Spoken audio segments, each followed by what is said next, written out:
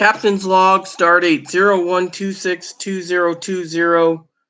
0126202011.2.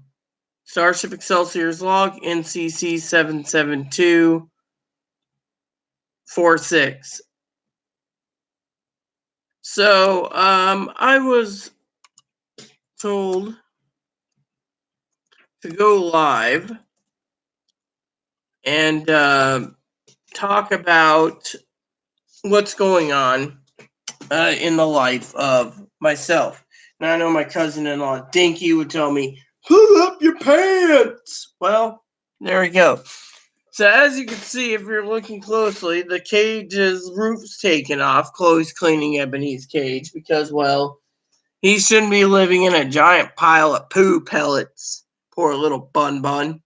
So Moppy is trying to get in the bathroom, and Ebony's running around the bathroom. We still got to clean the bathroom, and as you could see, probably, the dishes are getting done. I actually am getting it done. I was thinking of making popcorn today and sitting down and watching a quality YouTube video, history of games and so forth. I have some stuff I'm thinking about, but so one of the things I want to talk about is my friend Samantha, who found me on Facebook and added me, decided to do a tarot card reading for me and Chloe because we had some problems yesterday. And, well, today's topic is going to be about what happened yesterday and what happened with the rest.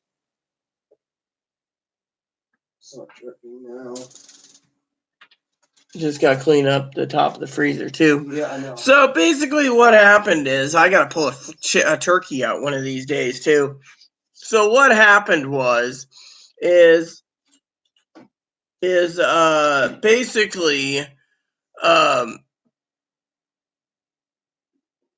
basically what happened was yesterday as Chloe started in and was getting loud and obnoxious and kind of violent and making threats, and the sheriff came out, and the problem is I was doing township when the sheriff showed up, and I spoke to him. I'm like, yeah, Chloe made threats, made this and that, and they're like, we talked to Chloe. Well, Chloe looked through the peephole and said, I ain't dealing with these fuckers.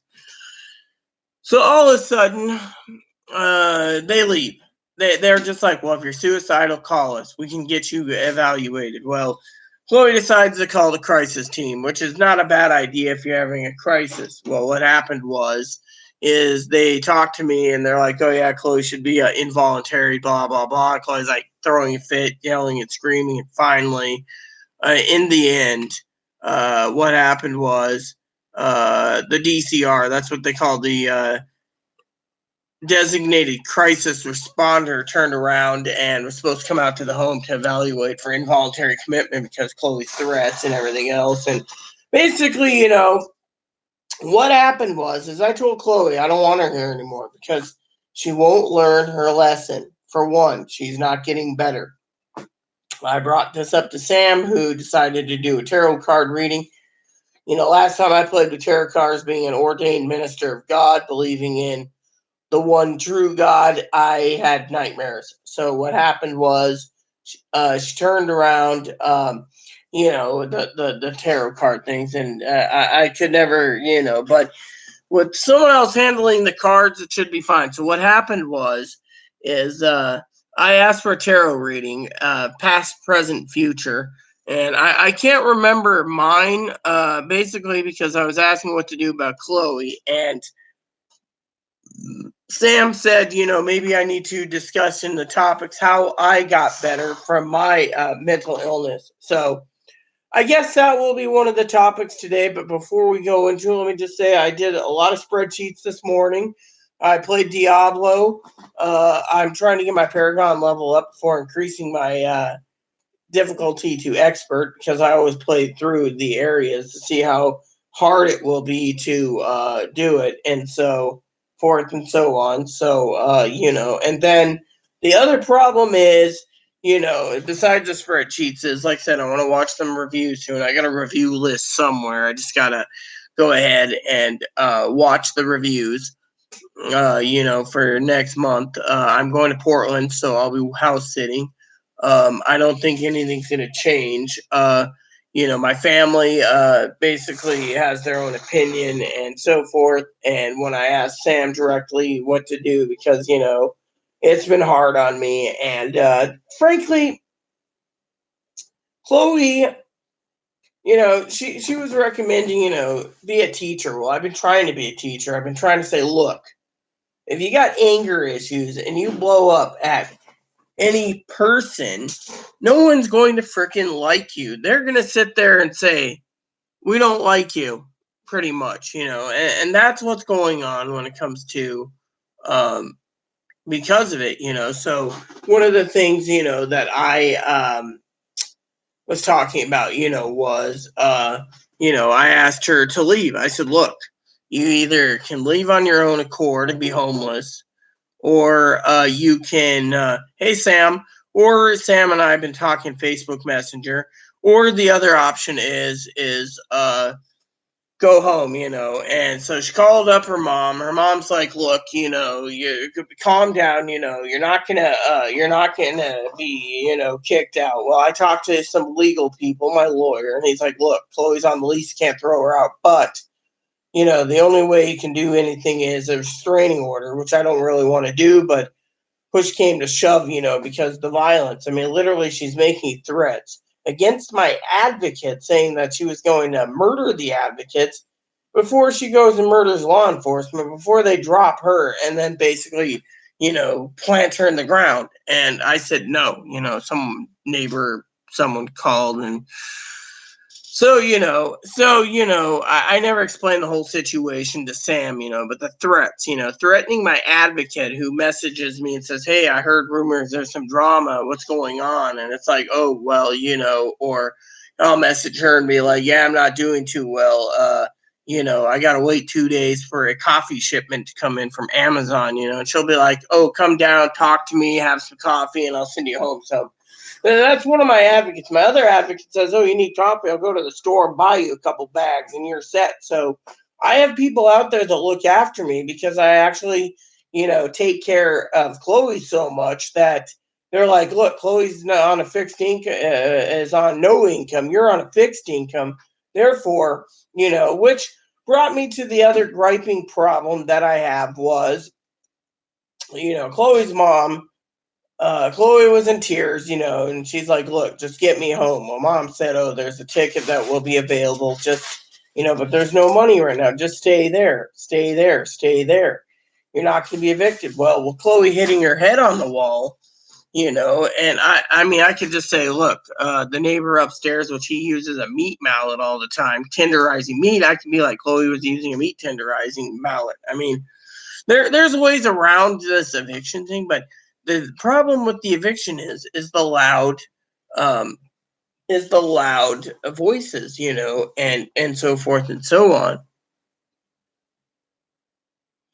So Sam said, because of this discussion, Chloe, she just posted a comment that says, Chloe doesn't realize that you are just trying to be there for her when her family won't. So, one of the things, it's true. So one of the things is, I've been trying to get Chloe better, and, you got these places, and Sam probably has heard this before, but if it isn't, the reason Chloe refused to go through mental treatment outpatient is because they belittle her. They're like, oh, you can fall back on Rita's income. Chloe's mom was the same way yesterday. My money is Chloe's money because we're a team. So Chloe shouldn't worry. But the thing is, like I haven't said this to many people. You are being the mother and the father that you don't have around. I mean, the mother and father Chloe doesn't have around. Well, yeah, I mean, dad's going through a sex change, Sam, and because of it, they want to be a 14-year-old, be passive and cute and gorgeous and wants to go back to high school and deceive people. And then you got the mom who, it's like, as my cousin Dinky said, she said pretty much that, the mother, it was like when you told me the story WTF about Danny. It's like the same thing. My cousin Dinky loves me dearly and says, what the fuck? You're supposed to use your income to take care of yourself, which is barely there, and then you got to take care of Chloe. And then, Chloe turns around and says, oh, well, Mom, I can go to the Family Resource Center and I can get shaving cream and disposable razors that way, but I still have no income. And, dear old Mom's like, oh, well, it's okay. It's great. It's okay, and so with me, I got upset because as I was the officers asked, are you being used and abused? The police. I said, well, yeah. I mean, her mom turns around and basically says, you leave that bowl out because he'll just chew on it until I fill it up again. Is that a poop pellet right there? Yeah, it is. I'll throw it away. So basically, make sure to wash your hands. I already did. Again, because you just had. So basically, what happened is Chloe turns around and her mom's like, my money is Chloe's money, and it's like, look, I'm basically trying to budget to make my money last, and money doesn't grow on trees. Right there. Oh yeah, those bunny teeth. Yes, so Ebony is just getting into a clean cage, which means clean cage and clean pellets. There you go, Bum Bum. And then we just got to make sure you get some hay or something until your pellets come in. So, because we have, I'm allocating an eighth a cup a day for Ebony, but they will destroy. That's why one of the toys that Ebony likes is paper towel and toilet paper rolls. I mean, he can sit there and chew on them. It's his toy, Hello. Hello. Clean cage. You should be happy, little Bun Bun. So basically, the bird cage is easy to clean. So, but anyway, so Chloe's basically sitting there getting angry, and she was supposed to leave this morning to go to a hospital, but she'd have to tote her suitcases all the way 4 or 5 miles unless someone gave her a ride to get her to the local hospital off island because the hospital here is discriminatory. And so, I went ahead, and I asked Sam, who's my moderator, administrator, moderator for my channel, and I basically, said, I feel bad for telling Chloe to leave. I mean, literally, but my main thing and Sam doesn't know the whole story. Dinky does, and Corey does, and Teddy Bear does, and having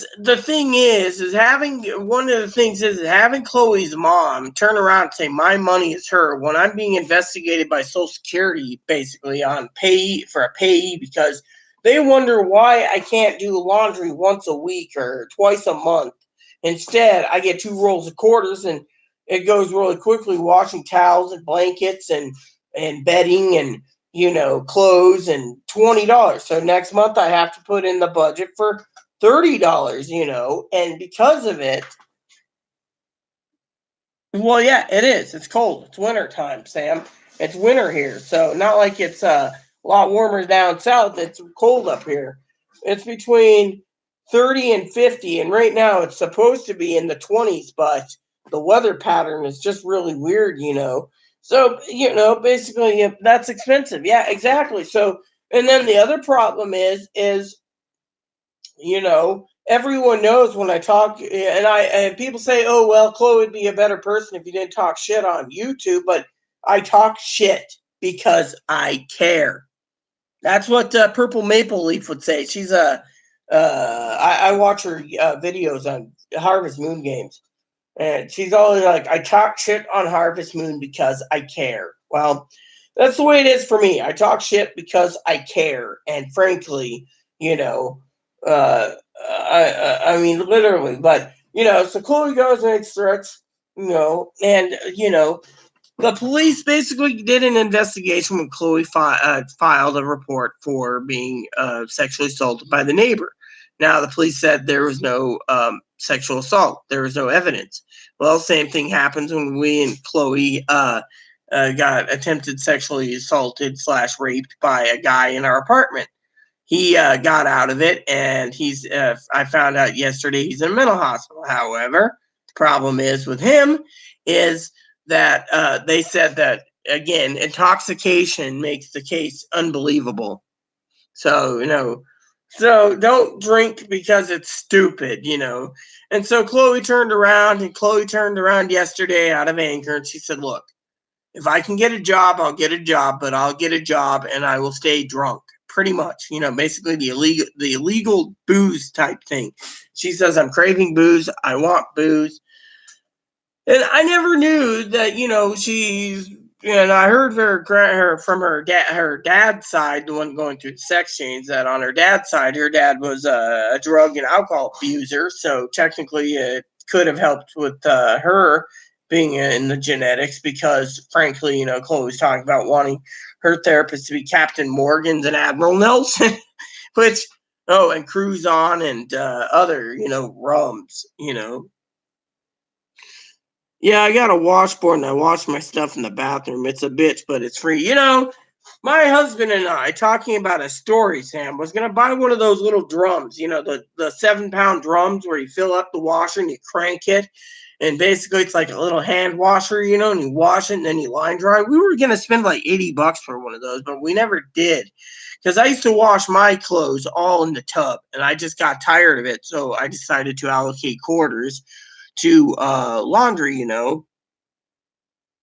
then, Cece has alcohol dependency, which is why she's in prison. Ah, I see. I agree with what you said, why, and so, about alcohol. But the problem is so Chloe calls up the crisis team last night, talks to a guy and says, okay, we'll sell a mobile team out. I left Skype on and I told Chloe, look, I'm tired. Chloe's like, well, you got a full 8 hours of sleep. No, I didn't. Probably got 4. Being bipolar, so I went to sleep at 7. I got up around 2. I got up, looked at the clock, and Chloe's like, what time is it? And I'm going, it's 2. And then I was complaining, that I'm out of coffee. Literally, I'm out. So I got to wait till, I think, Wednesday before a package comes in, because Wednesday we're getting a shipment for coffee, and so I'm like, okay, so so anyway, so Chloe's basically panicked, and worried and screaming and yelling. And Sam said, she did some voice clips. She's got a great voice, very she could basically speak. I could see her being president, or governor or a senator speaking on the floor. But she turned around and she said, Chloe needs to think before she acts. Aaron used to say the same thing. Now, a lesson that Sam's saying, is think before you act. You don't sit there and go, yell at me and say, oh, why do you support that rapist baby popper? I don't. You see, the problem is I was taught, and here's something that Sam was talking to me about, is talk about lessons. You don't add fuel to the fire. Police report was filed. Nothing happened. We almost got evicted because Chloe basically made threats against her. I had to get her out of it twice. And I said, look, if you could just learn your lesson by not opening your trap over the neighbor, we will be better off, And it works. Yes, it's hard, but I've learned it the hard way. And then, Aaron used to say to me, a lesson learned, if you have a bad temper, no one's going to like you. I had to learn, as Sam just said, the hard way. I guess because me and Sam are almost close to the same age, I would assume. I'm almost 42, and I love Sam as a sister. She should know this. She's probably crying that I said, love, but I do. And I love her as a subscriber, too, and as a friend. That we went to the school of hard knocks.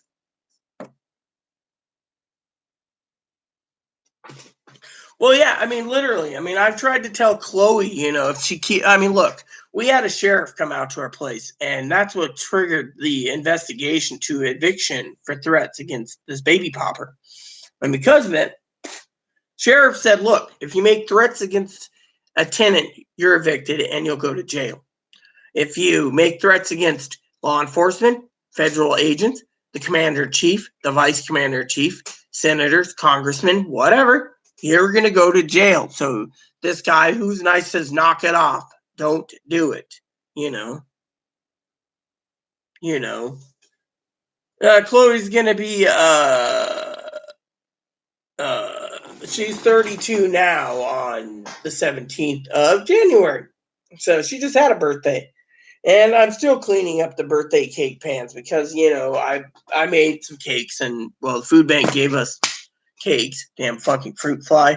Made some cakes, and then what happened is I went and bought the frosting. So, it's not worth the anger. Exactly. I've been trying to tell Chloe it's not worth the anger. You shouldn't be angry about, Sam, and this whole ordeal about making threats. I mean, look, threats are bad. I mean, look, you make threats against my family. My family laughs and says, oh, well, they can't do anything. Besides, if I wanted to, my family would say, and I was really worried about these threats, quote unquote, I can go and get self-defense lessons and know how to use a firearm if I wanted to. But Chloe can't carry it out. And yet, the other thing is my family gets angry and says, look, she's too mentally ill, and it's not your job to take care of a mentally ill person, which is true. That's why Social Security is investigating. But they turned around and said, look, both mom and Chloe are toxic, It makes sense. Capricorns hold, yeah, okay. Yeah, and yeah, I agree, Sam. She basically holds a lot of grudges. Her opinion is she doesn't believe in God, and therefore she should be the hand of justice. She should be the one doling out it. So if she looks at me and she says, oh, do you really want the baby popper? Do you want to go over there and fuck her? It's like, no, the baby popper stole from me. I've lost my property I loaned her. Do you think I really want to get involved with her? No. Sweep it under the rug. I got more problems. I mean, literally more problems. I mean, that's why I asked Chloe to leave, because Chloe sits there and basically spouts off her mouth. Hey, baby. He's like looking at me right now. What's wrong, huh, little boober? You got a clean cage. You're a happy little bun.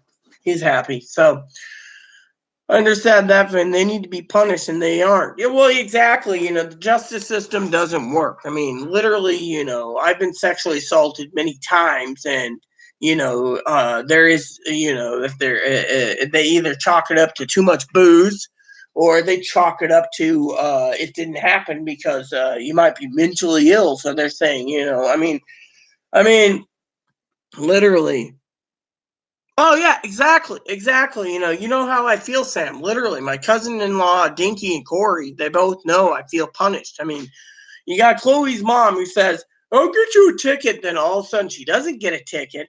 And then Chloe calls her grandma and says, "Ooh," in tears, "I need to go home." And grandma's like, "Yeah." And then Chloe goes ahead, right? Chloe turns around and said to Social Security, "Look, if you're going to make me wait 6 months or 6 years or 10 months or 10 years, I don't want benefits, because Rita shouldn't be supporting me." And yet this lady's like, well, we'll get you an exam as soon as possible before Rita travels and blah, blah, blah. We'll make sure you get some lunch and make sure, et cetera, et cetera. You can stop by and get some lunch at McDonald's or Burger King or Dairy Queen or Taco Bell or Popeyes or whatever. Popeyes is the shiznatch, and feel like you're the one getting, well, yeah, exactly. Again, I know how you feel, Sam, because I feel the same way. I mean, literally, I've looked at options. I found a way to contain Chloe's anger when my laptop was in the shop by putting in a lot of movies, and I feel like, my life, honestly, if you haven't seen it, Disney Plus, I can send you the link. I think YouTube has it for free. Someone actually pirated it on YouTube, but I don't support piracy, But if you ever see the movie Inside Out, Disney, it's where a girl grows up, at first she's got joy, and then you got sadness, then you got anger, and then you got disgust, and you got all these people, there's like two or three girls, two guys in her head. It's like multiple personality. It feels like that. I mean, I sit there and it feels like in my brain I got someone at the controls, and it's like no, Chloe didn't say that. Next thing, Anger's like, what the fuck are you doing? And Chloe's like, and I'm like, you know. So, I mean, I can find it for you. I mean, Inside Out is a pretty good movie, you know. And it's, you know, it's like, you know, emotions, you know. Doctor made this movie to talk about it. I think it was mostly about borderline because, you know, when joy and sadness went missing, the girl went dead. It was just like she was a body, and anger and disgust and the other one was trying to run the life, you know, and you know, she's like, you know, Anger's like, you want a meat part? You want a piece of me, Pops? Do you? And then the dad sitting there with him watching sport going, did I leave the toilet seat up? And then the women are like, he's got that look. And then they pull out the memory and he's like, she's like, we should have married that Brazilian helicopter pilot or whatever. And he's like, or Argentina. And he's like, come fly with me, Cachinha. And they're like, and all of a sudden it goes back to, you know, and at the end of the movie, they're showing the bus driver with 5 steering wheels going, and then you got, you know, the dog with the dog sitting there. Ruff, ruff, they got food. Oh, yeah, we got to go chase after the guy. That guy's a food cat sitting there. You know, all these things, you know, or the girl's sitting there bored and she's like, welcome to pizza where we have one topping. Broccoli on your pizza. I'm a Leo, so you know I'll be 42 August 9th. So, but anyways, back to my thing. So Sam was saying, you know, talk about lessons. Well, Aaron taught me so many lessons, like anger. Don't let anger get the best of you. Lately, I've been letting anger get to me every time Chloe basically attacks me or attacks my family, and I shouldn't let it get to me. But I don't like her sitting there going, "Oh, well, your cousin's a man. Your cousin's a man. Your cousin."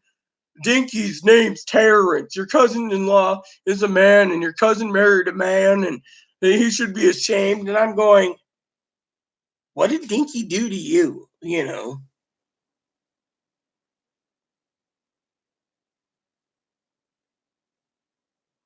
Well, yeah. I mean, literally. I mean, you know. I mean, I understand where you're coming from, Sam. I mean, with me, I mean, I almost lost my marriage to Aaron, and we had to reconnect after an incident that happened that I'm not proud of. But, you know, I tried to teach lessons to Chloe. I'm like, look, you don't have an income. Do your chores. Get the vacuum out. Vacuum. I mean, let me put it to you this way. So, Chloe turned around, and let me get it for you. Chloe turned around, and she said to me, oh, this isn't mine. I don't want this. This or this. Um, yeah. So Chloe turns around and she's talking about um, wanting to get into a game, right? She likes games. So today she turns around borderline talking and she says, I'm going to remove every computer game in my game and I'm not going to play games until I do chores. I'm like, look, you're going to be miserable if you remove and deactivate your Guild Wars account. Or Guild Wars 2. So she picked up for her birthday money Horizon. Now I was watching a little bit of it. I've been playing Diablo 3 and she played Diablo 3 again. She's like, oh, I'm ready for expert. But the problem with Diablo 3 is she turned around and she said to me outright, you know, this is Diablo 3. It comes with the expansion. She's been playing the PS4 version and I'm playing the PC version.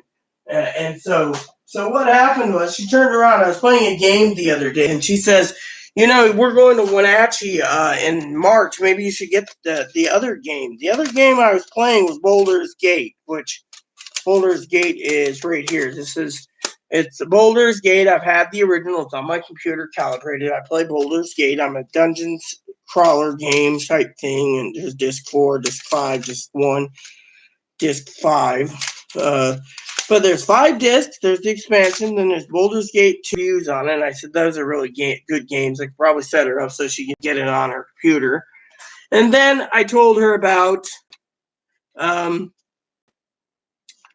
Dale. Now that's another great game. Icewind Dale 2, and they're on the Switch. So I turned around and said, look, they're on the Switch. We can play them on the Switch. They're on the PS4. I can get them and we can play them on the PS4 with her while I'm playing the Switch version. So anyways, so what happened was Chloe turned around and she wanted to play some games, okay? She wanted some games, all right?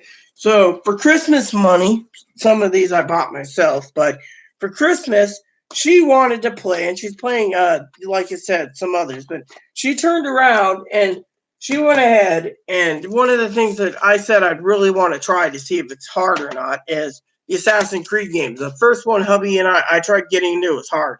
But these two are role playing games, so I might be able to get into Assassin's Creed. Well, Chloe went ahead and got the Zodiac Age, Final Fantasy 12. It was remade, but I have the PS2 version. So basically, I said, look, you played the Zodiac Age, I'll play the other version. She says, oh, well, and I said, look, well, then we can work together and there won't be any arguments. We can both play the Zodiac Age as the Switch. Turned around, and I have Final Fantasy 7 and 8. I wanted physical copies. The only country like I said before, is Asia. Then I went and got these. These are like $30 to download all three, and I don't have the memory card for it. So this costed $40 for it with free shipping, and it came from England. And it's the Asian version, which means I can read it in English because English is there. And then Chloe was wanting to get this, so we have 10.2 for the PS4, so we can play this together. I got to download 10.2, so PS4 has 10.2 on the disc. And then she decided she wanted to play this again. Now, we have the PS3 and PS4 version of this, but she thought a portable version would be cool. And then this, she wants to play, this has a special mode called 2D environment, like Super NES environment, but she wanted this to be for portable, but we have the PS4 version. And each of these games, by the way, the reason that Chloe chose these particular games for her birthday, except for the ones I bought, was the fact is that these games are between $50 and $300. Now, the PC games of Baldur's Gate, Icewind Dale, Baldur's Gate 2, Icewind Dale 2, etc., I can get on GOG. I can download them, and it's already configured for Windows 10. All I got to do is go through a few things, and it'll play nicely on my laptop so I can play it. Now, at the beginning, I had a lot of time when I started Baldur's Gate. It was really hard, So let's see what Sam said. Yep, that's where I do. I clean stuff to stay here. Yeah, those I've seen. I was in Dungeon Keeper 2 at that. Well, yeah, you see. So basically what happens is, I've been trying to get her into videos, okay, like YouTube vids. She knows every month I buy games to keep myself entertained. And one of the things I like to do is I have a list somewhere. Here it is. A list in red ink with a checkbox. And when I get done with them, I go through the list a second time and a third time. I got to make a new list. But for right now, there it is. I have another one somewhere. I think it's on paper or something. But I check off the list one by one. And then I make a decision on what I buy. But anyways, I told Chloe that if we can get her into the same games I like, it might be of an interest. She's like, I want to try, what's that game? The Elder Scrolls Online. Now, I can configure it for my computer. I can configure it in my laptop. And I can buy it for the PS4. Problem is I just learned that I might need to order eventually a PlayStation Pro. So, she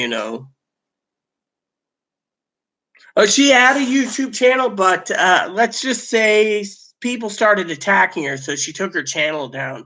They were calling her user, abuser, mental abuser, physical abuser, sexual assault abuser. So she got angry and took it down. People started making threats towards her, saying that they would send out Hell's Angels and other biker gangs to deal with her in Seattle. And so and the Ku Klux Klan and stuff. So she took down her YouTube channel. She's been meaning to get into my channel to post the 12 types of transgenderism. She's got to write up the script for it because she writes scripts for her content. Me, I just wing it, So basically, make a new persona. Yeah, I can make a persona easy. So basically, what happened was, like I said, is Chloe basically, I asked Chloe, let's go back. I asked Chloe to leave because I said to Chloe, and a heart to heart, I said, Chloe, I don't want to ride you, because because I felt bad, but I said, look, you know, so for example, I said to Chloe, I said, look, you don't carry out your agreements, until you're on disability, you should be at least cleaning. Nothing happened. She did get the bunny cage clean. She wiped down the thing. Little bun's looking at me. Hi, boo boo. My cage clean. Hi, bunny. I'm a bunny. I'm a bunny. I'm a bunny. I'm a bunny. So basically, she turned around and basically what happened was I told her, look, you don't carry out your agreements. I said, yeah, and this is something that, I told Sam, I was toying with talking about the situation as well as lessons. I said, you're not doing your chores. And, people are starting to wonder, about, the nastiness. And Chloe turned around and she says, I don't deserve gaming until I get this place clean, so I should focus on cleaning well. Honestly, if she was focusing on cleaning right now, I'm not ragging on her. I'm not talking shit down to her. But, she would basically be doing more cleaning, but she wants to do dishes, next, what's left of them. And then, wipe down the countertops, wipe them down. She wants to organize the pantry. We got too much crap piled up, then the door won't close. So that's why the door's open. So she wants to clean that. She wants to get the kitchen table clear. She wants to get it clear so we can play Uno. We both like Uno. That's something I do. I try to talk to her with how to better her life with Uno. Another thing I do is I read her the Book of Mormon, the Bible, the Quran, devotions, etc. I read them to her to get her to understand that God has a plan. Unfortunately, she thinks God's crapped on her. But, like for example, here's the Uno deck. I want to get a different deck soon. There's a deck I want it for $10 on Amazon. I might just order it. And so, the problem is I was telling this, and I want to talk about my situation too, not just Chloe's, but I said, and I never brought this to Sam except for the agreements or something, but I said, look, Chloe, I said, you don't follow through your agreements. You run out of food stamps. I have to pick up the tab. I mean, the other day I made wings, for example, buffalo wings. And usually I buy a bigger bag than like 4 pounds. And they're boned. So you can figure out the bone weight. Fortunately, there was 16 wings. I had 5. Unfortunately, that was it. 5.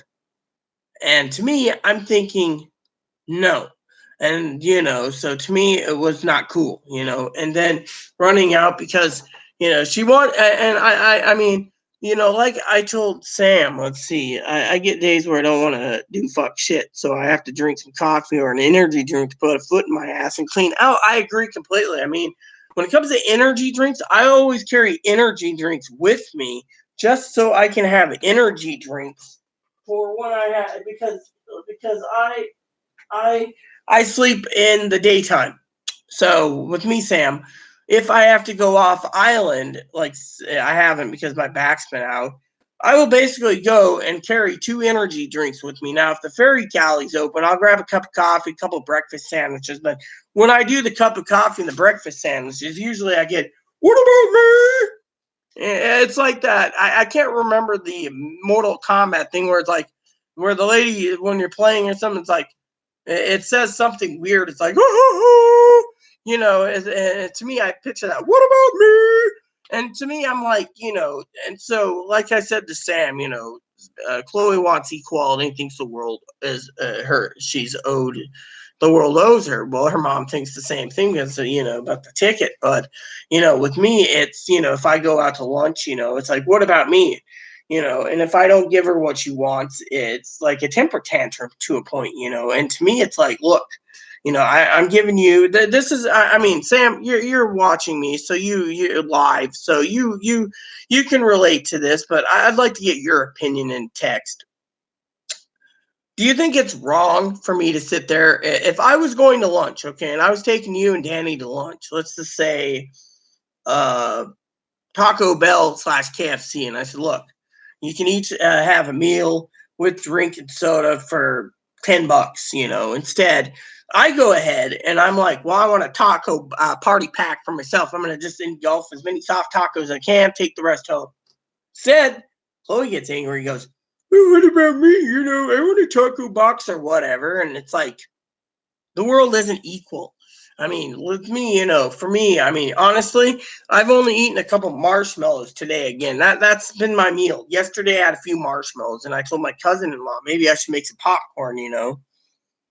So, the thing is, I mean, if I'm taking someone to lunch, I should be deemed telling him, oh, look, there's a $6 chalupa or taco box. You get 3 tacos and a burrito and a double crunch wrap. There you go, $6. And it's like, I mean, literally, if there was if there was 3 tacos, 3 Dorito Loco tacos, and a burrito, 5 bean burrito or whatever it is, 5-layer burrito or whatever, and a chalupa and a gordita and something else. They've had those boxes for $6 or $7. I would think you would be sitting there. I've seen you on video. You're my close friend and like sister. So you're like a beanpole. So I can't see you eating all this that's 2,000 calories in one setting. And I mean, I've seen Chloe take and eat 18 tacos one night. I was drunk. Story here for you. I was drunk and I asked for tacos. Well, they screwed up my taco order 4 times. So Chloe had to go back a mile back. But finally, before they closed, they got it right. I'm telling you, she put 18. It was a 12 pack plus additional tacos, so 6 additional ones. 18 tacos in one night. I had like 15 tacos, and it took me 2 days to eat my soft tacos.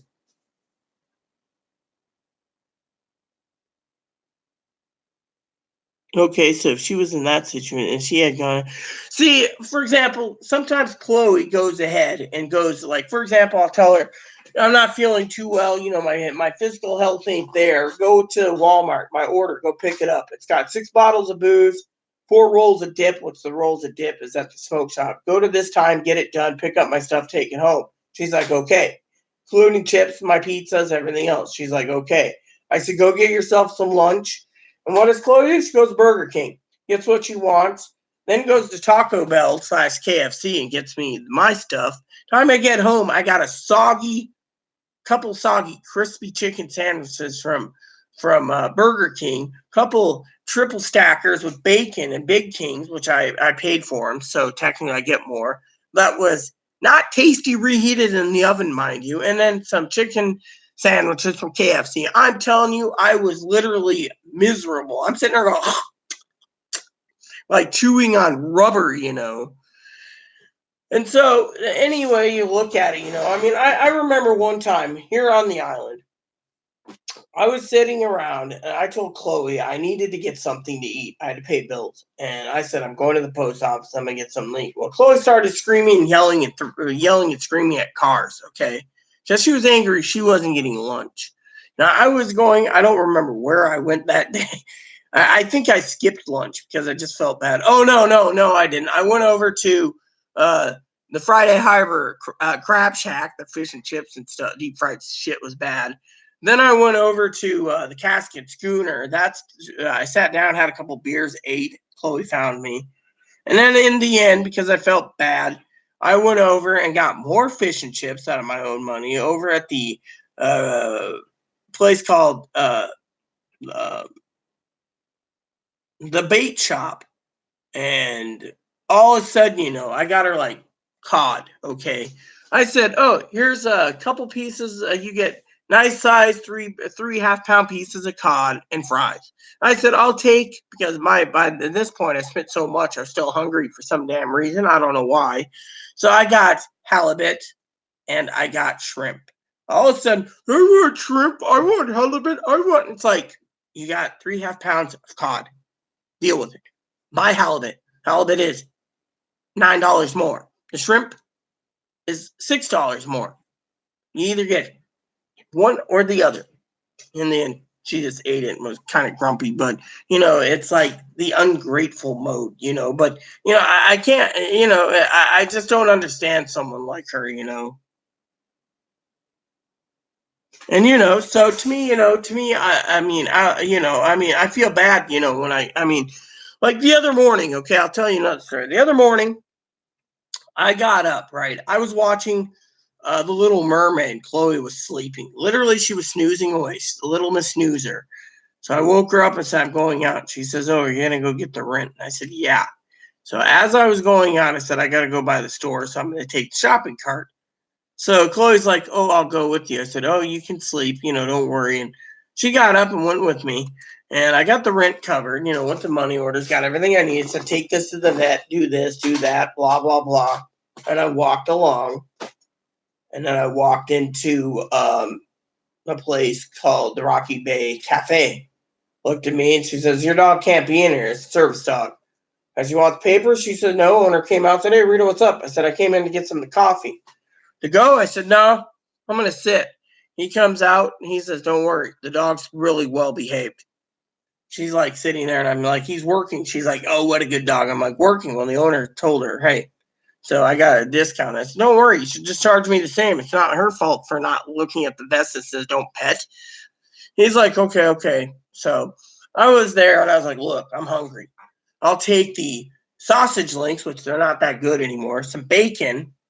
And then I said, I want my sourdough toast with jam, which they brought out. And I said, I want the meat lovers omelet, which is like this big. It'll feed 3 people. And I'm just sitting there scarfing and eating hash browns. I had gravy on my hash browns and my omelet. I'm just like, the bill was a little expensive, but Chloe went with me and she's like, I'll just have a hot chocolate. And I'm going, having a heart of gold. I'm like, look, you can either have the biscuits and gravy, the chicken fried steak again, or the chorizo con queso or whatever it is, the breakfast burrito thing. She chose the chicken fried steak, and it was fresh. It was made.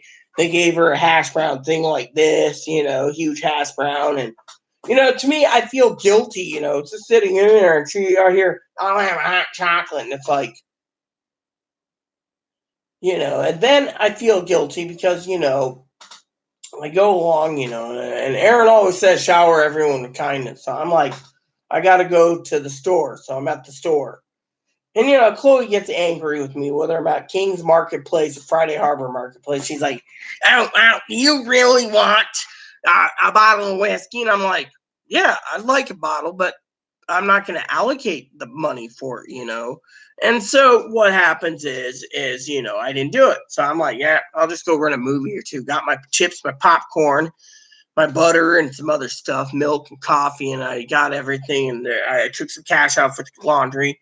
And then later, I went out to the other marketplace, see if they had deals, and same thing, looked at booze and got basics, See, when I go and do shopping, I've taught Chloe, here's a list. Do not buy it. Do not deviate from it. Well, Chloe, one of the things Chloe does when she gets her food stamps is if I'm buying chips, she'll go and buy chips. I'm like, look, you can't live on ramen alone. So, she goes and buys chips and then runs out. And she's like, yeah, we're out, literally, so with me, I'm like, look, so with my back being out and everything, I turned around and I rented a little more than I should movie wise for Amazon, but there was movies I wanted to see again, like Lincoln. I went ahead and we went ahead and spent like $6 and got a full copy of Daniel Day-Lewis's Lincoln, the comedy of free shipping. But there's movies out there that I never even seen. They recommend like Vice with Christian Bale is Dick Cheney. I mean, that movie is badass. I'm like, yeah, I got to get that. I'm a political person. I like political movies. I went ahead and got some of my replacement movies that I've been meaning to. But, my cousin used to say, well, if you have the DVD copies and it's on like Stars or something, just watch the Stars version. Why put wear and tear on your discs? I realize that now because being a Prime member, besides watching Star Trek when I can, I'm going to binge watch it in Portland. The point is, I tried to tell Chloe, look, I want to watch these movies. Or, Chloe would be like, oh, well, I want that movie. And I'm like, okay. So we watched like 6 lesbian flicks. Let me just see 3 of them sucked donkey ass or donkey dick. as me and Sam would say, donkey dick, suck bad. I mean, literally, I'm like, and we watch body swapping movies too for free. I mean, I mean, literally, I could sit there and be like, oh, I want this, and I look it up. I mean, I've linked up the account, but Chloe was complaining, so I contacted Amazon the other day because, as my cousin Dinky said, I always get answers and I always get what I want, and I emailed a message through like the chat program, said, hey. They said, well, your roommate that lives with you is on the account, but until she links her bank account or debit card, if she had one, onto the main account so she can order stuff, she's not entitled to free shipping. So, so the other day she turned around. Yeah, I'll have to check that out.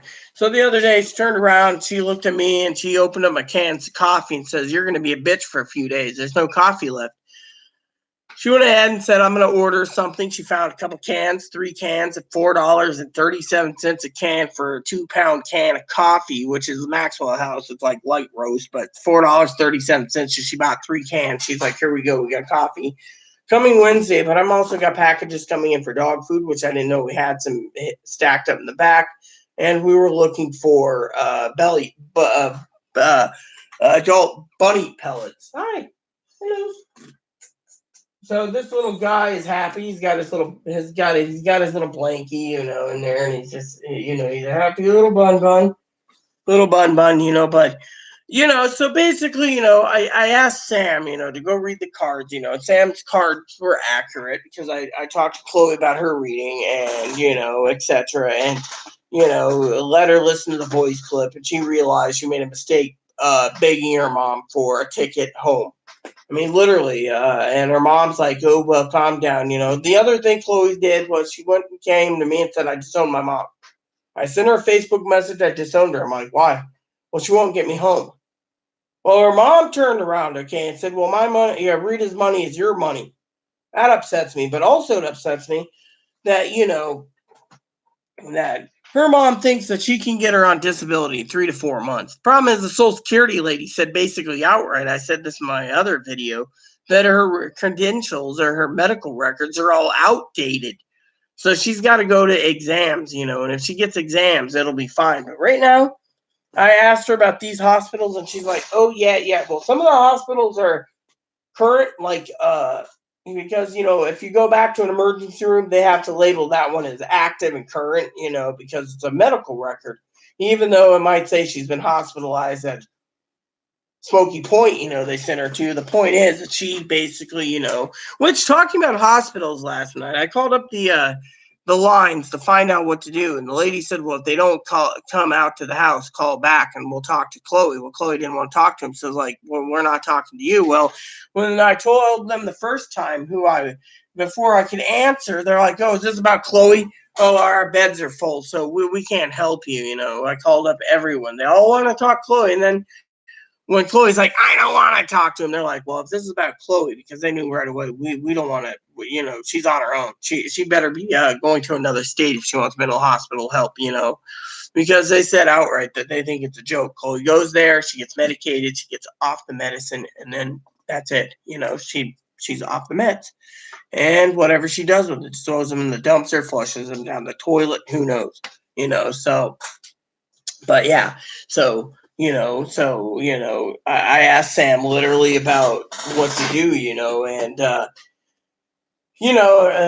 my tarot cards were interesting because she basically said something like, my situation might resolve itself or it might not, and then for the future, I should be a teacher. Well, I've been trying to teach Chloe not to go off. I've told her, leave the fucking neighbor alone. The neighbor might have raped you and got away with it. I mean, I do know Chloe likes to fib from time to time. So the other day she turned around. It was not the other day. It was today. Correct me. It was today. She turned around. She said, well, if the neighbor couldn't rape me, she was going to murder you, then rape me, and then basically let me get blamed for the murder. I'm like, Why would someone want to, instead she got you intoxicated, gave you something in your drink, I think, to put you to sleep, and you were passed out for 6 hours while she was doing the nasty. And I'm like, well, and then Chloe passed out, like a date rape drug type thing. And so, Chloe's mom, Chloe, all these things happened, and it's like, oh, that rape didn't happen, Chloe, her dead names her, doesn't even give her, doesn't want to accept her kid having sex change, doesn't want to accept her ex boyfriend had a sex change, like father like son type thing, or mother like daughter type thing, and then says, oh, Rita's not going to throw you out. Well, actually, I asked Chloe to leave. Chloe packed up her bags. She was waiting to find out about a ticket home, or she wanted me to send her to Phoenix, Sacramento, Las Vegas, or somewhere else, because she doesn't want to be a burden. And the fact that every time, she gets angry and combative, and the other thing is, like the Social Security lady said, and I talked to Sam about it, is, Chloe likes her entertainment. She likes her games. She likes her YouTube. She likes her, well, let's just joke around for a second, porn. Not that she watches it or whatever. But, she likes all this entertainment and fun, but she doesn't want to motivate to be like, look, if I keep this place clean, an hour a day, this place would be clean. Instead, throw a box here, throw a box there. I say sweep the floor, I'll wash the floors. Let the floors get dirty. Oh, if you clean the tub and the sink and the thingy, I'll clean the toilet. Toilet looks really nasty, but you get the idea. You gotta make some concessions. I mean, for example, Sam would probably know. If Sam was living with me, I'd be like, "You're not on disability. Do the cleaning." She'd probably get motivated daily to do, and this place would be clean. Me, I got motivated to get the kitchen clean, and then all of a sudden Chloe's like, "What are you doing?" I mean, this was yesterday. Well, I'm getting the dishes done. I'm going to get the kitchen clean. I can't rely on you because you're leaving. And two is, but the thing is I felt bad for asking her to leave, but at the same time, I don't want to be evicted and walk on eggshells because she won't listen and she won't learn. I mean, literally, she won't learn. I mean, for example, she knows I don't like sausage patties, breakfast sausage patties. So she cooked up some sausage today for breakfast for herself. And I'm like, no, I don't want sausage. I don't want it. She's like, oh, well, you could have some eggs. Well, if I made eggs, it would be on the griddle, which I don't know where my griddle is. I got to find it. I think I found it. And then I said, if that's not good enough, I would want to make bacon. Oh, well, we have some. Yeah. Well, my problem is you went and ate a whole chub of sausage, and there's more sausage from the food bank. You got bacon. My thing is, and I told Chloe this. Now, again, Sam, tell me if I'm selfish or not. But if I'm going to be cooking bacon, I would eat the whole damn pound for myself. I mean, literally, I haven't eaten in almost 2 days except a few marshmallows. So to me, so I told Chloe, honestly, I don't want to cook the bacon because I want the whole damn thing for myself. Food Bank gave it, and I don't get much for myself anyway. So, I mean, literally, we have another sausage chub up there that's hers, and me, Food Bank gave some bacon. I'm like, I'm not cooking. She's like, oh, I want a piece. I want a 2-piece. I mean, every time I go to the store, the store has this box. You fill up what you want. You can have eggs, you can have bacon, you can have sausage links. It's okay. They're like brown and serve, I think. But the bacon, they cook fresh. So I'll go in there and it's like $5.99 a pound of some fully cooked bacon. It's like a little buffet, and you just fill up a box. So I fill up this huge box of bacon for me and Moppy. I want French toast, and I want this, and I want that. And then when it comes to not having bacon, can I have some bacon? I'm going, for real? It's a buffet. Fill up the box. They pay. They charge by the weight. So to me, maybe I'm selfish.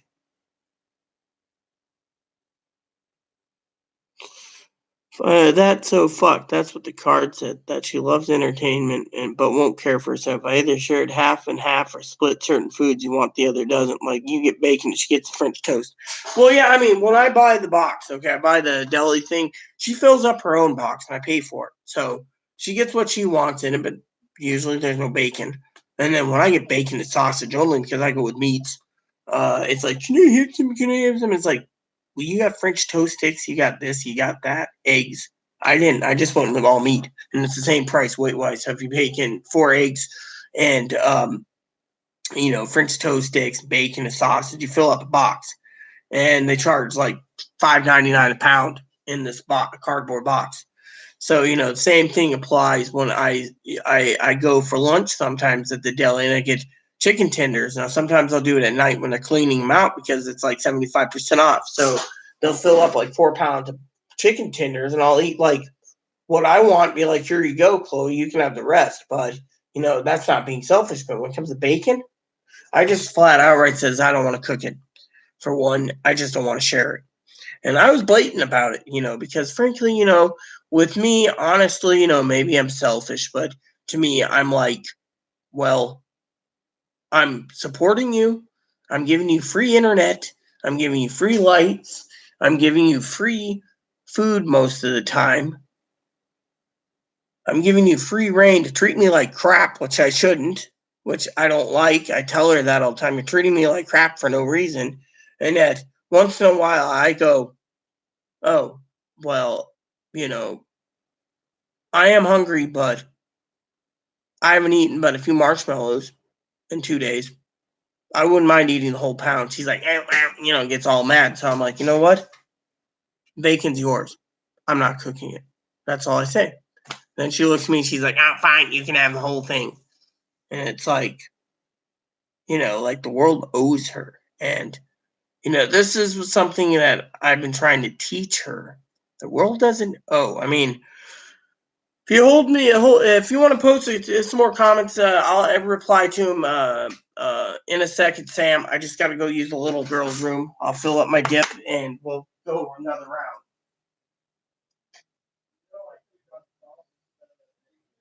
We already have enough sausage. Yeah, well, you can have it all.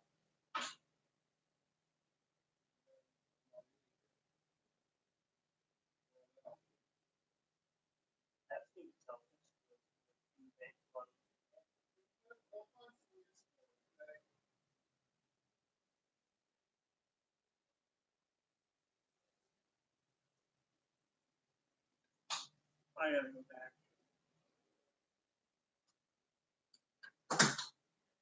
Okay, so I was in the bathroom, and all of a sudden, Chloe's hearing me talk about bacon. She's entitled to her opinion, and I want to share this with Sam. And I said to her, she's like, oh, well, I could have got sausage, but I got it for both of us to share. And I'm like, look,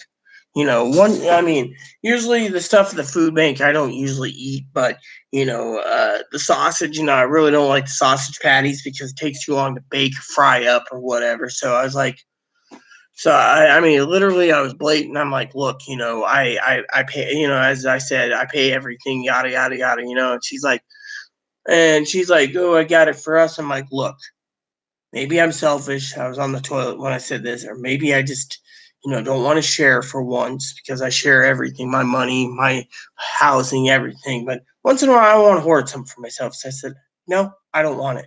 Because she was getting kind of grouchy about it. She's like, well, I don't want it then either. We'll just throw the bacon in the trash. I'm going, that's a waste of the food bank's resources, throwing away meat that they gave us to survive on. So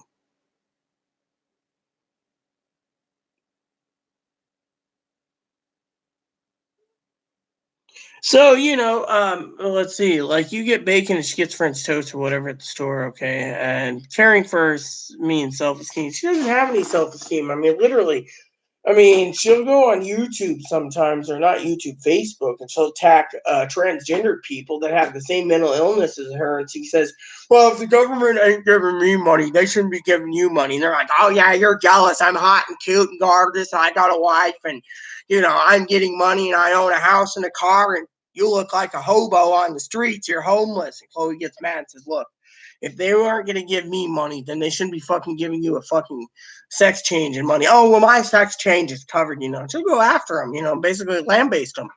And I'm just sitting here like one day I watched comments, so it was like 300-400 comments.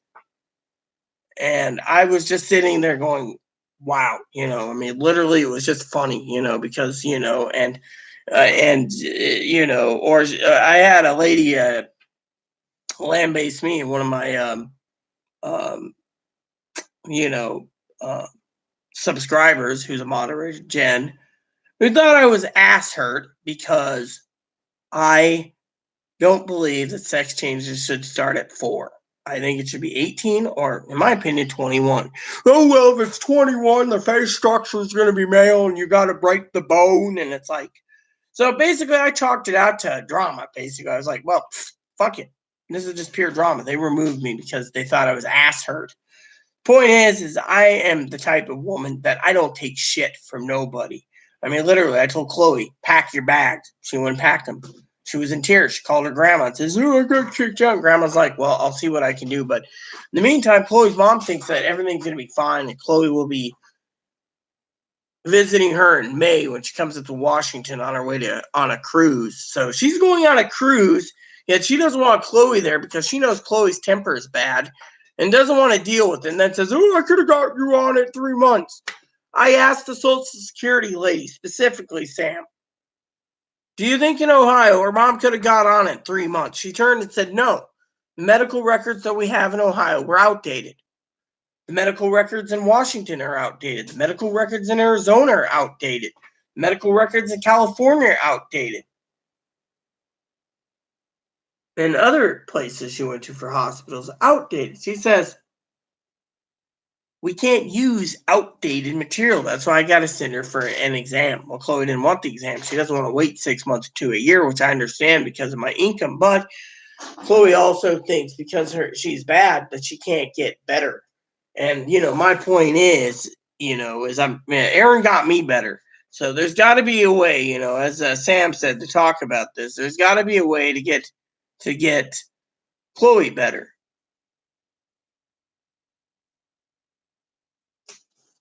If that's your treat, there's not enough skin. You have to otherwise it's complicated things real badly. Otherwise it complicates things real badly. What complicates things real badly, and there's not enough skin. I'm not following there either, but maybe I'll post comment in it. But point is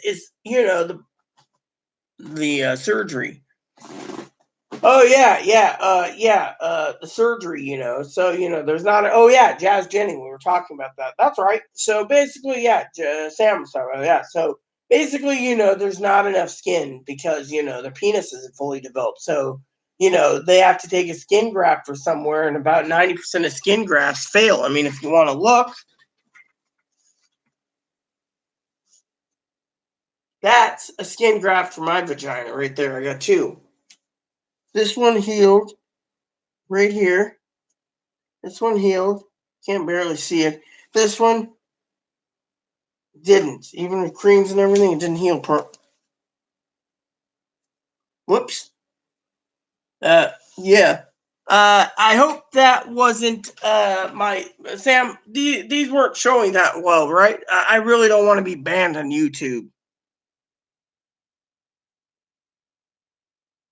I hope my boobs weren't showing. I mean, literally, I hope I hope this video doesn't get red flagged. I mean, so maybe I do know I saw the under part, but not the nipples or the upper part. So I hope I'm fine. So, but yeah, they did a skin graft because being intersex, I didn't even have enough tissue. So, and then, the doctor with me told me that whatever dilator will fit, use it because, with me being a lesbian, I don't feel I need, the dilators, which you're probably curious about, Sam. So I have them on my bed.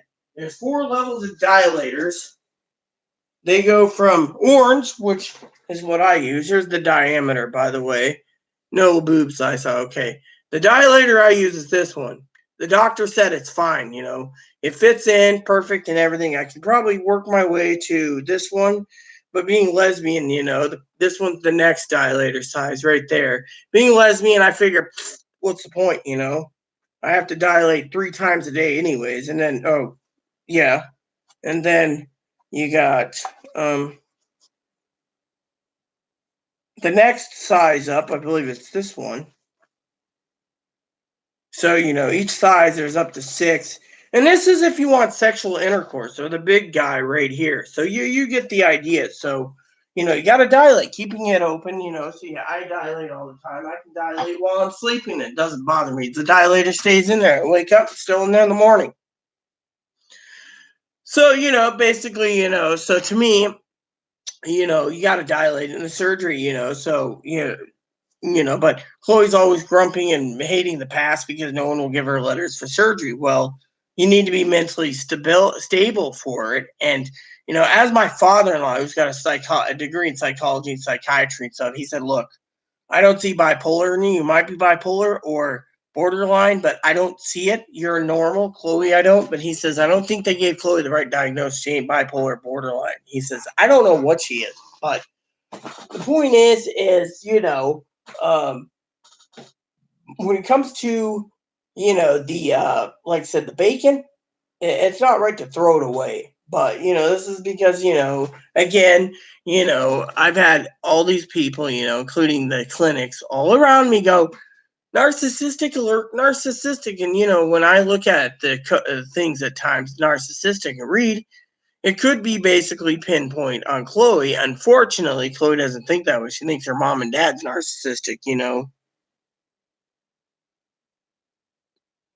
Well, yeah, yeah, that's about regular. That's what she needs to work towards. She needs to get stable mentally so she can actually have an income too. And not rely on other people, but also to work towards, the surgery as well. And so forth. I mean, literally, like I was talking about groceries. When I do go grocery shopping, I stick with a list. I don't sit there and run down every aisle and all of a sudden I get a harebrained idea. Like once in a while we'll do beef sticks, but otherwise I'm like milk, check.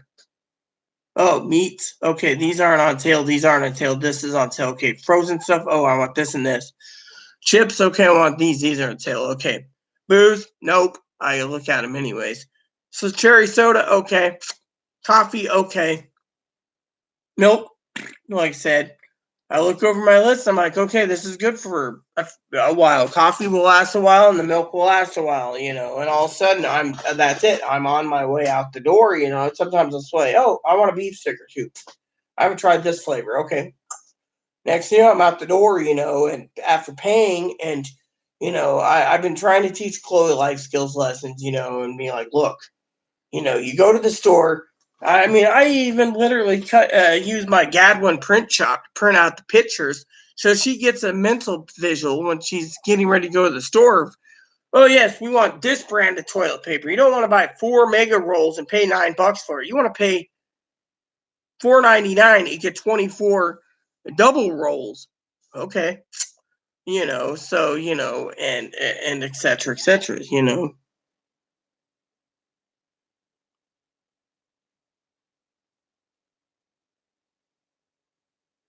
Oh yeah, I agree completely. You're completely right. What you're saying is dialectical behavioral therapy. She needs to sit there and realize, is this worth getting angry for? I mean, literally, you know, getting angry all because I'm talking to my cousin-in-law Dinky is basically stupid, or me sitting there, she's like, "Oh, you praise Dinky on YouTube.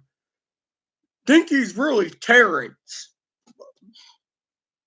I mean, I mean, literally, I mean, you can't get angry on those issues, or get angry because, I mean, for example, okay, I'll give you an example of angry, and Aaron would have said pretty much, don't get angry for it, just do it. Whereas I go to Chloe, for example, and I'm not, like I said, I'm not belittling her. And I turn to Chloe and I said, Chloe, she's like, yeah. Uh, I said, Chloe, you know, I got to reward the good behavior and punish the bad. Like I said, no games. I told her, get your chores done. You can have all the game time you want, and do your chores daily, and you can have all the game time you want. But anyways, that was an offer I made today. So I told Chloe, and I said, look, you can't get angry if someone wants to go to lunch or breakfast or dinner without you because maybe they don't have the money for it. I mean, look, you remember that thing I was talking about saying Bad Bunny? It's like, oh, these people are liars. Well, I must be a liar then if some people don't have enough money to supply themselves with a meal out. So guess what? It's like you gotta have the $5. I mean, it'd be like me sitting there saying I'm giving you shitty content. You need to pay me. No, you don't need to pay me nothing. But it's the same principle, just like that girl, Bad Bunny. And it's like I don't really need to take. That's why I try avoiding going out to eat. Or sometimes if I'm out and about, I'm really hungry, I'll swing by the hot dog shop, grab a couple of hot dogs, and if I'm nice, I'll get her a hamburger or a cheeseburger or a bacon burger without cheese.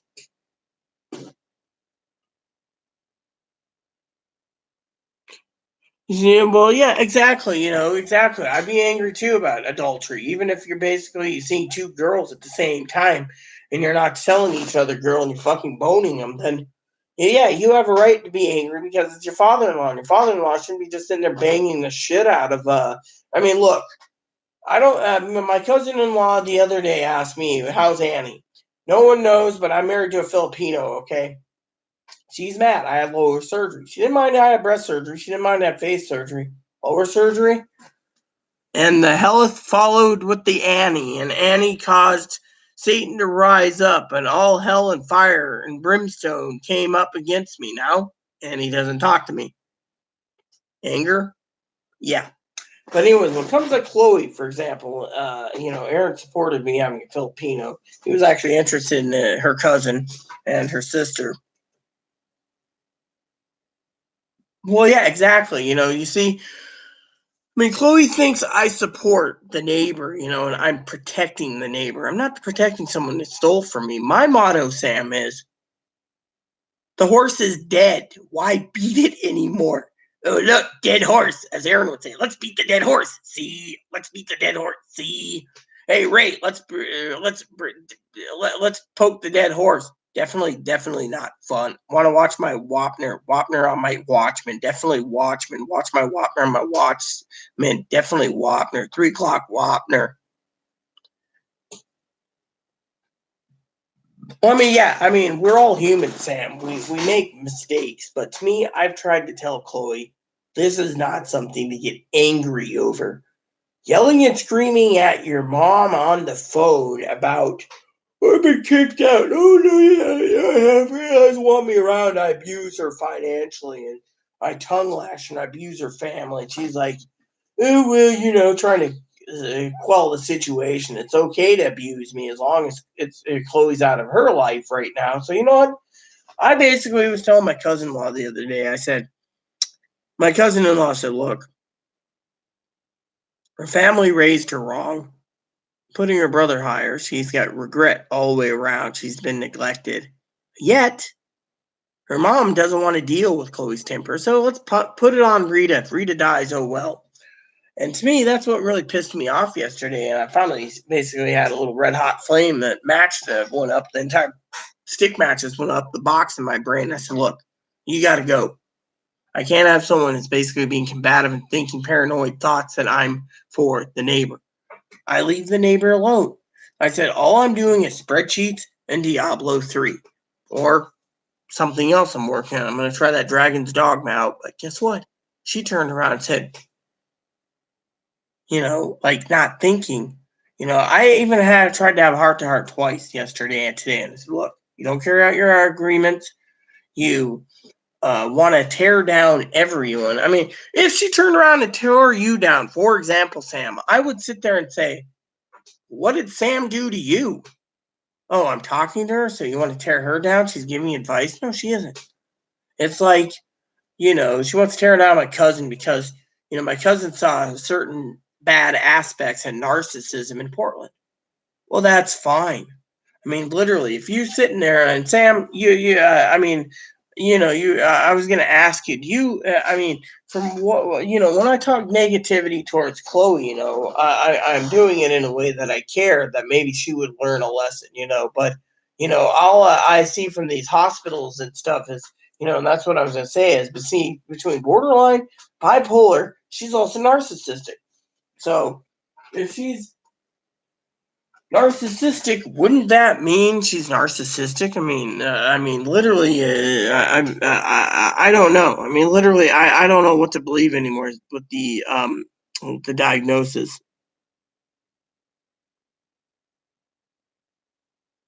Well, like, I'll make a comment saying some gross person looks like the girlfriend of his dad's. I hated laughing my ass off. Well, yeah, I mean, literally, I do the same thing. I mean,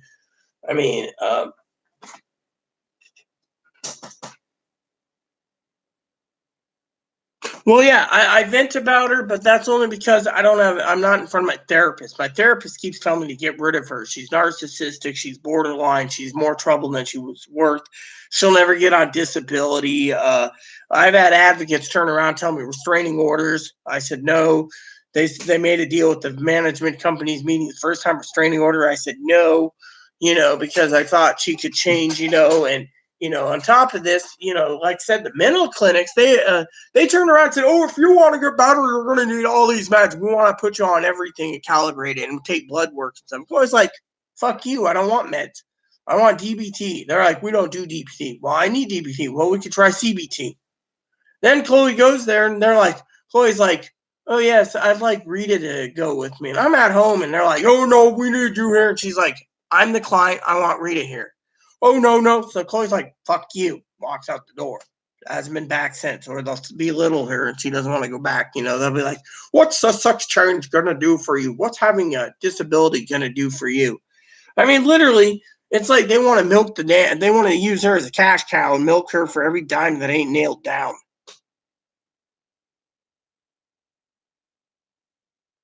Well, yeah, I've been trying my hardest, and her mom, it's like, so she called her grandma and begged for grandma to buy her ticket, and to me, I'm like, if her grandma does it, she'll go home. But, in my opinion, there's got to be some way to make her better. She isn't. She's getting worse. I mean, literally, she's getting to the point where anyone harms her, hurts her, she wants to lash out on them. I mean, like yesterday, um, for example, there's triggers. And I've been analyzing every trigger keyword, and all of a sudden it just blew up. It's like, I'm for the neighbor. I like the neighbor. The neighbor and I want to have sex. The neighbor and I want to get married. Blah blah blah. It's like a paranoid thing. I don't. Literally, I feel like there was a game or something where he's the guy sitting there like saying something like, "I don't intend to marry nobody." Oh, it was Streets no uh, Dead Man's Walk, the Larry McMurtry, the Lonesome Dove series, and calls like, "I don't intention to marry nobody." And I have his personality times. I'm like, "I don't plan to marry nobody. I want this to go under the rug." Chloe's sitting there just, going on and on and on. It's like, "Oh, if the sheriff comes, I'll deal with them. And the FBI comes, I'll deal with them." It goes on and on and on. And I'm going, "Look, if you keep saying this, someone's going to report it. You might be hauled off to the gulag. It's called jail." I'm like, "You're going to be hauled off to the cooler, the tank, the bars, And she wants to correct me every time about using the word jail. I'm like, "Look, I even like the name Pokey. You're going to go to the Pokey. You're going to be riding in the Patty Mobile, the Patty Wagon." The old thing. And I can't say that without laughing at Patty Wagon. And she's just like, and I'm like, "Look, literally, the Patty Wagon." I grew up in the 80s where, "Hey, look, it's the Patty Wagon." But my thing is I care. But the thing is, every time I try to talk to her and some common sense, like, "Look, have some common sense," she's like, "Don't use that word." Or if I move my hand like this to be joking, like, "Where's the money?" She's like, "Don't do that. I've had that happen. That's a trigger." And I'm like, "Look, I got like 500 triggers. I tell you my triggers, but it's okay. You can go and attack me when I have, because my triggers are pet peeves to you, but I can't remind you of your triggers. I gotta, So to me, it's like, as I told my father-in-law, Sam, talking about things. Me and Aaron, we worked everything out. We were two peas in a pot. We worked things out even when our marriage was on the rocks. But with Chloe, It's like she is a rebel. She doesn't want to listen. It's her way or the highway. I mean, literally. And to me, I just don't like that. It's like, look, I'm not feeling well. Here's some money. Go to the store. If it's on island, it's fine. But if it's off island, I'm like, look, do I got to buy a phone, stick it in your pocket, say, here you go for safety? I'll do it. But my thing is my main thing is I'm getting to the point where, I need to take care of myself. The Social Security lady said that too. I said, look, she's not easy to live with. You're dealing with someone that can blow up in a minute. And I even told her mother in an email, Chloe, basically, I had to salvage pretty much the Social Security thing, because Chloe was just going to pack up and leave. She was going to give up everything, give up disability because it's taking too long. Well, for one, the reason the first time around she was denied is they said she's got 10 years working. She can do like stocking groceries or packing groceries at night or whatever. Second reason, she has college. She's not disabled. That's what they said. They said she can do all these. They gave a list of menial tasks she can do to support herself with her supposed bipolar. Then out here, the lady says, oh, all that record's outdated. So we're going to send her to exam. Well, Chloe's like, ain't no money going to the exam. It's going to take too long, blah, blah, blah, blah, blah. Rita shouldn't be taking care of me. Well, they're investigating anyway. So, I've been talking to her about it, but Chloe's mom's just like, we could have had in 4 months. Well, I asked the lady. She's like, no, it would have been longer. They basically did a thorough job in Ohio. It doesn't matter if it's a Republican or a blue state. They went by the book. Well, Chloe thinks the guy didn't go by the book. He was anti-trans, and apparently he had a Confederate flag on his wall. I don't think a Social Security doctor that gets paid by Social Security would have a fucking Confederate flag on the wall. Maybe. I wasn't there, so I gotta believe it. But my point is as I said in the email, Sam, it's like, she meets the criteria of 9 types of borderline, the symptoms. Meaning, one of it's self-sabotaging. Self-sabotage everything. And literally,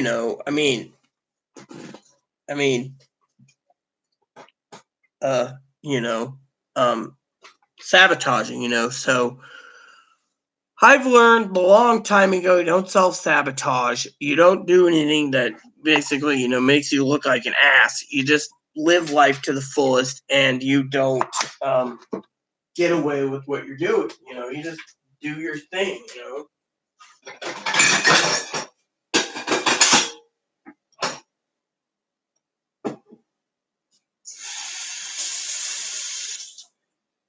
You do your thing and you let everyone else do their thing, right, Sam? And it works. And so to me, I've learned, you don't add fuel to a fire. I mean, my family, my sisters, some of them were drama queens.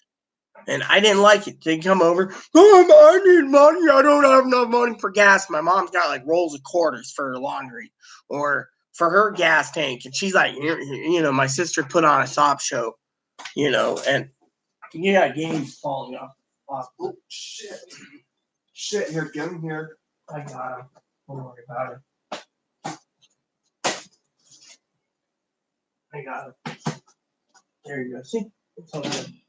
So she turns around, and she begs and begs and begs for money. Doesn't do anything but begs for money, begs for more money, begs for more money. Yeah, he's just sitting there. I think he doesn't know what to make of his clinging cage. He started leaving his pellets again. Yeah, he's a bunny. I'll have to clean it next week or so. So basically what happens is I've been through so much drama, and my mother taught me lessons like, Aaron, you don't basically poke and prod the fire, add fuel to something. You don't cause more turmoil and hate. I mean, my father-in-law said it best this Monday. He said, look, 6 days ago, he said, everyone in this country loves to hate. They hate trans people because they don't understand. They hate because of this or that. If you can get past the hatred and get past it and love everyone as yourself. Well, this country is always going to hate people. And this will be the last country to ever want peace. And then on top of all of this, Sam, you he basically, there's an underlying reason, I don't know what it is, but, the thing is there's got to be some lesson that Chloe will learn in that brain of hers that says, look, Sam had an idea. Sam actually came up with a mental idea for you. Before you fucking flip your damn top on every little fucking thing, think about it. Is it worth getting angry for?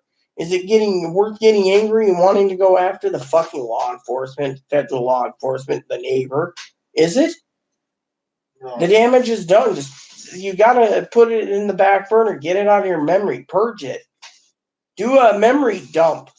Do a memory dump like sadness and happiness and joy and disgust and I can't remember the other one. There was anger, there's disgust, there's joy. Okay, in order you showed them was joy, sadness, fear, disgust, and anger. Oh yeah, fear. That was the other one. Fear was the one. Fear's leaving. You can't leave. You're in it with us.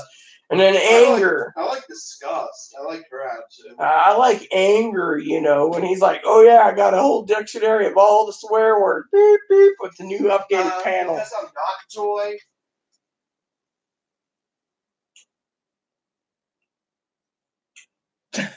Yeah, that movie was classic, but my point is I've been trying to teach Chloe, not to get angry. The damage is done. Sam has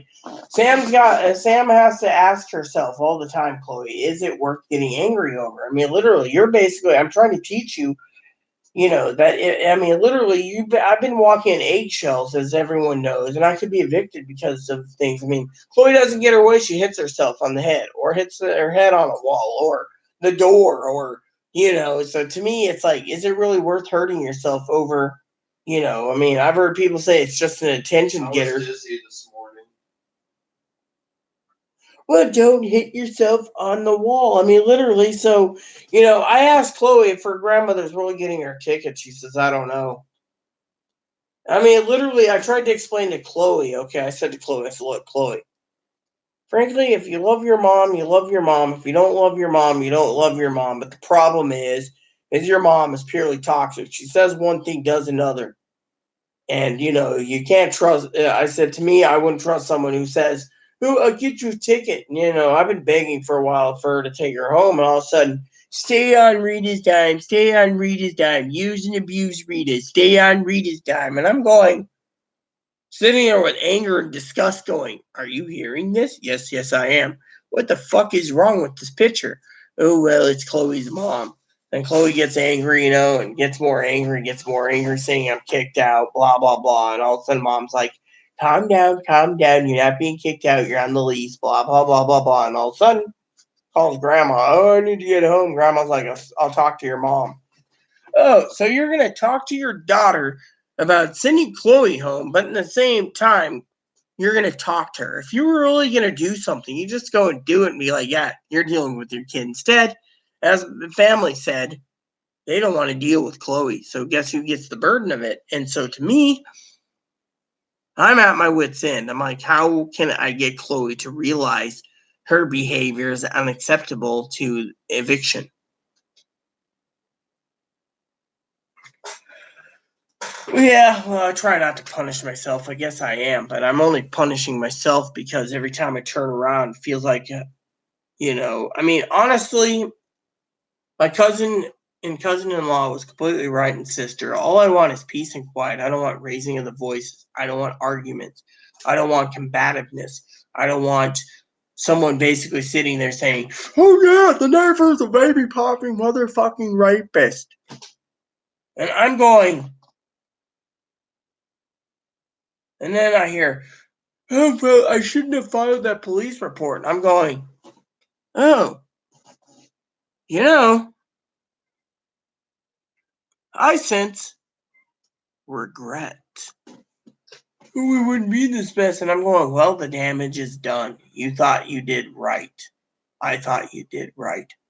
Your mom, well, you get the idea, Over there. So you're overthinking it, Sam? You're actually overthinking my words? So, Give me one more minute. I want to use the restroom again. And then dip time, and I'll continue.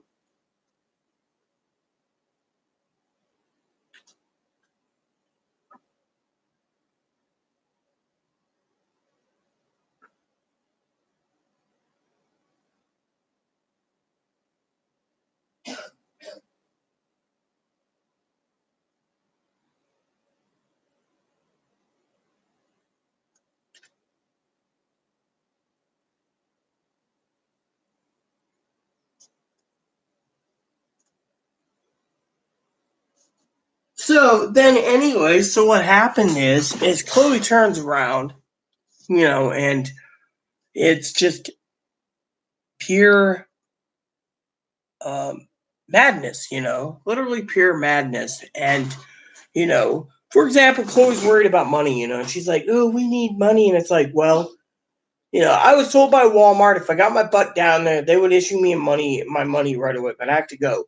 Problem is, I don't want to go on an empty stomach, tired, or whatever. And so I was going to wait till following Monday, which if I really am desperate, I could probably go down there earlier and get it. But, I have the ferry tickets. I don't have the bus fare. So anyway, look, I can't do it. So, Monday I was hoping to bring in the receipt, bring in the account number, and just like here, I want my money, and just get it next week, next Monday, 8 days from now. That was my plan. But thing is, um,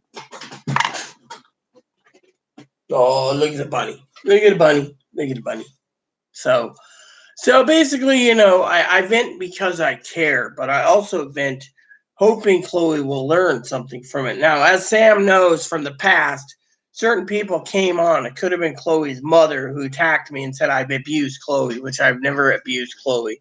I've had people that are advocates for the domestic violence people say that, look, Chloe spends your money, threatens the lives of friends and family, intimidates, coercion, manipulates. That's all forms of domestic violence. I don't get my way. I'm not going with you. I mean, these are the things that they basically had to go and save my house from and try to help Chloe get better.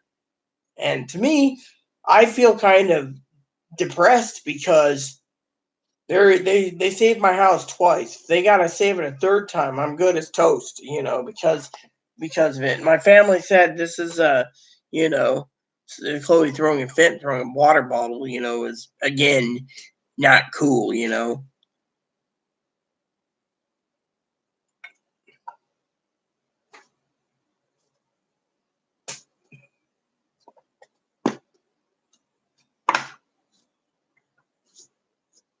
So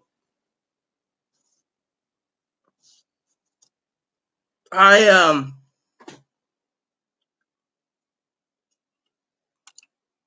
all right, let me see.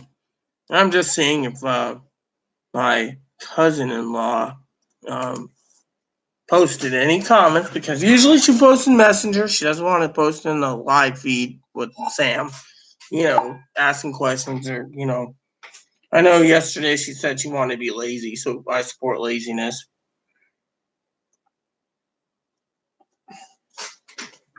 I keep wondering what this is. Is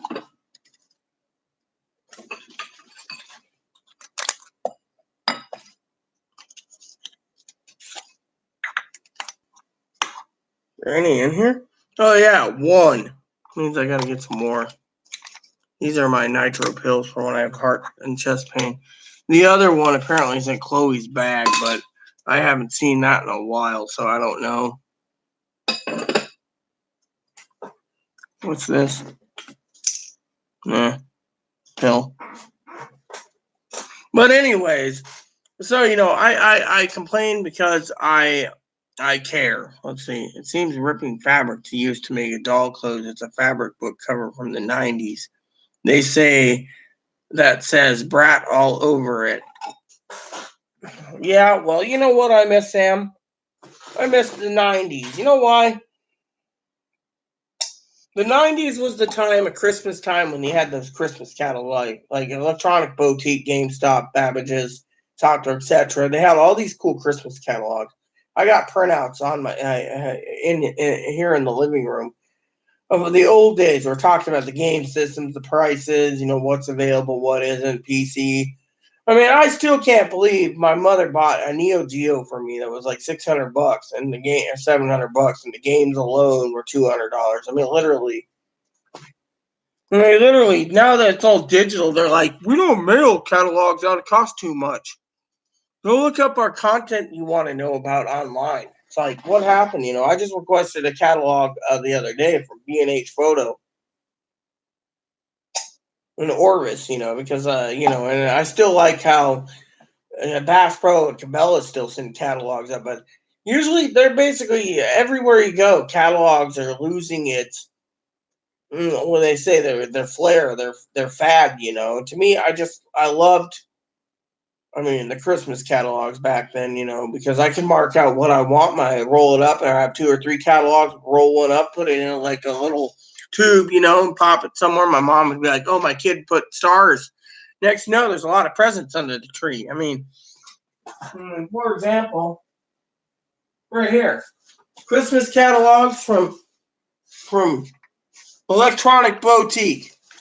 The catalogs from '91 and '92, where they have pictures of like the elves working, and one says Santa Air when he's retired, and he's got Rudolph tied up to an airplane. I mean, those were the days, I remember so many times, that my mom would sit there and say, "Oh, well, my tax return come. Let's go get you some games." Or I'd sit there and I'd be like, "The Game Gear come out. I want a Game Gear." She'd go to layaway for Game Gear. Or, I want a Turbo Express, Turbo Graphics System, and Turbo Duo. Okay, no problem with these games. Didn't have many of those games, but what I had was badass. But, she went out of her way, and to me, you know, and to me it was cool, and so these catalogs mean a lot to me. People say, "Oh, the music from the '90s was great." I thought the '80s music was great. Nowadays I just can't stand current music. For some reason, I just can't stand current music. Now, from time to time, a good music thing, but me and Chloe usually go to round and round on that. '80s and '90s, '80s and '90s. It's like the '80s was the best. We had the arcades, we had the pinball machines. Now they're only made for collectors, and a lot of these gaming companies are going under because they're just too expensive. Who wants to spend $7,000 to $10,000 for a pinball machine? I mean, literally, I remember the old days when buy a machine, put it on location. Within a week, you made your money back on that machine because it was Mortal Kombat or Street Fighter or Final Fight. Some of the other games didn't make so much money. The $2 or $3 machines where you had the swiveling helicopter, moving around. It's like, I mean,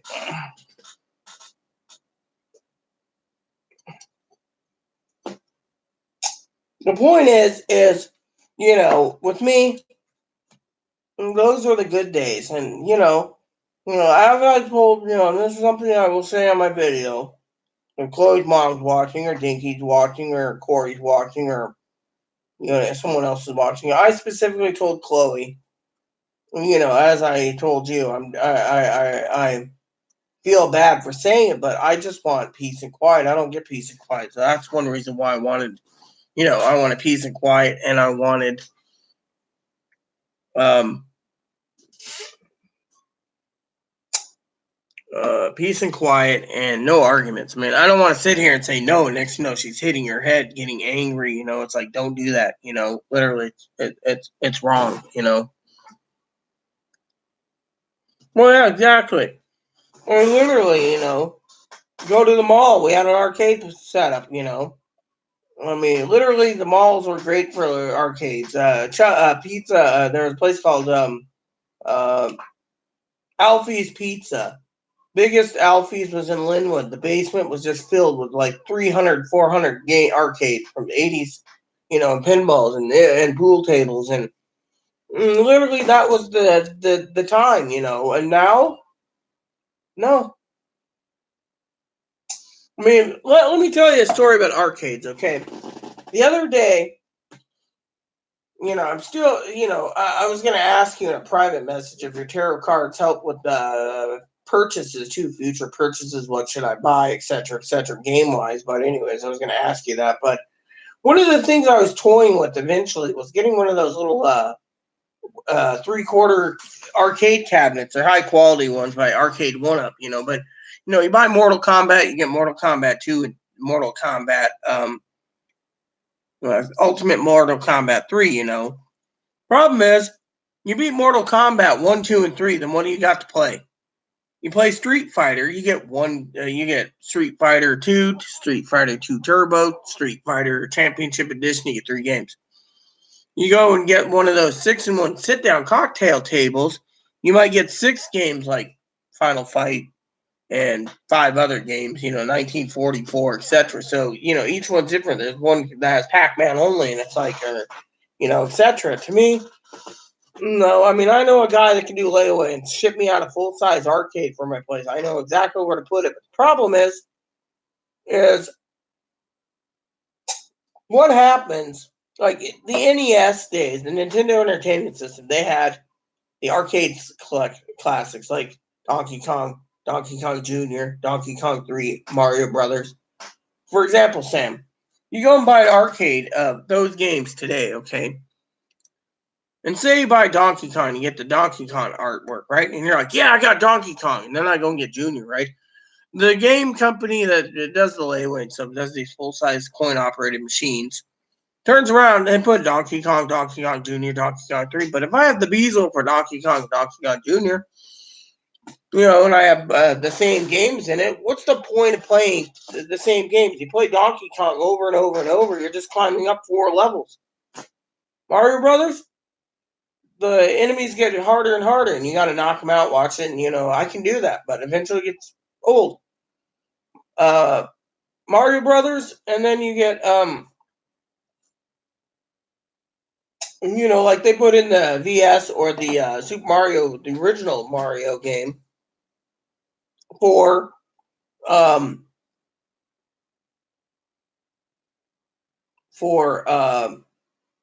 in the Mario Brothers, you get like Super Mario Brothers, but that they don't put in 2 or 3. So to me, I'm like 2 or 3. Yeah, that's nice and dandy. Okay, so you get an arcade and you get those games. Same goes to Junior. Eventually, you just you beat it, and then Donkey Kong falls, and it resets, and then resets, and you get a higher score. That's it. I mean, to me, I'm wondering if Street Fighter or Mortal Kombat is even worth my time and money. I mean, literally, I could go out and buy the 30th anniversary edition of Street Fighter for PS4 and Switch for $60 for both of them, and I'd have 12 games I can sit there and play. And if I got bored of those 12, I can turn around and go get Street Fighter 4 for PS4, or Street Fighter 3s, or Street Fighter 4, Street Fighter 5, etc., and play those arcade editions. And then what? Go buy the joystick. When those get old, then what? I mean, I've seen people, Sam, spend 200 or 300 hours on Super Smash Brothers, and it's like they go through the game every time with different characters. Now, Ultimate Super Smash Brothers for Switch, 140 characters or something.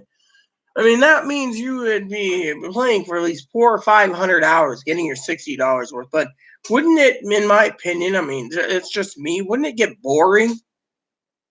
Oh yeah, Battletoads was great. What about Battletoads and Double Dragon with Double Dragon? That was cool too, wasn't it? But again, you get Double Dragon 2 arcades. Same thing. I mean, for example, growing up, I had the Play Choice 10 system. If you ever seen the movie The Wizard, the Play Choice 10's in there and it has 10 games. Well, they had 60 games. They had Castlevania 1, 2, and 3. They had Super Mario Brothers 1, 2, and 3. They had Excite Bike. They had Ice Climbers. They had Double Dragon 1, 2, and 3, Ninja Gaiden 1, 2, and 3, and all these games, 60 of them. So if you had 6 machines, 10 each on each motherboard, and you wanted to reset, you just hit a button, you have unlimited credits, and you just go to a different game. That was it. Nowadays, these mini arcades are like, oh yeah, we got this mini. Nintendo, of course, the Arcade 1-Up told me outright, even though I have connection to Nintendo, they won't part with their copyrighter thing for Donkey Kong or whatever, so they put it on the classic emulator for the Switch. Thing is to me, I'm just wondering if I'm going to get bored quickly of these fighting games, you know. For example, someone was asking me the other day about gaming, and they're like, what is your criteria for gaming? I think you said Danny plays games. So my criteria goes like this. I want something that I can spend more than 4 hours. Me and Aaron used to play all the Medal of Honor Call of Duty games. It would take us between 6 and 8 hours to play campaign mode. And we decrease the difficulty, same thing. Tom Clancy, we got through those. No problem. Me, I'm going, Doom. They're saying the current Doom 2016 goes for about 20 hours. Doom 3 with the PS3 or PS4 about 40 hours. I look for making my money count when I come playing it, And so to me, my criteria is I want something that's long. I mean, for example, everyone knows you get into a Pokemon game, you're going in it for the long haul. You got to collect them all. Then you got to level grind them. Then you got to collect more. And then you got to level grind more. And then eventually, you do the same thing. You complete your Pokédex. Well, I'll have to check it out, And with me being a role-player, I mean, I have a game on the Switch that's 80-plus hours. It's called Octopath Traveler. Square Enix brought it out. I mean, if you look at the first 3 Dragon Quest games I talked about earlier, the Asian version, it's the only one that has a physical copy instead of download. First game's 12 hours. The second game is 30 hours. I mean, I'll get about 90 hours on that game before going to Dragon Quest 4, which will give you about 60 to 80 hours. 5 and 6. So if you accumulate 7 alone, PS1 version, 300 hours. I mean, literally, you paid 60. Back then, it was like $50, $60 for the game. 300 hours. Final Fantasy 7, same thing. Now they're piecemealing 7. Oh, you get the first chapter, and we're going to put together the second chapter while you guys all play and level grind the first chapter. And it might be out in 6 months, and then we'll give you chapter 2 and chapter 3 because the discs are on 3 discs. We want to make it all digitally, so you got to download and fill up your hard drive. Or we'll sell the game in 3 chapters at $60 or $80 at a game. So 3 games, 3 chapters, $60 at a time. You better be getting your money's worth for $180, But me, I look at the longevity of things. I have a website. It's called How Long to Beat. I go there and I go, okay, this is what I want. I mean, literally, like I said, the stack of games Chloe chose. She chose them because she wanted to try and play them. She also knows that some of them are 60 to 80 hours at a time. That would keep her busy for a while. Literally. I mean, Dragon Quest XI alone is 173 hours. Now, if you play 2D mode, it's another 173 hours. So to me, is it worth the money? Oh, yeah. I'm really a classic gamer anyways. I like the Super NES graphics. I mean, I've already got 80 hours in Final Fantasy VI I'm working on for Game Boy. And, to me, 6 was a really great game. 4, I've put in over 300 hours, and I still haven't played it again. And I play 4 all the time. Secret of Mana Collection came out. That's a good 200 to 300 hours to play. Adventures of Mana for Game Boy, or Seiken Densetsu in Japan, and Secret of Mana, or Seiken Densetsu 2. And then you got Seiken Densetsu 3. They finally localized to English after all these years. And now we're bringing out Secret of Mana again, Secret of Mana 3, aka Secret of Mana 2, aka Seiken Densetsu 3 again, remade as Trials of Mana. So they're getting, so to me, there's plenty of content right there. So I look at content too. I mean, for example, I was looking at, while you were reading tarot cards, honestly, I was going between tabs and going to watching a review on Elder Scrolls, and me and Chloe's been thinking about Elder Scrolls Online. I've put in several hundred hours of Morrowind. I'm waiting to get the Morrowind for PC so I can get what's it called? Skywind, which is Skyrim graphics, and Morrowind. It's an expansion to 3. I'm looking forward to Daggerfall, which is Daggerfall updated with Skyrim graphics. Again, it's a mod. I'm looking forward to Elder Scrolls 4 Skyblivion with Skyrim graphics again on Oblivion. It's a mod, so I want to go to Steam and download them and play them again, and that'll give me hundreds of hours going through all this extra content with the mods. My computer can handle it. Thing is it's fun. I look at this as a, well, yeah, Fallout was great too. Fallout 76 bombed as shit. Bethesda, I have connections with Bethesda. That's how I got, not Bethesda, Blizzard. Bethesda is the one that made Fallout, but Blizzard, I contacted them and said, look, you need to remake Diablo 1 and 2, make it work for the computers. They're working on it. I said, bring out Diablo 3 for Switch. They're working on it. They're bringing out Diablo 4 for Xbox One, PS4/PS5, Xbox Scarlet, Switch. And I said people will do it if they can play it. They'll pay for it. A portable version. I mean, literally. And so, Vegas was great too. Fallout 3, Fallout 4, Fallout New Vegas, all great games. Fallout 76 bombed. First day patch, there's problems. They're still working on it. Now they want to give you exclusives if you sign up to a Fallout subscription. Hopefully they never do that with fucking Elder Scrolls. I mean, everyone's waiting for 6. 6, I can tell you, is going to be a great game. Elder Scrolls 6. But, thing is, they're working on it. It takes time. But, with me, I mean, I look for the long haul. I mean, when I remember Aaron and I used to play games all the time. I went out, I bought 2 games, and he had his DS. I had my DS. We were playing something called Bravely Default. I was like, damn it, I can't do this. I can't do this. He'd go online and said, oh, I can't do it either. He'd figure it out. He'd write a paper, and I'd go through it with him, and he'd guide me. Next thing you know, we're beating the shit out of him. And, we were playing it again and again. And next thing you know, right before he died, I got him a game, and I said, hey, let's start playing this. And we never got to it. It was called Bravely Second. Now they got a Bravely Third coming out, or Bravely Default 2 for Switch coming out. The E3 is probably going to release info from Square Enix, but you get the idea. Me and Aaron loved these Japanese RPGs. We also played Pokemon together. We played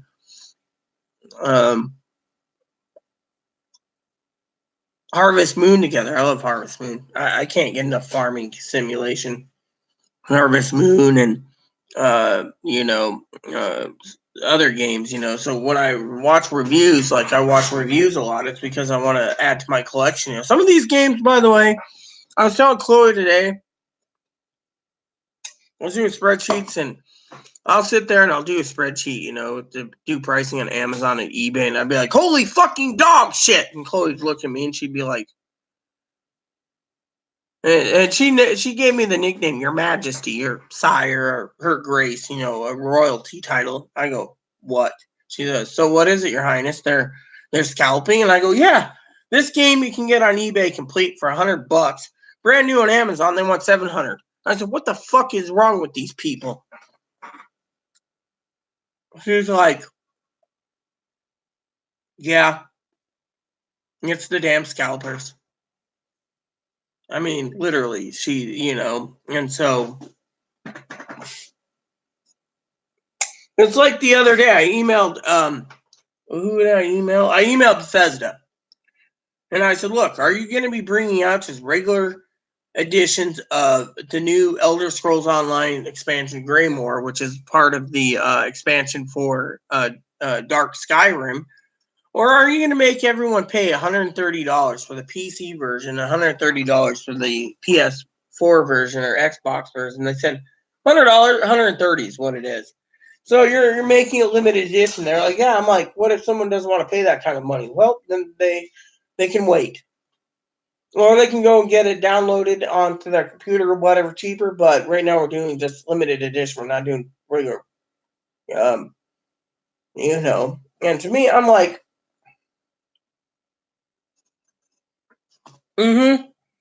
well, the only games I have on Steam is Morrowind, and I have on Origins. I play SimCity. They still have servers up. I love that game, Chloe, and I've taught her. She wants it. Her computer will handle it. I just got to buy the disc because you got to buy the code. Once you get the code and put it on Origins, you set a count up. But yeah, and then another game that Chloe and I are looking at for PC or Switch or PS4. PS4 and Switch is something called City Skylines. That looks pretty badass too. Better than SimCity because SimCity they haven't done anything new. But I grew up playing SimCity. I mean, like I said the other day, I was talking to you about a game I bought. It had I was looking for the Might and Magic 5 Might and Magic compilation or anthology or I don't remember what it's called. And it had like Might and Magic 1 through 5. They're all used and they're like $500. I'm like, I ain't paying 500. So I went on eBay. Someone said, "Oh, you can get 6 too, but you can pay 150 for it." But the retail price for a new sealed copy is like 1,500. So I was on eBay the other day and I was like, "Oh yeah, I want a sealed copy of 1 through 6." And I asked the guy, "Is this sealed completely, never opened?" He said, "Never opened. I'm the original owner." And he says, "I want $30 and $15 shipping." I said, "So bought it now." He shipped it to me in 2 days. I got it, looked at it, it's in mint condition. I go, yeah. And then I messaged him. I said, "Thanks." He says, "What's wrong?" "You gave me a great review on eBay." And I go, "Here, check this out." And I sent him the price charting and another site that does pricing for PC games. He says, "Shit, if I known it was 1,500, I would hold on to it." I said, "Yeah, but most people won't pay $1,500 for a game unless they're an Uber collector." I said, "Me, I wanted 1 through 5, but I went to GOG and got 1 through 9, and then Ubisoft sells 10, but they want Might Magic Legacy, Might Magic 10 for like 30, and they're like, oh, it got good average ratings, but it's not even a predecessor." I also have Heroes of Might and Magic. I like tactical RPGs too, so Heroes was really good too. So, well, if we go to GOG, they have like 30,000 old PC games. You can find something always, So, I got DOSBox, so I play Elder Scrolls 1, 2. I play uh, Might Magic 1 through 5, and I just love them. I mean, 1 through 5, GOG's got it configured so I can play 1 through 5. And 4 and 5, if we combine the games together, it gives you a better gaming experience. You get like 500 hours out of it. So, to me, too bad Might Magic went out of business, but that was the classic RPG dungeon crawler, in my opinion. I never liked Ultima. I didn't like Wizardry. Those games are so, but to me, I'm just like, I have Ultima and Wizardry unopened, and I look at the boxes from time to time. I'm like, I don't even know why my wifey Fiona liked them, but Wizardry wasn't bad, but it wasn't great. It was like I think Wizardry 5, 6, and 7 was PC only, and the rest were on other systems, if I remember correctly. But I remember the old days when Steam tried to sell a Steam machine where you get a machine download with a controller, and it's called the Steam machine. It was a basic computer that was called a Steam machine. I don't even know if they even have those anymore. But it's so basically, like I said, I'm trying to keep Chloe from getting angry, and the only way I can do it is video games or movies right now. Right now, she's in her room listening to music. So, music's good, And thank God we got the sink cleared up so I can actually use it to get water. And I do like a good cold cup of water, when I'm out of coffee. Of course, I'll be probably sleeping for a few days without coffee, but, my point is it just literally sucks, that I don't have coffee for a few days. Chloe did order coffee. She went online and ordered several. She said, "Oh, it'll be her Wednesday." So I'm like, cool. She didn't want, I use my money to buy more pellets for a little Bobo here. Hey, Bobo. What are you doing? I mean, I don't know. I mean, Sam, honestly, I don't know why I got a bunny. I got it because I thought Chloe would want a bunny. And, they said, oh, bunnies get big. And this guy says, oh, I have Dutch dwarfs. And he gave us one for free. He says, as long as you give him a good home and he's fed and he's got everything, he's good. I got hay coming too. So, because I ordered it on Amazon and being a Prime member, they only charge me with the food card thingy that I'm registered with. $6.50 a month. So I've been watching Star Trek and any movies I can find I like that's free. Otherwise, I go and it's like, oh, HBO, okay, I'll go there. Oh, Stars, I'll go there. Showtime, I'll go there. Cinemax, I'll go there. Just to their main website. And you know. And if it's on Disney, I mean, I'll be like, oh, Disney Plus, okay. You know, right, Bo, I. And I gotta make soup tonight too soon. You know, eventually I gotta um do a fridge cleaning, get rid of all the bad food, and then make up some soup. You know, this time make sure the crock pot goes in the fridge when it's done, so we don't lose uh food. Because honestly, and I know Sam here is gonna say ew, but because the crock pot wasn't put away, for example, the food was in the crock pot for a month, just sitting there, and it started to reek really bad with the lid on it. So Chloe went out and deep cleaned the entire crock pot today, and deep cleaned the crock pot and everything, so it's ready to go for soup again. So it's been fully disinfected, put in the, did everything, so it's drying. And but yeah, a month. So I'd go by the window and I'd be like, and finally Chloe's like, oh well, I better get it cleaned, and so we gotta finish up the dishes and and the cups, and that's what's left pretty much is some baking sheets and some cups. I got a pizza I can eat still. I got two Cairns game hens, two turkeys left, and a ham left. So Oh, I know. Yeah, exactly. I mean, I was getting ready to do this video, and I'm sitting here, and I said, "What are you doing in there? I see you using the tub." And she says, "Oh, I'm deep cleaning that crock pot." And I said to her, "I don't envy you." And she says, "Why?" I said, "Because I'm surprised you survived." She says, "What do you mean survive?" I said, "Simple. You lived." She says, "Why?" I said, "The smell alone would have killed me." She said, "It nearly did kill me." And I go, "Yeah, it stinks." I said, "I don't know why we didn't clean it sooner." And but now we just got to get the materials to clean buy some more cleaning supplies to finish up the kitchen. Where the stove top's clean, completely, so it's not got like sauces and stuff on it. All right, knock you over. Yeah, it did. And literally, they have one little air hole, right? One little air hole, Sam, in the entire glass top of the crock pot to let steam out. And you go by and you open the window to see who's out by your door, and you're like, literally, like, I'm gonna die soon if I have to smell it. And I'm thinking there must be Ebola or some other nasty virus in there, because it's like, I mean, as I said, knock your socks off, basically.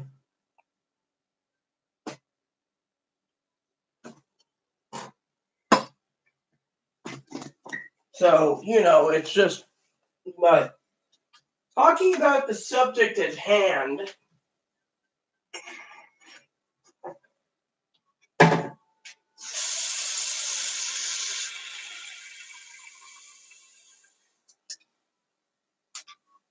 used to live in Quincy, and this was my mom's cup, so Quincy, Washington. So, anyways, here's the deal.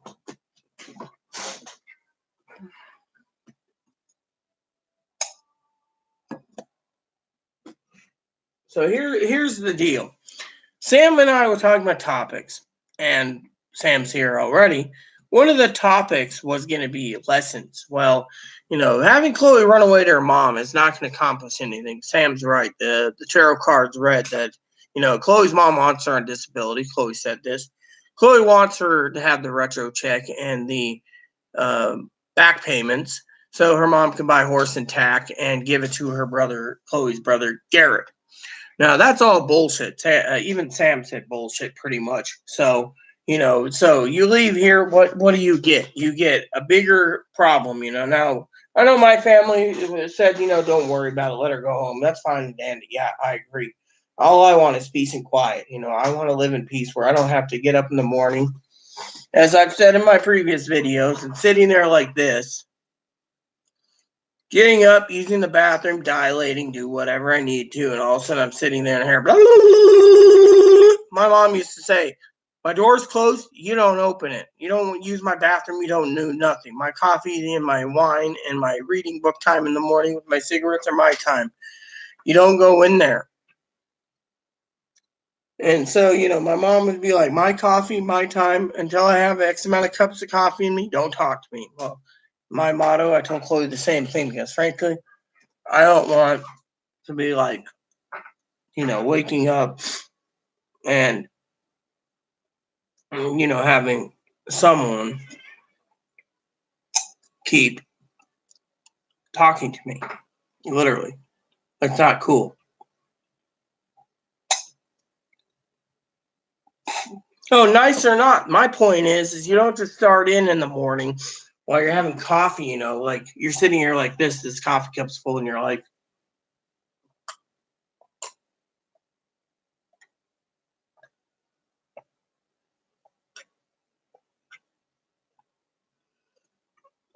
you're sitting there drinking your coffee, Damn it, Lenovo, I don't want you opening your program right now. And you're sitting there and all of a sudden it goes, do you think I'll get on disability? Do you think I'll have my surgery? Do you think I'll do this? Do you think you're doing that? And you're sitting there going,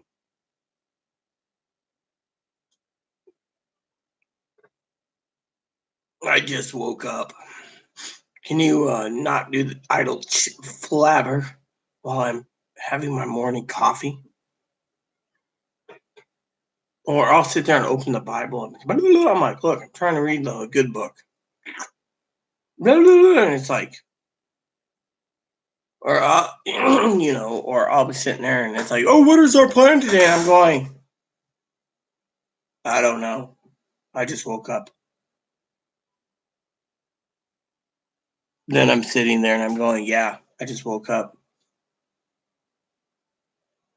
Oh, yeah, exactly. That's how it is. It's like I'm sitting there and I'm like, my brain's not even functioning. It's not even, the little people in my head haven't even had their coffee yet. And it's like, it's like, I'm sitting there like,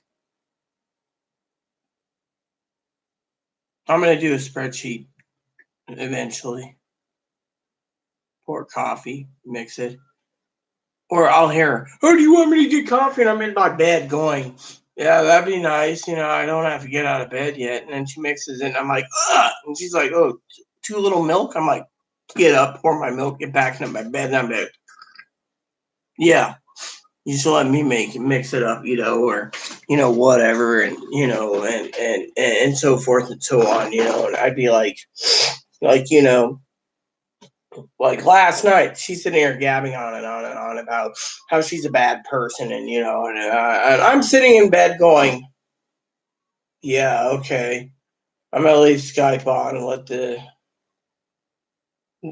DCR call. I could hear it. It's no problem. And, yeah, no problem." And next time I'm sleeping, I get up.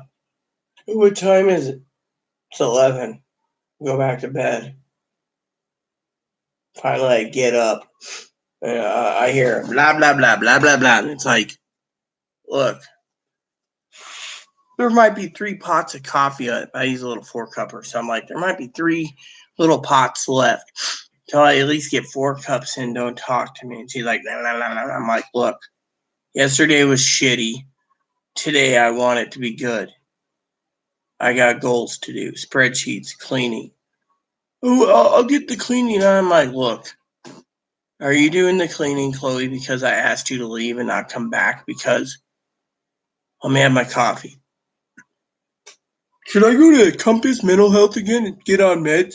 Should I? I'm like, don't ask me, follow your heart. Don't ask me, follow your heart. Don't ask me, follow your heart.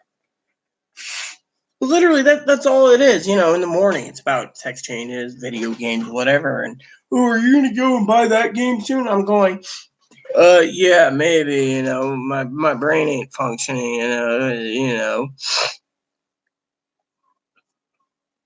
And I'm sitting there going, yeah, I can't believe what happened yesterday. I mean, I literally couldn't speak to a policeman. And then they left. And I told them everything. And they still left. You need help?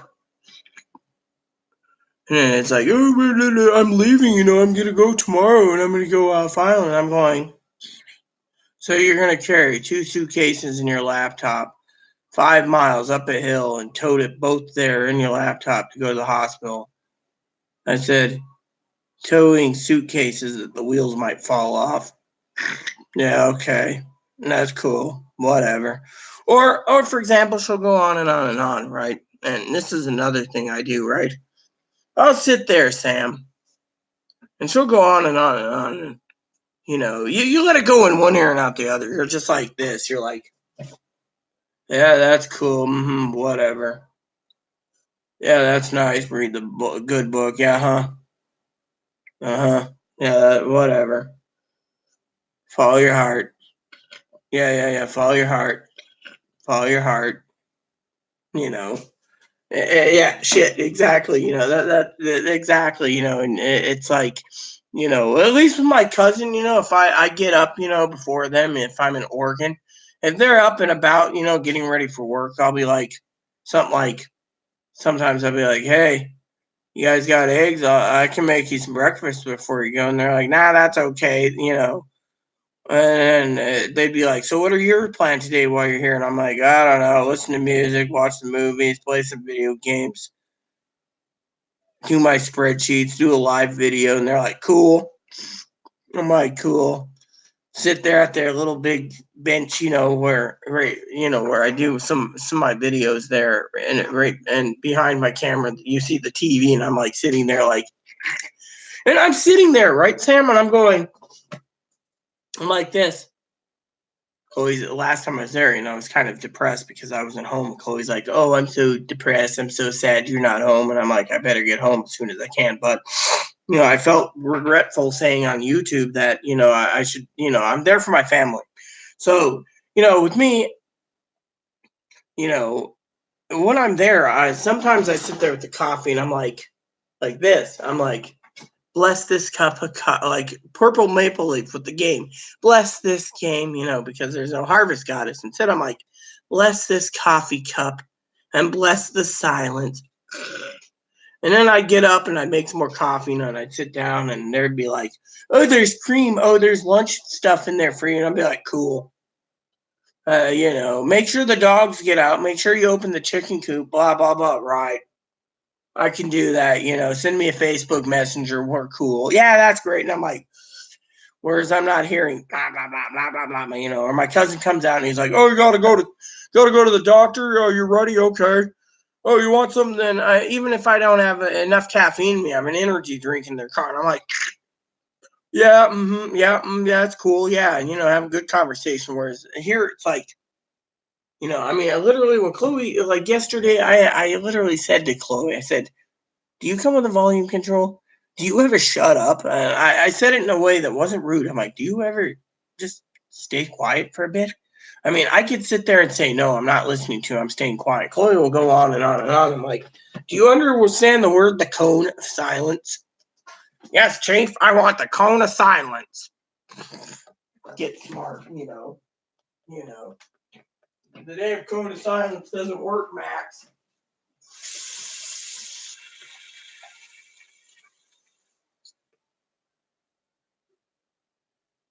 Literally, it's the way it is, or another thing that really disturbs me, Sam, is I'll be sitting there, right, and I'm in bed, and I'm laying there, and I'm dead tired. Bipolar kicks in, it's like your brain wants to shut off, and all I hear is, what are we doing tomorrow? We're going to go off the island tomorrow? We're going to go to the store tomorrow? And I'm going, go to sleep. We'll figure it out in the morning. I'm like, and all of a sudden I'd wake up and go to the bathroom, and hear, oh, what are we doing? It's like, go back to bed. Or I'd go there, and I'd be like, for example, I would go and I'd be like dead tired, and I'd sleep a long time. Dogs next to me were all cuddling me, and Moppy are snoozing away, and then in the morning air, you slept too long. We need to do this and that. And it's like, I just got up. I haven't had a good sleep in a while. Do you ever not talk while I have my coffee? Do you know the lesson? Let me have my morning coffee. My husband would sit there, right? This would be Aaron in the morning. He'd go, hey, babe, you up? And I'd be like, yeah, what's up, sweet cheeks? And he'd be like, oh, like one morning I was healing, my boobs dropped, and this before facial surgery, before he died, and he'd be like, oh, I'd like to come by and play with your boobies and suck them. I'd be like, okay, that's great. He's like, you reading your Bible? Yeah, I'm reading my Bible. I'm doing my thing. He's like, cool. he'd message me and like, you up? And I'd be like, yeah, barely. Or he'd be like, you up? And I'd be like, yeah, are you ready to go to the town with the neighbor? Oh, yeah, we're going to Red Robin today. Woohoo! I'm looking forward to the breakfast, or lunch. Whereas he knew when not. He'd come by sometimes in the morning and be like, what's your goal? I'd be like, spreadsheet. Right. You want me to make you some more coffee? I'd be like, no, do you want it? And he'd be like, yeah, I'll have a cup. He usually didn't. So he'd be like, yeah, I'll have a cup. He'd pour something. He'd be like, how you doing? I'd be like, fine. We'd just stare at each other. I'd be like, fine. Or sometimes he'd be like, hey, you want to play eights? I'd be like, okay. Hey, you want me to do your makeup? Sure. Well, we better get ready to go, and he was that way, or sometimes we'd be on the bus and he'd be sleeping and I'd be sitting there and I'd be like half out of it, and the bus driver and I are friends. He's like, how's the wife? How's this? I'd be like, fine. Aaron would sit there and he'd get up and he's like, oh, we're here. And I'm like, yeah, we got to wait. He's like, where are you going? I'm going to go to the Starbucks. I found out it's in the college here. I'd go into the college, get a cup of coffee. I'd be like, he's like, didn't get enough coffee this morning? I'd be like, no. You know me, I spent up wee hours in the morning playing Diablo. And he's like, yeah, I did the same. And then we went to bed. And I'd be like, yeah. And he'd be like, that's cool. I'd be like, yeah. And he said, hey, did you email or call that one guy? I said, yeah. You got us taken care of? Yeah. Right on. So what's our plan today? Doctor's appointment. By the way, I'd be like, because we lived in Quincy, I'd be like, yeah, I have something else to do. And he says, you know what today is? I said, yeah, I know what today is. And then we'd go to the doctor's appointment. He's like, oh, well, we better get back. I said, don't we have time to go to Walmart? He says, yeah, I'd go to Walmart, do my thing. And then, he doesn't know I have a present in my bag, for his birthday or something, or Easter or whatever, and we'd go and I'd be like, I got to stop by at this place. He says, that's my favorite restaurant. I'd be like, yeah. We'd go and sit down and they'd be like, hi, Aaron. Hello, Moppy. What can I get for you? And Aaron would be like, Rita wants a strawberry lemonade fresh. And I want this and this. And she's like, no problem. It's my birthday. Oh, we give you a discount on your birthday. You can have this, this, and this. Cool. I'd look over and I'd be like, I want Camarones a la Diablo and Camarones a la Plancha, his favorite Mexican restaurant. We'd have dinner and he'd be like, oh, I'd be like, it's your birthday. Here's my card. And the lady'd be like, happy birthday, Aaron. And I'd be like, here's a present. And he'd open it and be something he's been talking about for a while, game-wise. He'd be like, giving me a big hug saying, you know what I like? And I said, yeah. And yeah, we were two peas in a pod, and, he'd be sitting there, I got a cigar for you. And I'd be like, cool. It's stuff like that, and it was great, because it was Aaron, and we got along just fine, and I used to love listening to him joke. I'd be like, Aaron, if you ever pass away, I get Moppy. And he goes, nope, I'm taking Moppy with me. And well, I didn't know that joke would haunt me for a long time, honestly. And, I remember the one day I went go to the doctor's appointment. And the doctor looked at me. I had already my letter set up for Moppy, and retrained him. And she's like, where's Aaron? Why do you have the dog? I said, Aaron died. Yeah, right. I said, I'll be back later. So I went in there and I handed her something. She looked at it. She said, oh my God, this is the coroner's report. So, I went upstairs. I said, I want to talk to the heart doctor. My heart's not giving in. She's like, doctor came and saw me. And I said, let's talk. I said, you owe me explanation. She says, why? I said, you gave Aaron a clean bill of health. Oh, Aaron's healthy as a horse. Threw her the coroner's report. She looked at it. Within 2 weeks, she left. She basically fled. She never gave me an explanation why. She just packed up and left. They locked his file. They wouldn't do a lawsuit with us, nothing. But she just packed up. His primary care, same thing. But I went in there and I asked her why. She looked it over and says, oh my God, he had heart disease and we didn't even know it. I said, you didn't even pick up on it. He said he was clean bill of health. They ran tests on me, found out a heart disease. Problem is, and then, after that, after that day, I went down to talk to the manager about,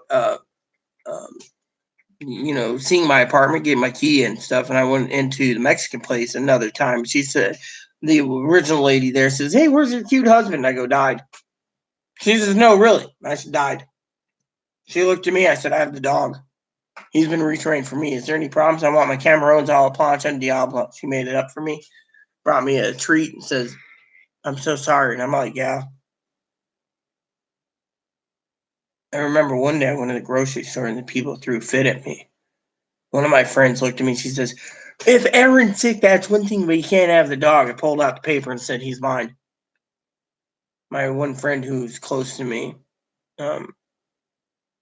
Maria, I think it was. That was her name, Maria, Mexican lady. She and Deanna and a couple other. Deanna's her name, Deanna. They looked at me.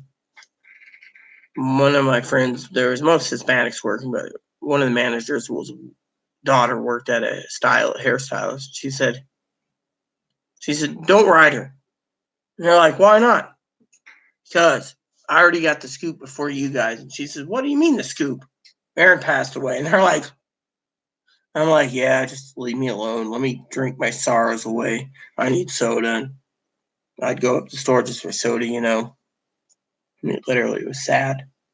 It was sad. It was a sad time for me when he died. It was a real sad time when he died. I remember cleaning his apartment, and one day I got a phone call. I went down to the gas station. I knew the manager. He set me up with 4 cases of Miller Michelob. What was it? Michelob Amberbach, Michelob Amberbach, and it was like 4 12-packs. So I just sat there and drank them. You know, I drank the tequila and everything else. I mean, Aaron was a sweetheart to me. I remember one time talking about lessons. He says, either you cut your drinking out or I leave you. I cut my drinking out. And then people say the sheriff comes out sometimes because Chloe thinks I overdrink. And the sheriff, you know, I get up there and he goes in, takes a report. You know, he's like, why are you drinking tonight? Is it Chloe? Yeah. Need to slow down. I'm like, yeah. All right. I'm like, cool. That's it, you know, but, you know, yeah, I mean, you even could tell, you know, we clicked. I mean, we were like 2 peas in a pod. I remember one time his legal name was Sarah, so he was dressed up nicely, you know, he was transitioning. And we went to this place in Quincy that did the best steak in town. It was expensive, and then he took me to Prime Rib, one place in Wenatchee. That was great. And he always enjoyed, you know, he'd be like, I remember the day that he died, we were supposed to go with our neighbor. We were going to go to town and do Olive Garden for lunch, and then we were going to pick up Little Caesar for dinner. And he was stoked. He's like, oh, yeah, ooh, yeah. And all of a sudden, I get up. I don't know if you've ever seen the video on my other channel, Sam. I got up, read my Bible. Somehow, Sam, I said, something isn't right. I just had this feeling, something ain't right. So I did my Bible, washed up, took my bath, did everything. Got ready to go. Neighbor is downstairs from me, messages me, are you ready? I said, I'll go get Aaron. So I get up, I walk over to his place. He's on the couch face down. So I kiss his head and I said, come on, sleepyhead, we got to get up. Moppy's whimpering. Like, I'm like, his coloration's weird. So I'm like, I tried to get his phone, you know, and it wasn't working. So I said, So I said, I better go get my phone. So I went home, Googled symptoms of death because there was just something about it, you know, like, you know, skin blotch. I was like, I got on my knees. I said, please, Lord, don't make me go back over there and find out he's dead. Don't, you know. So I go over there. I wake him up. I try waking him up, you know, not waking him up. I'm trying to wake him up. I didn't wake him up. I call 911 and I said, he's not responding. She says, can you lift him? I'm like, no, he's stiff as stiff can be. I can't flip him. He's about 300 pounds. Oh, well, lift up the couch. So I use all my strength. Guy downstairs ain't around it. She says, toss him. I hit him. I hear. He rolls over. Bam! Lady says, did he move? I go, no. She says, police are on the way. Police come in, knock on the door. I open it, and he's like, please step outside. I said, this is my husband. He's like, no problem. I'll look at it, right? He says, I'll be out in a minute. He goes to his car, and I'm like, is everything okay? And he hugs me, and he says, I'm sorry, man. The detective's coming. He passed away. Coroner's on his way. I started breaking down in tears. I was like, this can't happen to me. Not today. Neighbors walking out with their dog going, hey, what's going on? Another neighbor's like, hey, did Aaron die? Manager's at work at our other building. So I'm like, I go into the house, and the detective, we're waiting for the detective. He's taking statements, and I'm doing everything I can, and I can't. I get on my phone. I'm like, Poppy, call me. Poppy, call me. Poppy, call me. It's an emergency. Poppy, nothing. So I get off the phone. I go to Facebook. I message my family, and I'm like in tears. I'm like, my sister called and said, what's wrong? I said, Aaron's dead. He died. All of a sudden, I go and call my aunt. And I said, call me. And she calls me. She's in Portland, visiting for Texas. I said, let the family know. You saw Aaron 2 days ago. He's dead. I don't know what killed him. So my aunt's like, okay. Gets on, it goes and says to Mike, she says, your cousin's in the shower, and your other cousin's staying home with me today at her instead of work. So she goes, and I'm sitting there, on my phone, still trying to get a hold of Poppy. I'm going back and forth. I told my neighbor, watch Moppy. So Moppy did not want me to leave. So I go back over there, detectives doing a recall and everything, and figuring out what's wrong, doing a report. And I turned around and I called the manager. And I said, I know you're working at your other building, but I just want to let you know I need some time. She said, for what? I said, Aaron passed away. She says, I'm getting in my car and I'm coming right there to comfort you. If you need anything, lunch, dinner, anything, I'm there for you. Neighbor, he kept getting laughing and everything else. Guy was a dick. Manager says, look, you're harassing someone who just lost your partner. I'm giving you another eviction warning, 3 in 1 day. He basically clammed up, shut up. Meanwhile, I'm sitting there in tears. My neighbor, she's just like, what's going on? So I messaged one of my other friends and I said, I know you're working, at the newspaper that you own, but when you get a chance, call me. She called me. She said, what's wrong? I said, I'm not allowed to say it on Facebook in my own private, except Messenger. But we lost Aaron. She kept bringing me McDonald's nuggets, 20 nuggets and a soda for several days, saying, you need something, let me know. I mean, literally, it was just heartbroken. As soon as the detective was leaving, I said, Dad, lady wants to talk to you. He said, something wrong with Aaron? I said, yeah, he's no longer with us. I remember my cousin Dinky turning around. Yeah, he died of a heart attack at 10:30 at night after he walked the dog. He just went to sleep. We found him. He was dead for about 14 hours is what they figure. Anyways,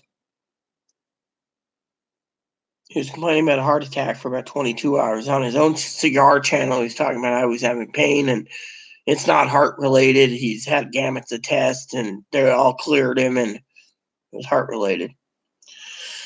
Anyways, my cousin Dinky posted on Facebook several years ago, this is when he died. She says, I can't go to work now. I just found out that a family member we saw 2 days previous passed away this morning. It was hard.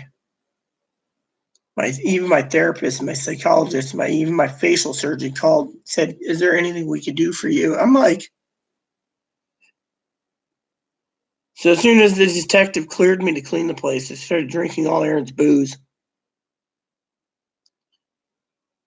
Yeah, the blood coagulants. What the fuck? It's so intensive of them.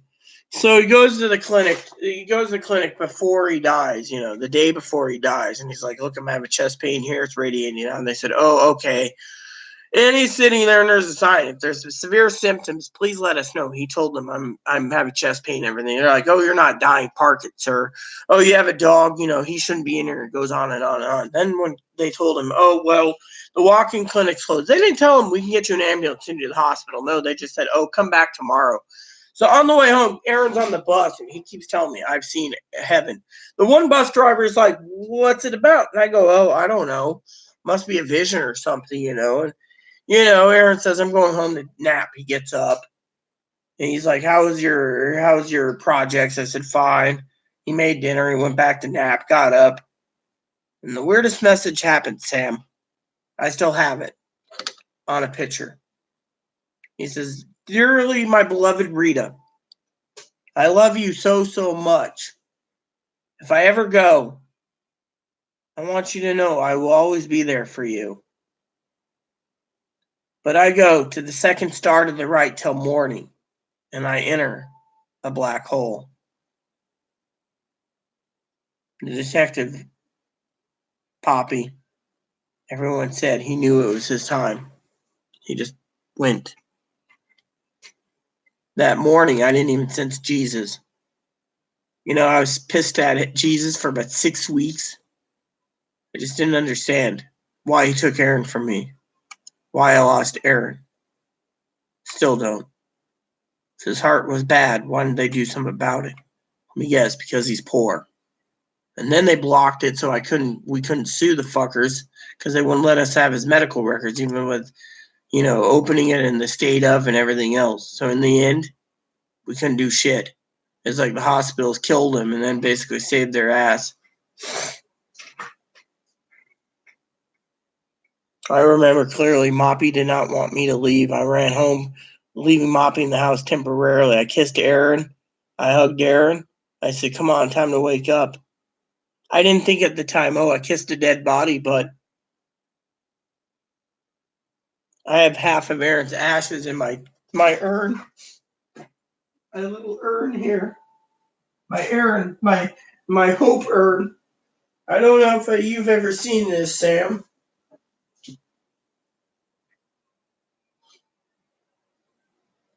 That's Aaron. It's half his ashes. His dad's got the other. His dad had me cremated and gave me. I got to choose the urn. He was special. He was my special precious rose. That's why I have this.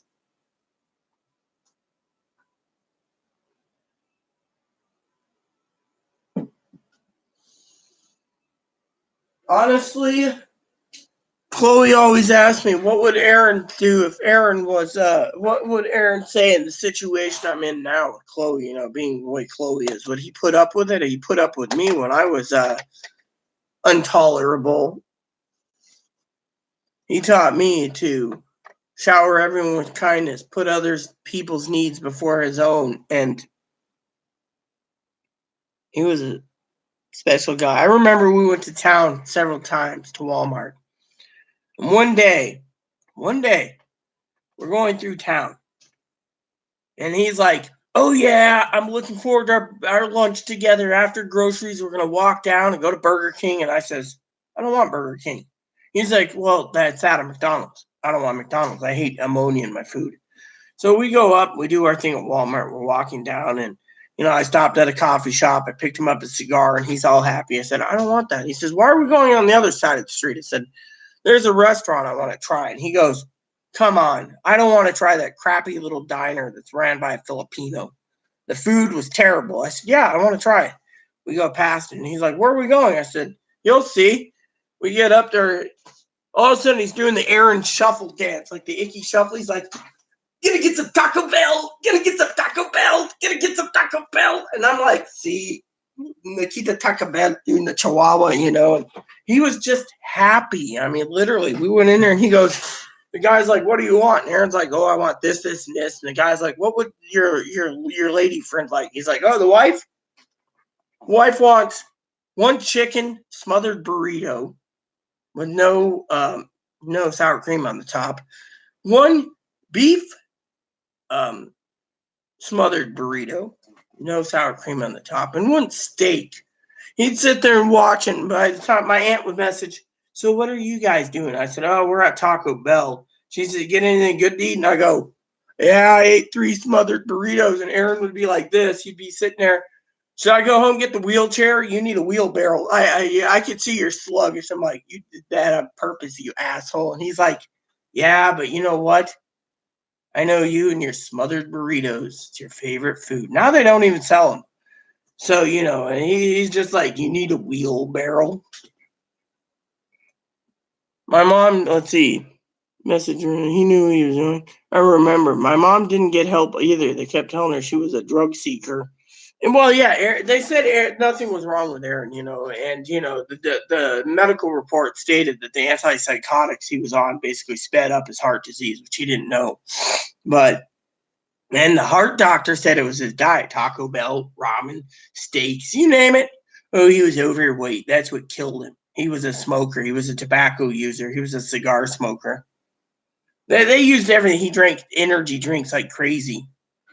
I mean, literally, they used everything against him, and it's like, oh, he did this wrong, but they didn't treat him, And then, I mean, literally, I mean, I remember the last night we're together, he made halibut, king crab, and snow crab, and shrimp cocktail, shrimp scampi. I mean, he big dish, He went back to sleep, got up, said, ready to walk the dogs, and then he basically said, when I asked him, I'm sitting there walking with him around town to get the dogs walked, and I stopped. I looked at him and I said, Aaron, your phone message was disturbing. He says, you'll understand later, hon. I want to say to you, I love you dearly, and I wouldn't want to. I wouldn't, have it any other way.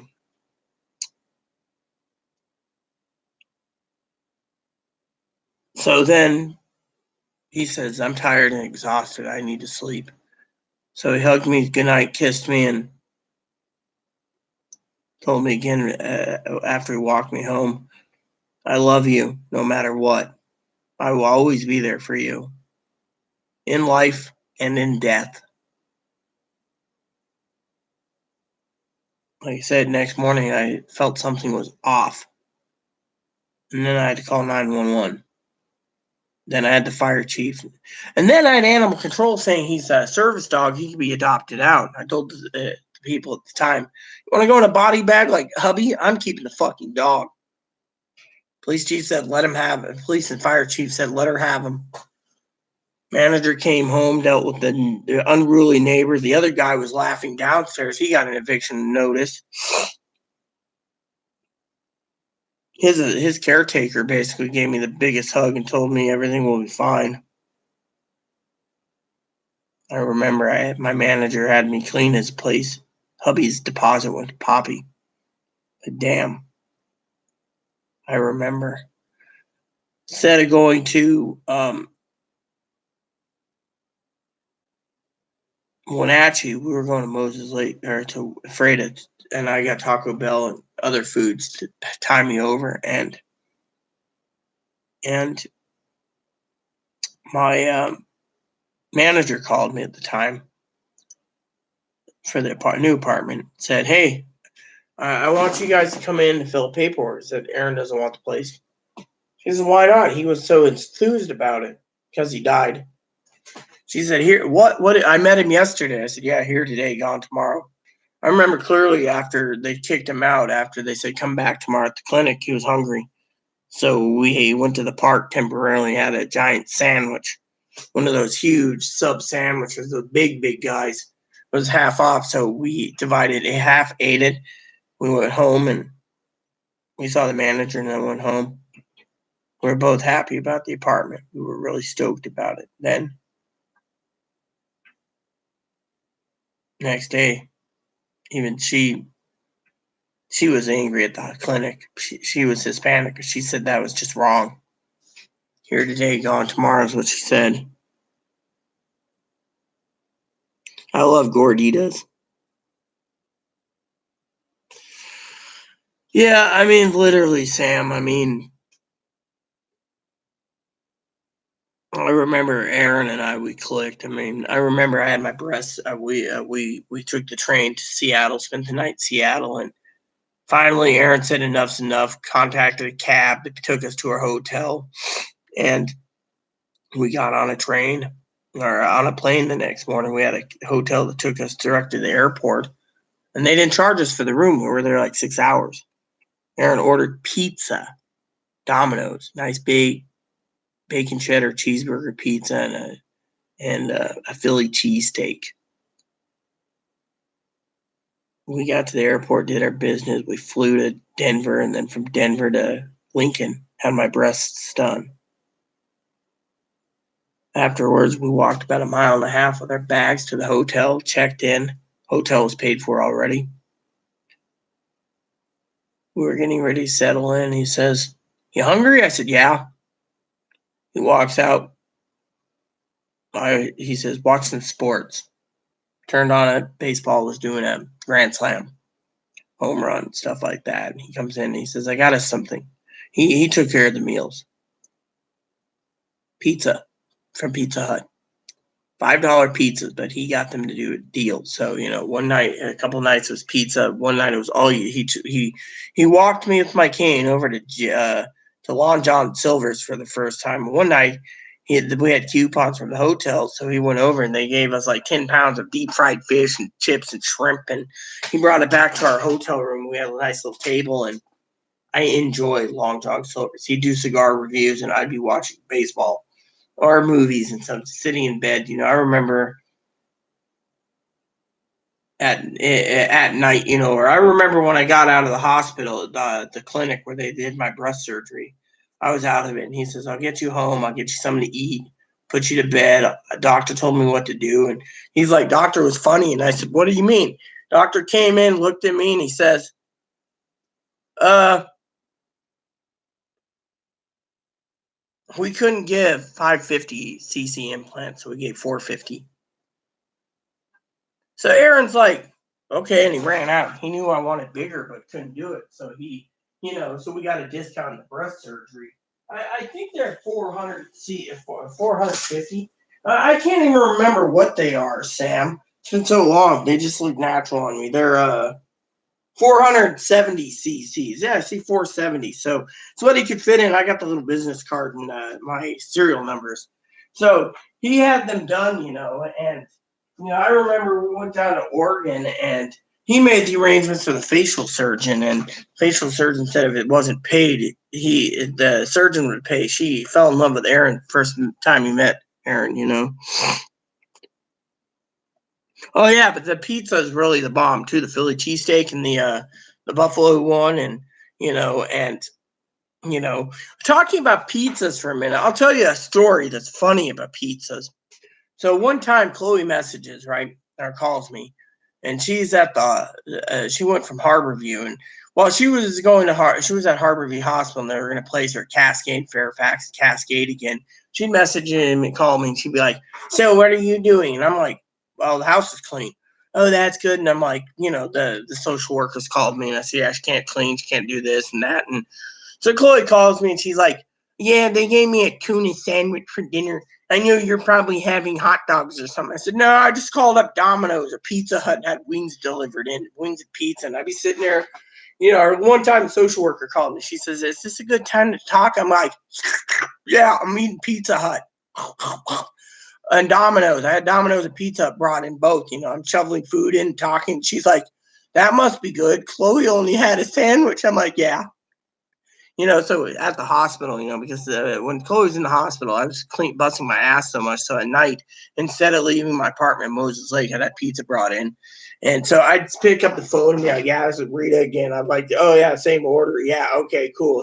Yeah, okay, my card number. Okay, cool. Click. Chloe would call, and she'd be like, "Oh, yeah, the buffet's good to have this, and they had that, and they had this. What are you eating?" I says, "I'm having buffalo wings from Pizza Hut and Domino's." She's like, "You shit. I want to have that." And I'm like, "Maybe next month when you come home, there'll be probably not much money left over when you get home because I'm you know, I don't even remember. I remember Fairfax sent her home. It costed them like $2,000 for a taxi round trip. It was like 4 hours one way, because we're in Central Washington. And I think the first time they discharged her to the train station. I went to get the train, and I was supposed to go to Portland, and I got on the train, getting ready to go on the train. Chloe was getting off the train, and I was having chest pain. The guy said, "Oh, well, you shouldn't be getting on having a heart attack." So we got me home, and I went to the hospital that night, and they said, "Yeah, I was having heart trouble." And then, third time they discharged her to a homeless shelter. But I just remember, it was like, "You bitch, you asshole." I mean, I remember the last time I was in Portland,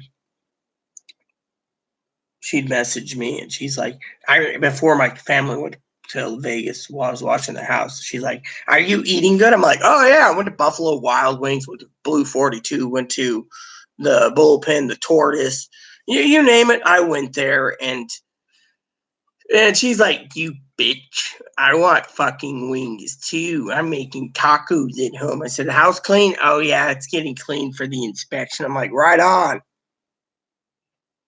And then, so it was just funny because, she was like, kind of cranky, I mean, I remember one time my mom, right? She goes and she buys these frozen pizzas for me. And Aaron makes them. And the pizzas, he overcooked them or something. They were burnt to a crisp. And I'm sitting there going, "It's all right, Mom. I'm fine. I'll figure something out." Aaron, he's just getting drunk. We're watching the Super Bowl together, and he's like, "I screwed up. We're eating dinner, Mom." He loved my mother, Mom. I screwed it up. My mom to be like, picks up the phone, calls up one of the pizza shops, and says, "Yeah, I want a pizza and I want wings. And I want this many wings." And they're like, "Oh, it's a pizza at Super Bowl. We can do double the wings for you for the same price." She's like, "Fine, I'll take 2 orders of that." Gets the flavor. She says, "Here's your boneless wings, Rita." And she says, "I want this. I want some ranch dressing and celery." And she's like, "I want some teriyaki wings for herself." So they said, "Oh, ma'am, we'll just throw in a little box for you since you eat like a bird." And then I'm like this. I'm like, "Mom, I also, the same place does mushroom cheese and mushroom portobello mushroom raviolis." So then I get my meal, and it's all big. And Aaron's like, "You know what I want, Mom?" And Mom's like, "What would you like?" "Chinese food." And she's like, "Well, we live out here. They don't order it." She's like in her room doing something. I'm like, I go into my mom's room. I'm like, I said, "Aaron's getting shit faced." She's like, "I've never seen Aaron get drunk." I said, "I love Aaron." I said, "What do you want?" Mom's like, "I like pepper steak, but they won't do it." So I'm like, "Well, I like pepper steak, compound this, that, and this, the beef stuff, pepper steak and Szechuan beef, and Aaron's like, "I want this and this." So I'm like, you took care of my dinner because it got ruined and you felt bad, Mom. So next my mom's sitting there and she's like, "I'm not a Super Bowl fan, but I'm gonna hang out with you kids tonight and drink my wine." Next knock on the door. I'm like, "Yeah, here's my money. Here's my card. You ran my card, yada, yada, yada. Thank you." Close the door. I said, "Here's your Chinese." And Aaron's just shoveling it in, going, like, "This will absorb the booze." And Mom's like, "What's that?" "This is your Chinese food." So I had pizza and Chinese that night. And then I'm like, looking at my mom's like, "Do you want anything at the store?" And I'm like, "Yeah, I want to try this beer or that beer." So we went up to the store and I picked up some beer, and Aaron, he's just sitting there drinking away, like, "You're Rita's dinner." And, oh, it was just funny as hell. I remember one time me and Aaron were walking back from the pub. My mom stopped. She says, "You guys want to go and get a drink?" And I'm like, "Okay, I just came from this place." She's like, "That's where I'm going. Maybe you guys need some extra French fries to absorb the booze." So we go in there and I'm like drinking my usual. And Aaron's sitting there and this guy keeps hitting on it. I'm like, "Dude, he's like, you're so," Aaron's like a girl at that time. So Aaron's like, "Oh, yeah, looking all plumpy and cute." And he's like, "I like cute, plumpy girls." And I'm like, "Hey, score some free drinks, maybe." And he's like talking away, and Aaron's not getting anywhere. And Aaron's like, "Hey, just blow off, mate. No free drinks, no talk to me." And my mom's laughing, going, "You truly are a girl." And he's like, "I need some cigarettes." She's like, "We'll go next door to the gas station. I'll go by Fred Meyer's. And we can go to Safeway and go home." So we went home and parked our butts, but it was just funny as funny could be. I mean, literally, all envious, all of the food. Danny loves it. Yeah, I love burnt pizza. Yeah, well, this was that frozen pizza stuff. Is this something that But one of the things Aaron and I used to love when we went to town is we used to go to Papa Murphy's. Get taken. I remember a few times after Aaron died. My neighbor would be like, "Where are you going?" I go, "I don't know. I'm going to go walk around town." I'd walk around town, trying to find a restaurant. And next, she'd be knocking on my door, Shelly. She's like a sister. And she's like, "Hey, Rita, what are you doing?" I'm going, "I just got in." "Well, what'd you do?" I said, "I found out there's a take and bake place, Papa Murphy's." You didn't? I go, yeah, I got the chicken. I got a couple chicken pizzas and this, so I baked them up and I'm eating. And I found this out through my cousin. What's her name? Cassie, cousin-in-law, and she's like, "Oh yeah, just thing." So I was eating and stuff like that. She always liked when I invited her to dinner because she liked the wings. I made wings and steak for her, and she just loved it. She's like, "Are you doing steak?" Yes. Oh, I'm there because she lived in Moses Lake, but I'm telling you, I found Papa Murphy's around the corner from my apartment. I'd go down there and be like, I want a pizza. I want, I'd call it in or, I just loved it because, where I used to live, we had one pizza place and they charge like $40 for one pizza delivered. Whereas Pizza Hut or Domino's, I could order both one night while getting completely snockered. And, talking about drinking one time. So I got paid one night. Chloe was in a hospital and I walk out, and I'm sitting there and I wanted some chips. So I go to the store, I'm like, I'm getting some chips. I go in there and I'm looking around and I'm like, oh, yeah, I want some whiskey too. So I get a half gallon of Jim Beam, some soda. I had Moppy's little cart. And the guy's sitting there, right? And he's like, are you okay? And I'm like, completely wasted. I'm like, yeah, I'm looking for hot dog buns. Policeman's looking at me and I'm like, here we go. I'm like, yeah, officer. And he's like, oh, hey, Rita. And I go, hey, go and get the whiskey, and I get my stuff. And when I'm there, I'm like, oh, yeah, I want a couple packages of those Safeway Select quarter-pound hot dogs where, you get quarter pounded. So I cook them up and I'm eating them and watching late night hockey. And I'm like, hump, hump, hump. Chloe calls, what are you eating? She was calling like she couldn't sleep. I'm like in the hospital. I'm like, I'm eating a hot dog. It's good. She's like, you're drunk. You should be in one of these hospitals. I'm like, not me, but these hot dogs are good. Once in a while, I just had to have my hot dog craving. I remember one time Aaron's friend drove them all over, and then when they got home, they were making hot dogs all the time. He was there for like 3 weeks, and one day Aaron sat there and he says, "Guess what I got for you?" And I go, "Besides your friend being an asshole to me, what, hon?" He goes, "I took the liberty of getting you some really quality Tillamook sharp cheese, shredded. Just put that on your hot dog. You didn't have cheese dogs." So I'm sitting there shoveling in cheese dogs, and I'm going, these bar hot dogs taste buttery. It must be they put butter on the tops or something. I said, these are really good. And I'm just shoveling them in. And, I lived on hot dogs for a while, I love the Totino's pizza, but it had garlic powder at times. Well, yeah, I love those Totino's party pizzas. So the other day, I don't know if I told you. So the other day, I wrote a list out, right? Totino's, it's like two of those frozen pizzas for like $2 at the local store. So I said, give me 4 of them. I told Chloe, right? I showed her a picture and everything. She comes back and she spent $7.99 for this, a rising crust pizza. And I'm looking at my receipt going, well, I could have got 8 of them.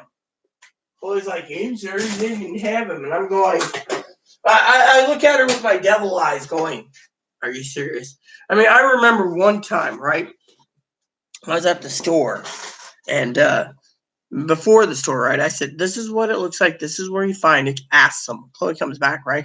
I said, here's $20. Go and get me 2 packages of Safeway Select quarter-pound hot dogs. There's 8 of them, so you get 2 pounds. And hot dogs. She comes back with 99-cent bar S hot dog. We already had the buns. I'm like, what are these? Oh, they didn't have your stuff. So I said, okay.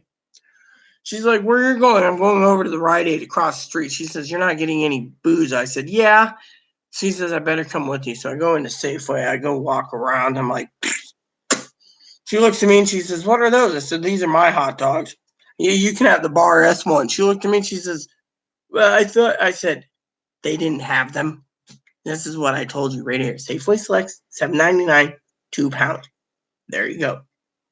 I didn't see them. I'm like, Didn't see it or it went through one ear and out the other.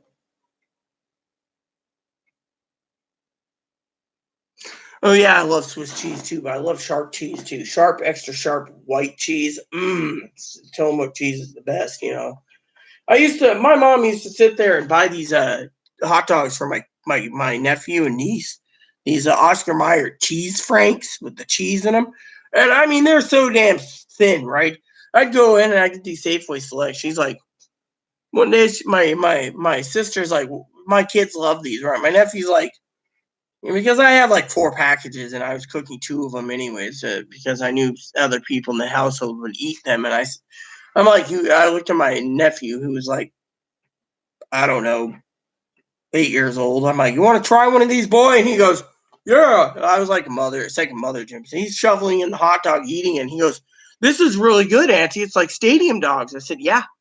I said, well, grandma goes and pays $5 for a package of Oscar Mayer cheese franks. I paid $5 for this pack of hot dogs. And look what I get, big round things. You're getting really dinky things, not even worthy to call a hot dog.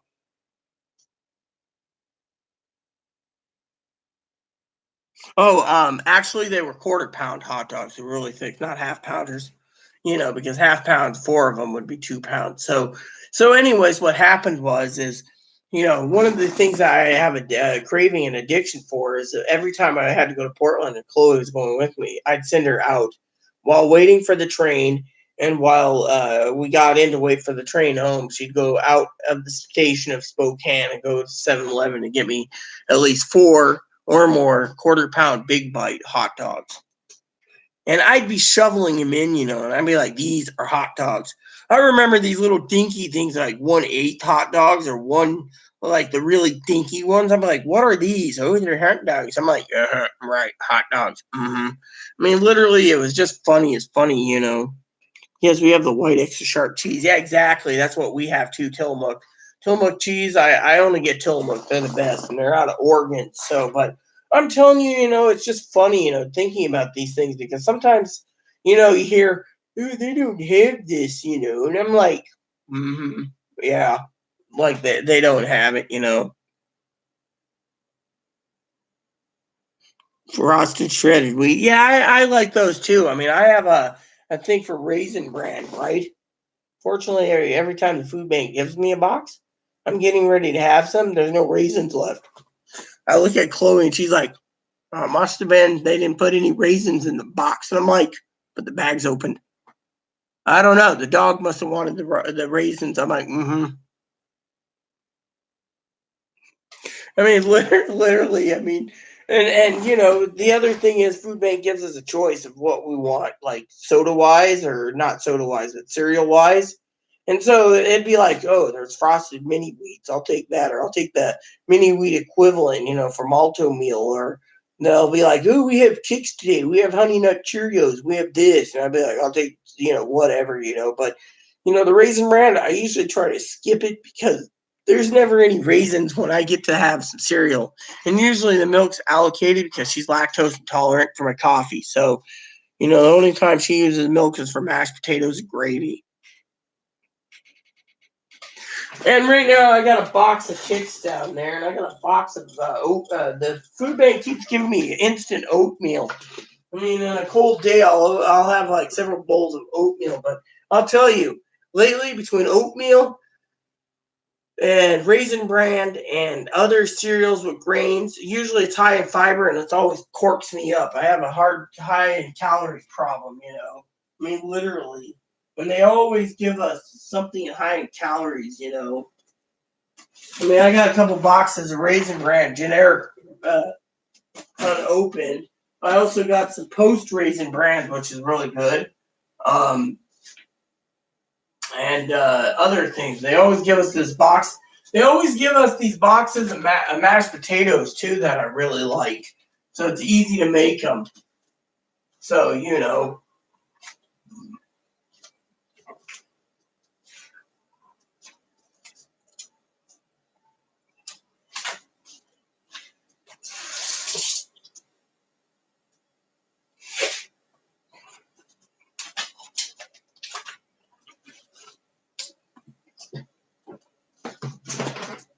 For 2 days, I only ate a few marshmallows, so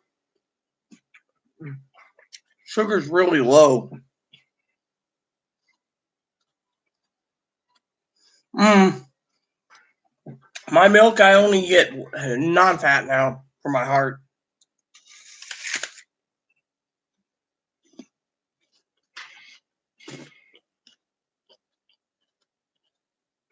Milk never corks me up. It's the grains that cork me up. You know, the grains always cork me up. I mean,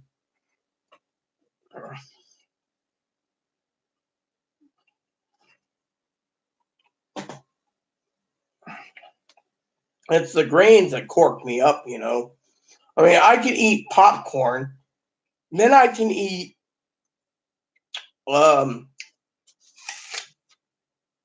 other things like cereal.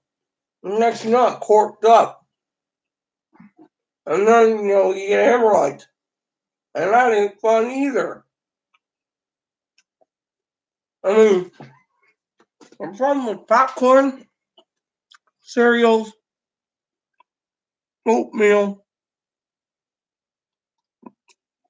is it's really bad when you're sitting there and you feel like you're trying to pass out a concrete block. You're like,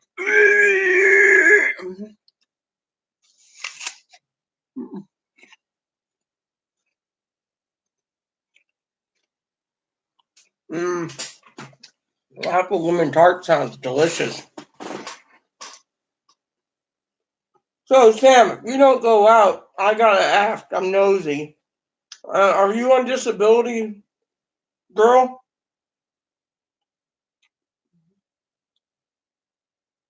Or is your loving husband take care of you?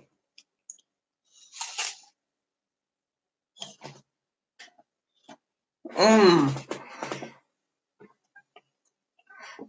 I used to love making apple crisp, with oatmeal and stuff. Mmm.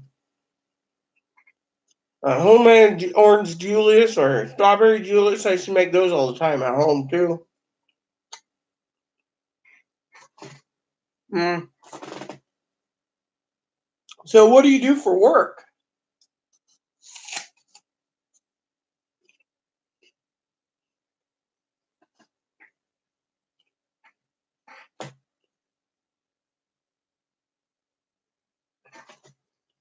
Mm. Been meaning to ask. Did the tarot card say anything about disability for Chloe?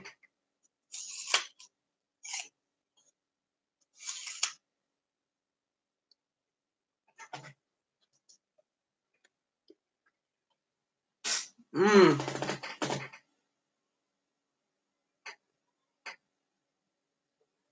Yeah, I have to have something in me because I haven't eaten much. My cousin-in-law, Dinky, she loves me dearly. You probably know, and Corey, and they're always worried about my eating habits. They'd be worried if I only ate a few marshmallows and an apple. They'd be like, "Oh, you're losing weight." But I'm stressing out. I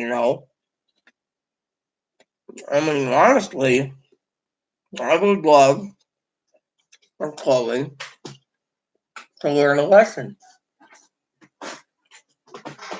I mean, I told her if I got evicted, all she's got to do is call grandma and get a ticket home, and I'm on the streets with no cold bed, with a cold concrete bed and a service dog while she's in a warm bed. I keep reminding her, that her temper needs to, slow down. So, but yeah, I don't mind a good apple from time to time.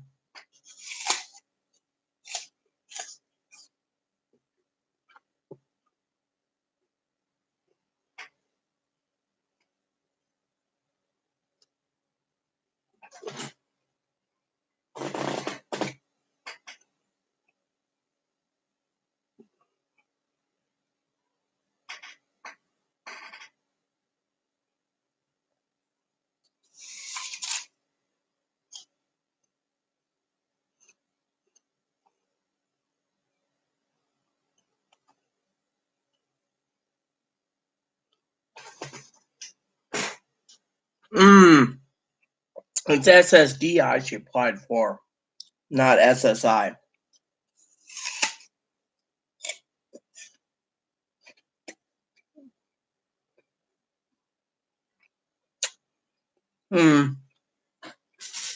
Well, she's got to go through that exam, but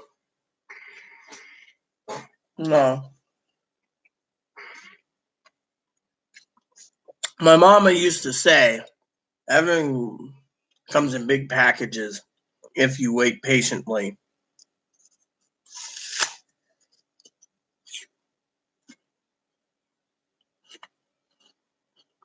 All right. Here's another question.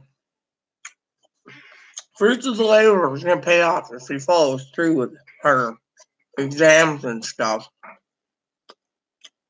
What's the likelihood is the cards going to be accurate, which I think they are, of payee status for her or no payee status? Because, they might want to put her under payee status. I don't know. That's one reason she's panicking.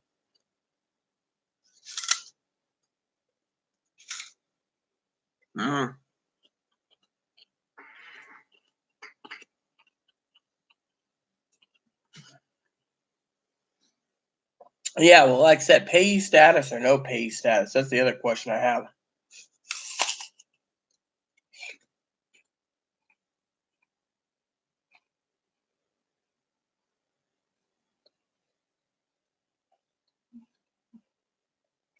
Shebang? I like the old word, shindy, better.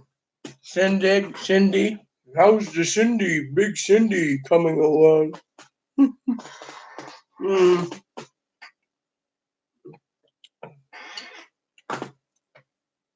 Forgot if bunnies like apples. I think they like an apple from time to time.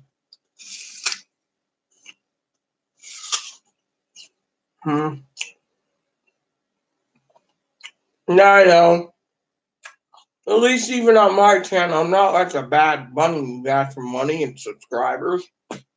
My thing is, yeah, you guys are seeing me eat an apple, but my sugar level's low. They would say eating an apple in the morning before coffee can wake you up better than a cup of coffee. I don't know if that's true or false.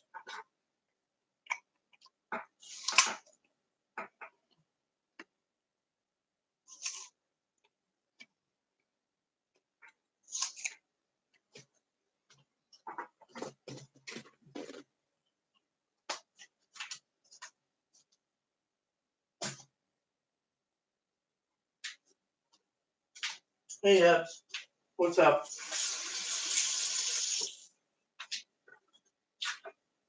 You had your food today already, boo-boo. Oh, yeah. Give me a kiss.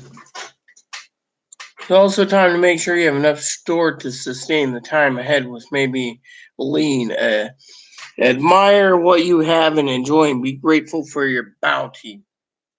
Well, if I understand that correctly, it's like saying, without saying it, that Joseph had to go and stockpile 7 years food for 7 years for the famine that was coming up upon Egypt, for they can sustain 7 years of bad. So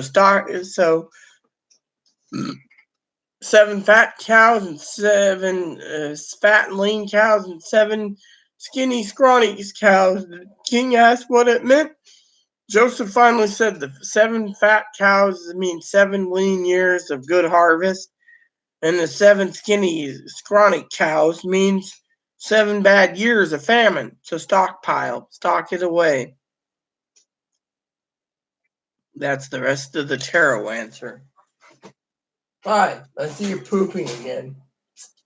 Little pooping machine. Ebony the pooping machine. Yeah, so that's what it means.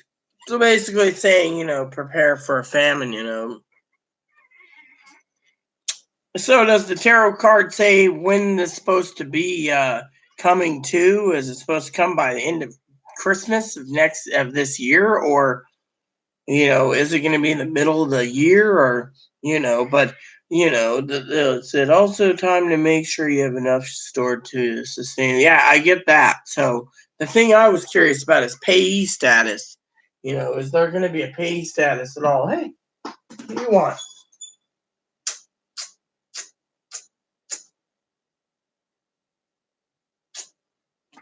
Haha, look at him.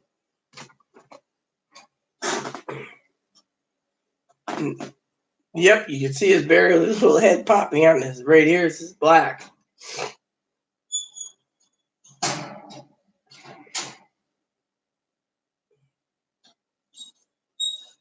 Poor little Bun. What's wrong? You miserable in there? Feel something? I can't tell that, but something keeps saying in my head to ask Aaron what to say to Chloe. Yeah, I mean, I would literally ask Chloe or Aaron on that. You know, Aaron used to tell me that I would regret getting a bunny. He had one for 14 years. He said I'd regret getting a bunny, but so far I don't regret owning a bunny. Hi.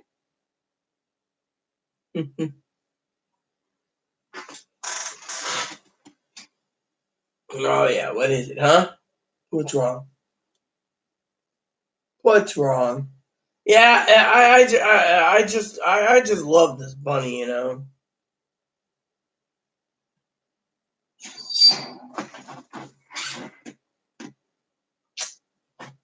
He's so cute, you know. He's just adorable. You want me to ask cards? Yeah. Please ask the cards. I'd like to know what Aaron would say. I'd also like to know what Aaron, you know, because it seems interesting, you know. Ask the cards. You know. Yeah, sometimes I get visions with Aaron when I'm sleeping, you know. He's like, do this or do that, you know, or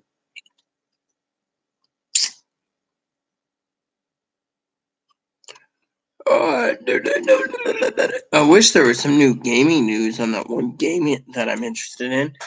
So, you know, so the rest of the day, you know,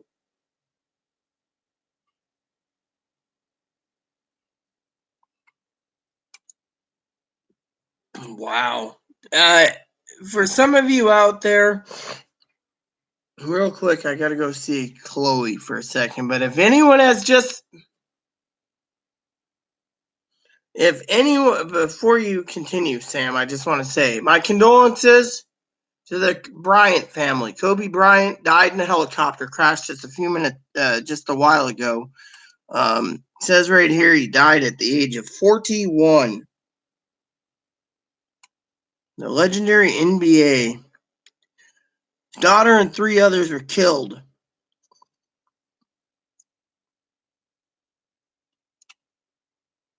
Wow. All right, go ahead, Sam. Chloe. This just came over the wire. Helicopter crash. Kobe Bryant and his 3 daughters were killed. NBA superstar, no more. The Lord took him home. Can you believe that? Oh my goodness. Right here on CNN. Officials give an update. Helicopter crash that killed Kobe Bryant and others. Wow.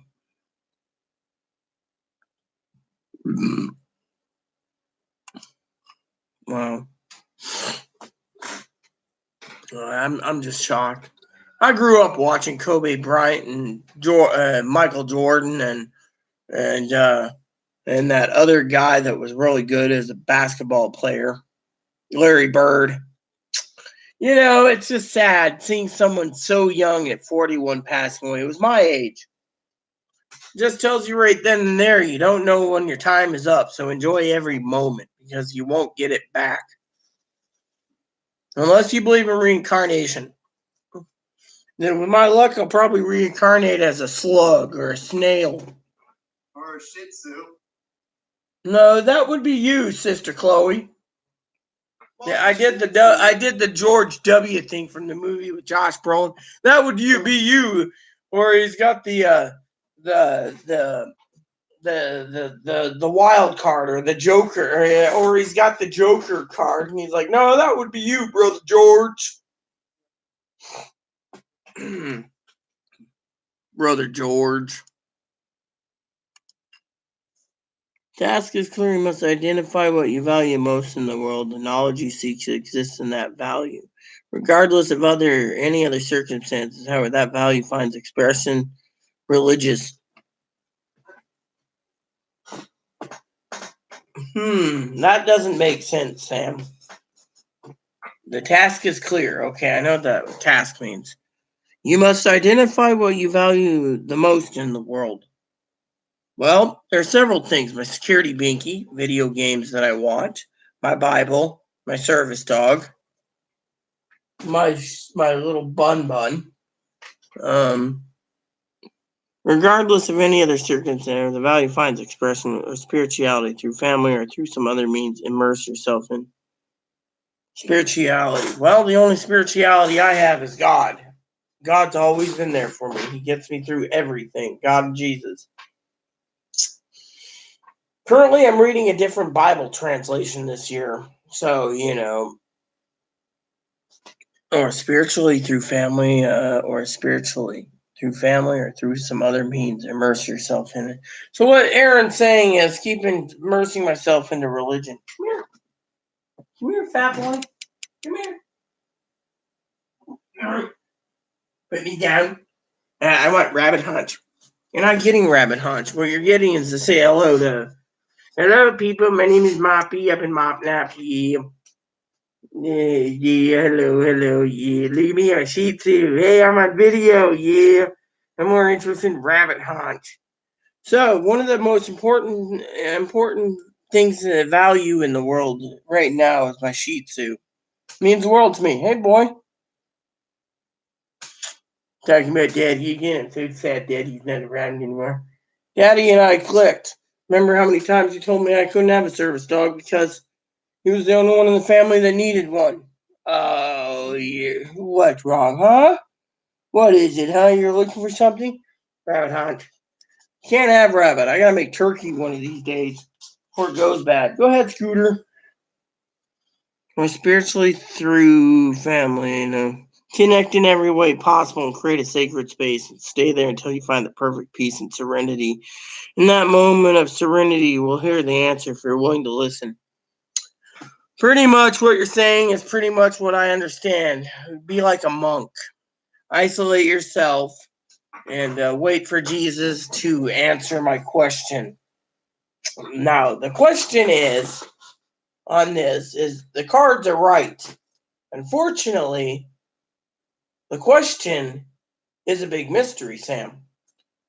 1 minute, my mind's thinking about, will Chloe have a payee? Another minute, I'm thinking of, will I ever get my goals completed, my video game collection? Other minutes, I'm thinking of other things. A new Bible translation, etc., etc. So, with all that set up, the question is what is the question?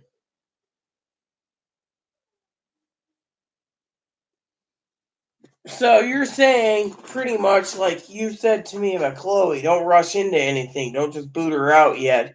Meditate on the question. Meditate on it. But my question is,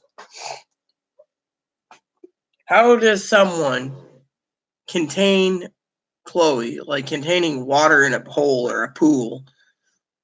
As Josh Brolin said, it doesn't contain water. It doesn't hold water. Story, Saddam. So how does this question go? Am I supposed to be asking, what do I do with Chloe? Or is the question, how do I contain Chloe so she doesn't explode and blow her temper? I mean, there's questions that have to be looked at from a bigger, proper way. So, meditate. Yes, I will. Usually when I zone out to ask the question, I usually am playing Diablo 3, but the thing, like I said, is to meditate properly in a quiet environment. I don't get a quiet environment because usually I get Miss Chatterbox. So that's the other thing, You would have to make a reservoir for her temper. What you need to do is channel her temper, not to get her angry, but also the question is how to contain it so she doesn't get angry so much. With me, I had Aaron teach me over years that people don't like you if you have a temper. And people don't want to be around you if you have a temper. And 3 is you'll push people away if you have a temper. I mean, literally, I was taught hard ways. I mean, I remember once talking to my wife, Fiona, in Australia. Do you ever know the joke 42? Have you heard the joke, Sam, 42? If you don't, I can explain it. But let me know if you've heard the joke 42.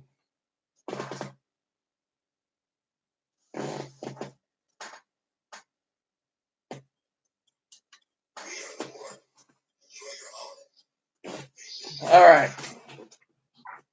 In the movie The Hitchhiker's Guide to the Galaxy, they asked a question. Once I asked Fiona, my wife, what is the definition?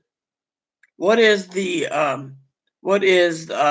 the question was um um um what is the meaning of life? What is the meaning of life? Her family said 42. Now, I saw the original Hitchhiker's Guide, which was a British TV show, and then it went to a movie, and it also is, book. So then I started studying the number 42. Some say, oh, it's a baseball player number. No, the definition of 42 is from, rumor has it, from Adam to the 42th generation is Jesus. So the meaning of life is Jesus, 42 generations. So 42 generations. Now, Fiona told me once, you'll get the joke eventually, but even though the meaning of life is Jesus, the true meaning of life, which I kept sitting and drinking Scotch whiskey and trying to figure it out for weeks and weeks and weeks, getting depressed, she finally took me aside with the doctor, a great doctor we had. And the doctor said, look, read it. You can sit there and toy with the idea of 42, which means Jesus, or you can take our advice and the meaning of life with meditation. Is it's how you perceive your life you want it to be. That's the meaning of life. So if you want life to be good and you believe in Jesus and Jesus is good and everything else, that's how you perceive the meaning of life. Everyone is different in the meaning of life.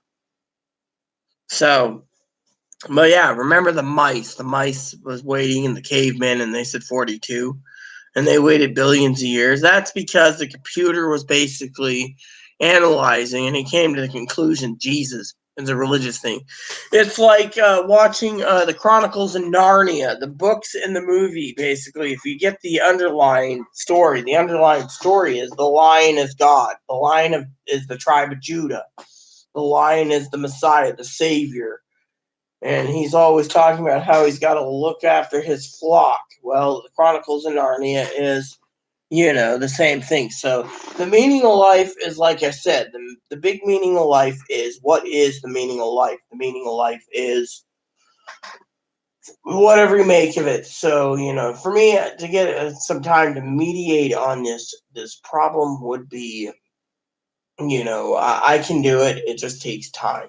And time is time. And so,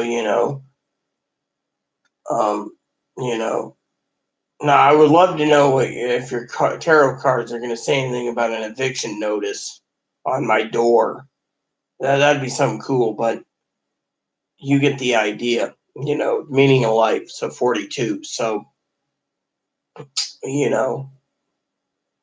but the only thing I can do to contain her anger is movies, music, video games, or read her the Bible like I do every day and read her chapters and certain topics. Of course, I don't think she listens. That's one reason why.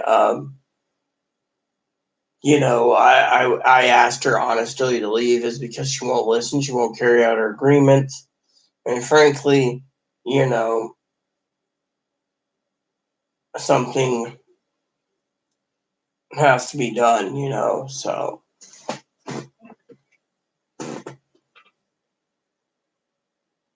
All right, but I'll have to listen to it on my tablet because I don't want anyone else hearing your voice.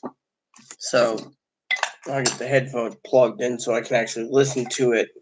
So, anyways.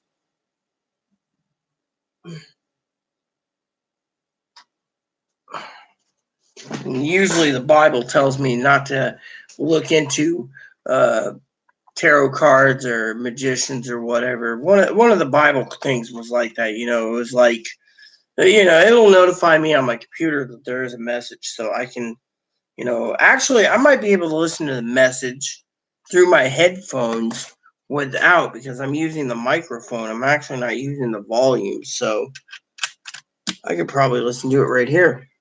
So, yep.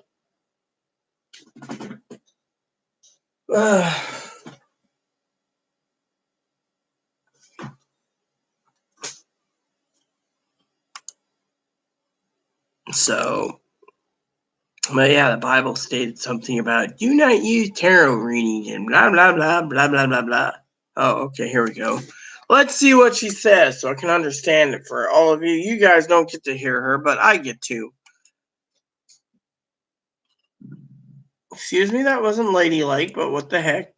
Computer's kind of lagging a bit. Okay, so it's 2 seconds. So she did a 2-second thing. Okay, it's not ready. So, all right, guess this is, whoops. Hold on, I was going to record. So, here it is. Okay, so technically it's a here it is. Here it is. That's great. I like the here it is.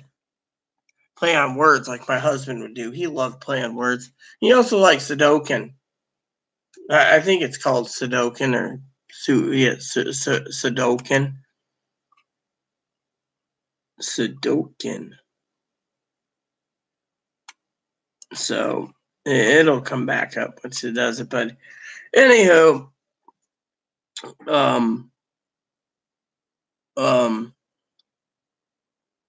yeah, so soon I have to go, do dishes and get the meal prepared for turkey and eat something. Okay, hold on. Let's see what she says.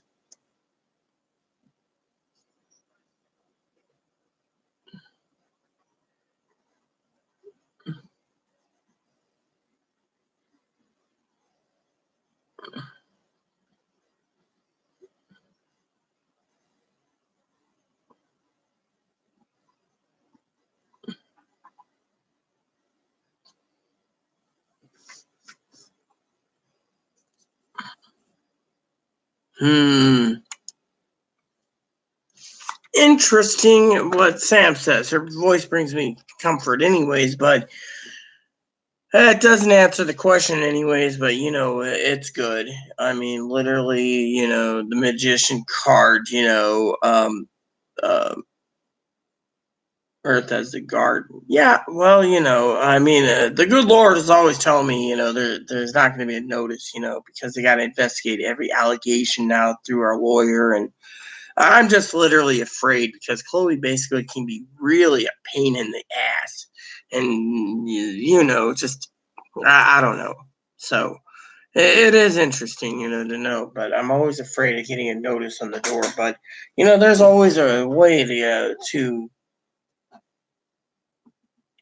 Yeah, well, right now the Lord's in it. The Lord controls my future, so he's been saying for months with all these little outbursts from our meeting in September that there's not going to be a notice, and I'm just afraid because the sheriff came out yesterday, and you know, so the good Lord's always telling me don't worry about it. So I gave it into his control, I just believe it, I give him the power on that. So, but anyways, so back to the thing of the topic at hand, because, been getting sidetracked, was she asked about lessons learned. Well, the one lesson I really want Chloe to learn, because the thing is, as I found out, she's on the lease, so she doesn't have to leave. Unfortunately, with Chloe,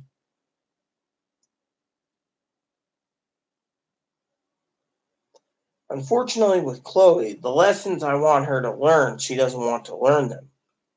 And, so instead of, ragging on about Chloe, the lessons I want her to learn is control her temper, think of others, and be a better person. If I can be a better person as Aaron is, he was a saint. Chloe could be a better person. Chloe keeps calling me a saint, but, Jesus used to say, love yourself, love your God with all your strength, might, mind, and heart and soul. 2 is love your neighbor as yourself. And 3 is do unto others as you would do to you. Now, do unto the others is basically a good commandment, which says, you wouldn't want to do the same shit that you're tossing out to someone else because you wouldn't like it if they tossed it back at your face.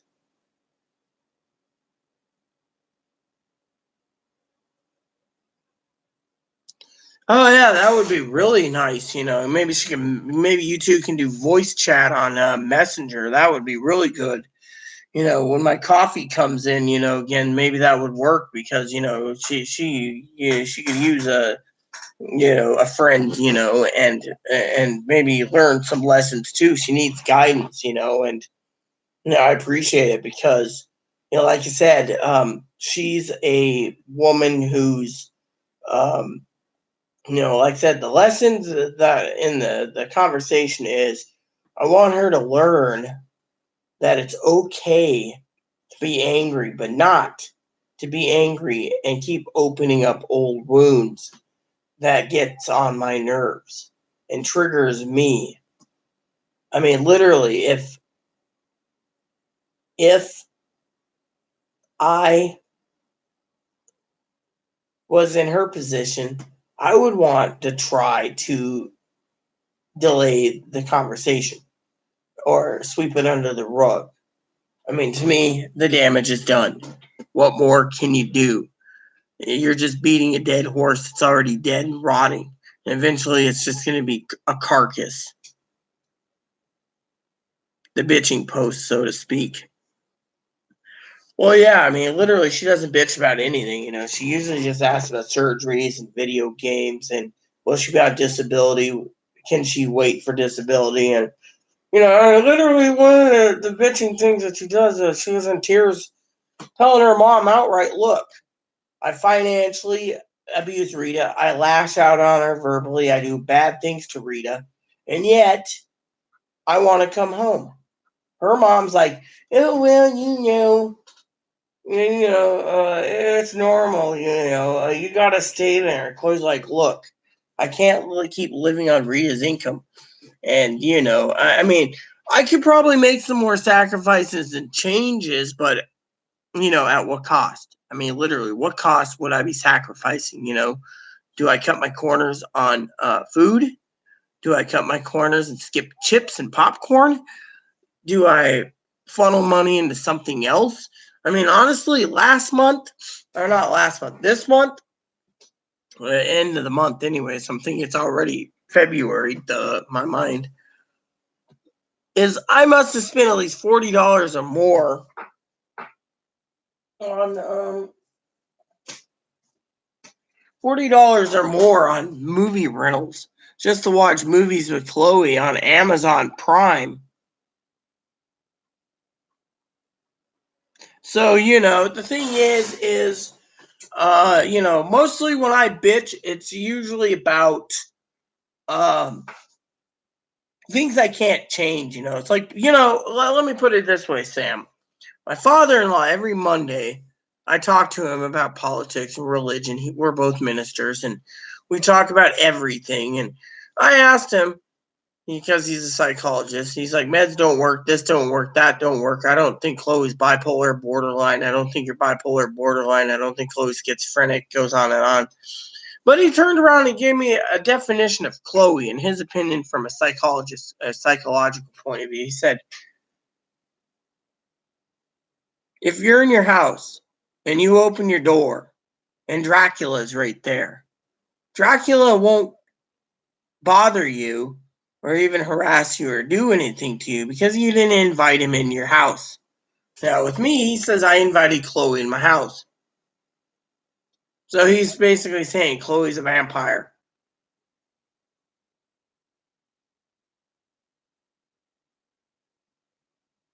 So, like with Chloe, she's frustrated, that, at the fact that, one of the things that she bitches to me every morning, like this morning, was how can I get better? How can I make life better? How can I don't even think about it. When I wake up, which let me use the restroom and I'll continue because I have something that might be of an interest.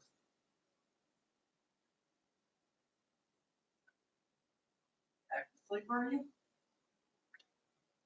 No, Sam said if you wanted to talk to her in the morning while I'm having coffee, she'll be your bitch post.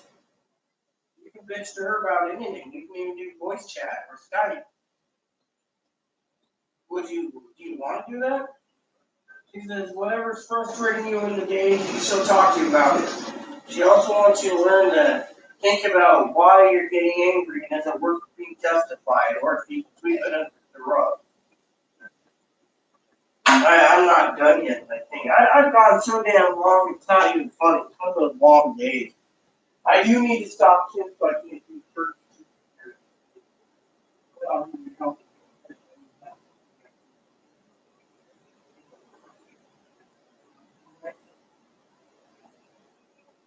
Soup will do a while. It's not in the crock pot, so yeah, turkey and mac and cheese is my dinner. Okay, so one of the things I wanted to talk about also, Sam was saying bitching post. By the way, Chloe was laying down in the bedroom and she doesn't want to interfere out here. She's more than welcome to sleep on the bed out here.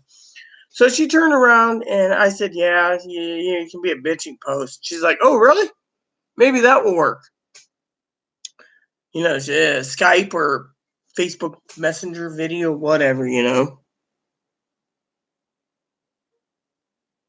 Oh yeah, you guys, that would be perfect. You guys can complain about each other. Me, I don't see what I try to do is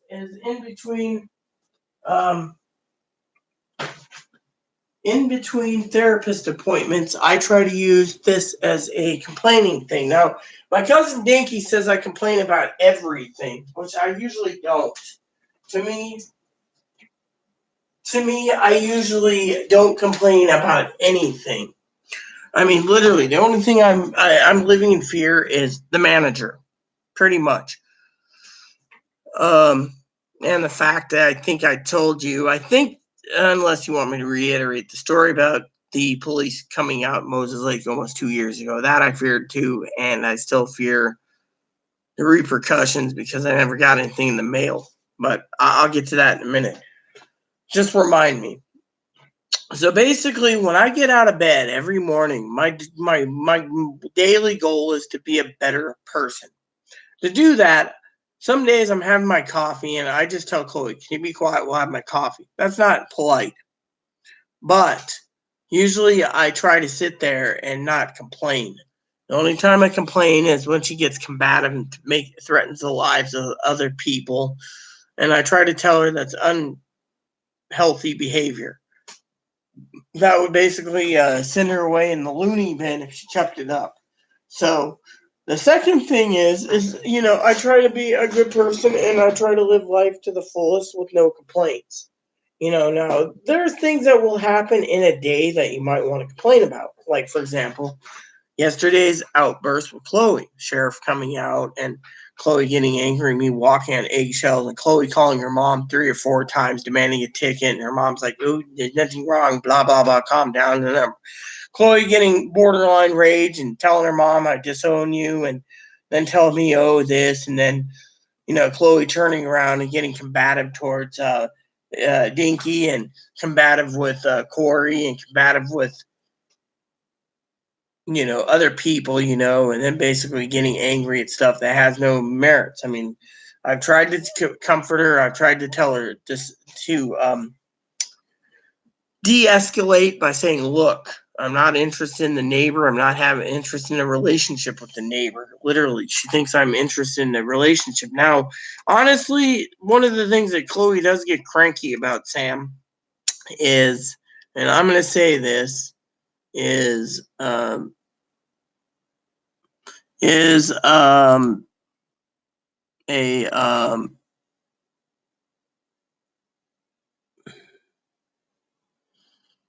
complaining about is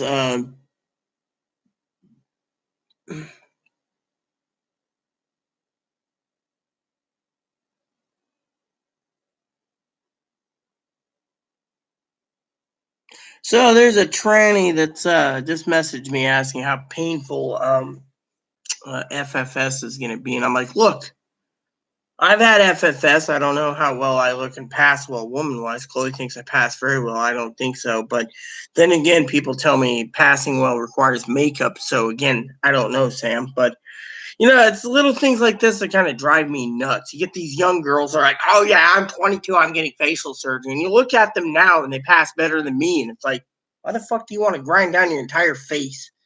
I mean, I don't know. Maybe it's just me. Maybe I mean, literally, it's little things like this that really get my goat.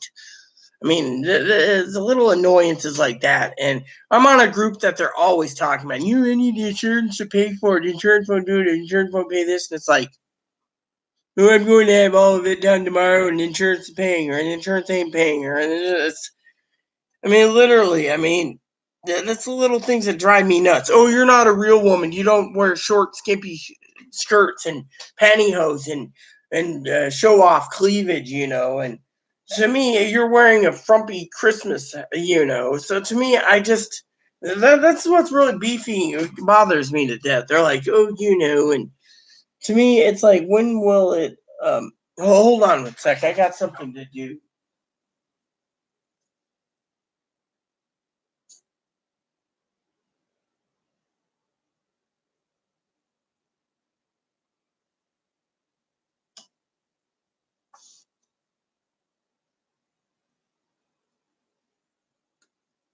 There we go. A little more air conditioning. Here we go. I know Jess will like it. There we go.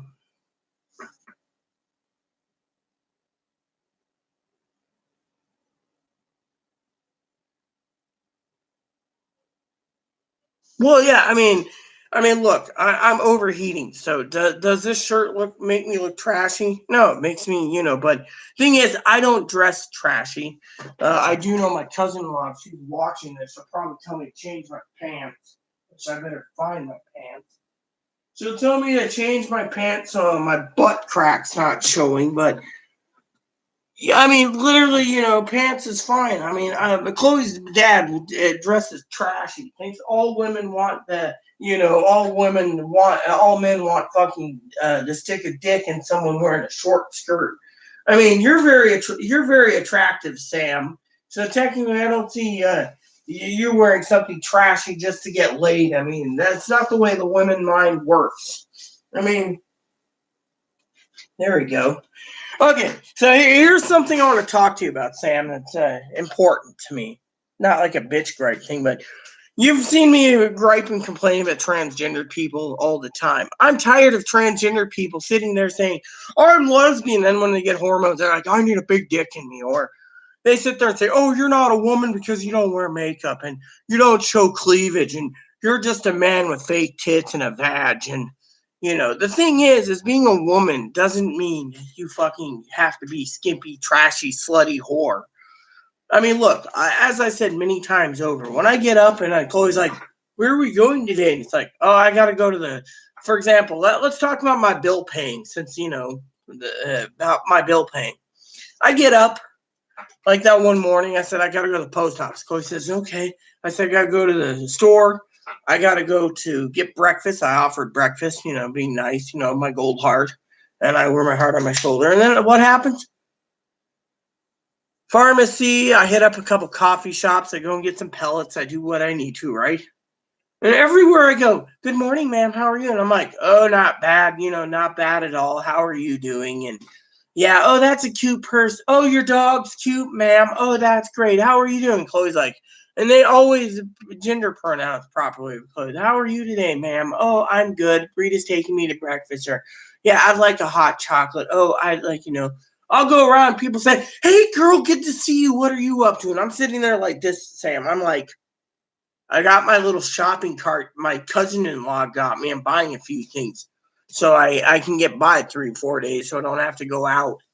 "Oh, what have you been doing, girl?" "Oh, I've been at home. My back's been killing me." Or, Oh yeah, I've been sending Chloe to go get the groceries. She's been and using my card. She's got a set of legs that works better than mine. Oh, that's great. Yeah, that's cool. Next thing you know, I'm walking along, wherever I go. I could be off island on the ferry, and they're like, "Hey, ma'am, good to see you. What can I get for you?" Oh, I'll take a couple of breakfast sandwiches and a coffee, or, I open it up and get it myself because it's self-serve. I'm like, "Here's a card. Okay, cool, thank you." Next thing wherever I go, I could be walking at Walmart wearing something like this, and they'll come up to me and they'll see me and they're like, "Ma'am, you need to dye your hair or something." I would be disgusted with wearing. I'd be like, "I've gotten used to it. What can I get for you?" "Oh, I need to try out some bras." "Oh, no problem." And they're like, "Oh, this is the bra for you." I'd be like, "Cool, $4. I can afford that."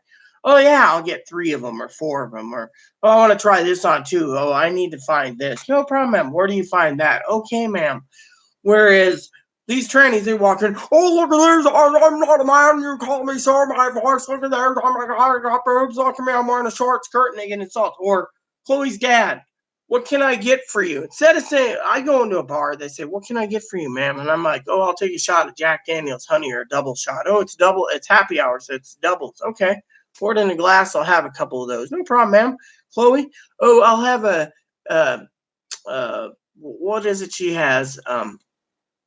A mango pina colada, no problem." Her dad, for example, "Oh, I want a screaming orgasm on the rocks, yum." I mean, if you were a bartender, what would you do, Sam? If you heard, "I want a screaming orgasm on the rocks, yum," I'd be thinking, is there something fucking wrong with this picture?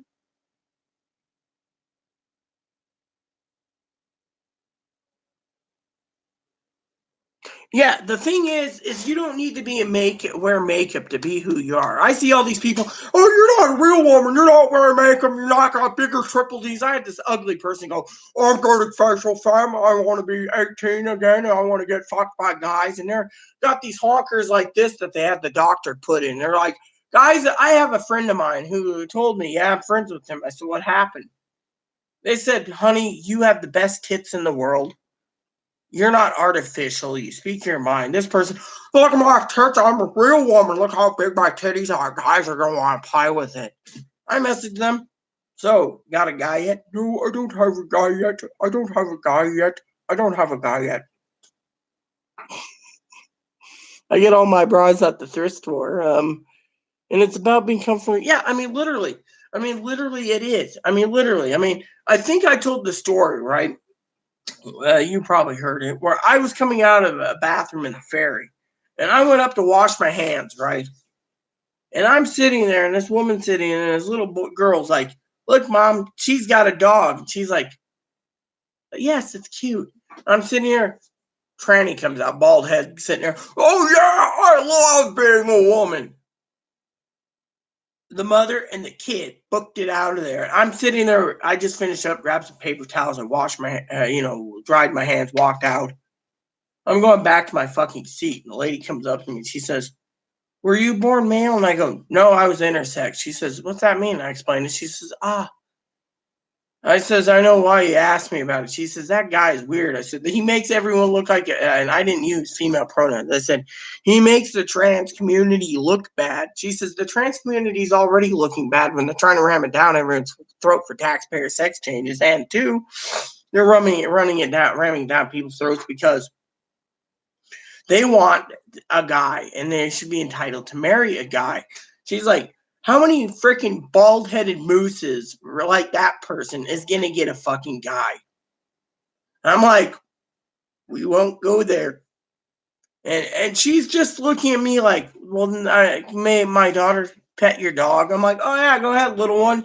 Mom's sitting there shooting the shit with me. And I'm just going, I said, "It's bad. They get on hormones. They think they're a lesbian.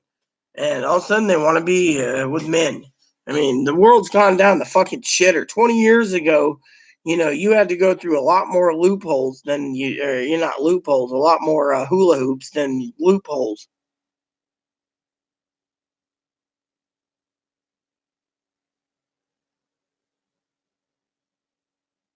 Actually, these are implants. So the doctor said these won't sag at all, girl. Well, these are actually completely implants. I'm going to send you a private message real quick. I want to ask you a question that's kind of personal.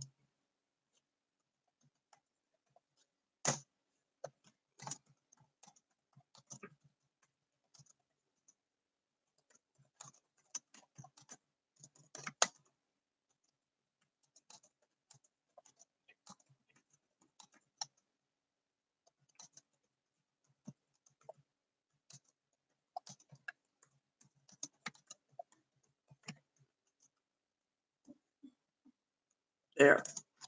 So, sorry about that, everyone watching. Yeah, I mean, literally, they're natural. They look natural. The doctor was going to make me a double D instead of a full C. But you know what? I cannot complain at all. I mean, literally, I can't complain at all because, and by the way, for some of you out there wondering why I'm taking my glass off, I just don't want any reflection if Sam reads my question and gets my question properly. Well, yeah, I like how Sam's changed the emoticon on Facebook Messenger to a water gun. Usually, I use the poopy emoji. People are like, "Are you calling me a piece of crap?"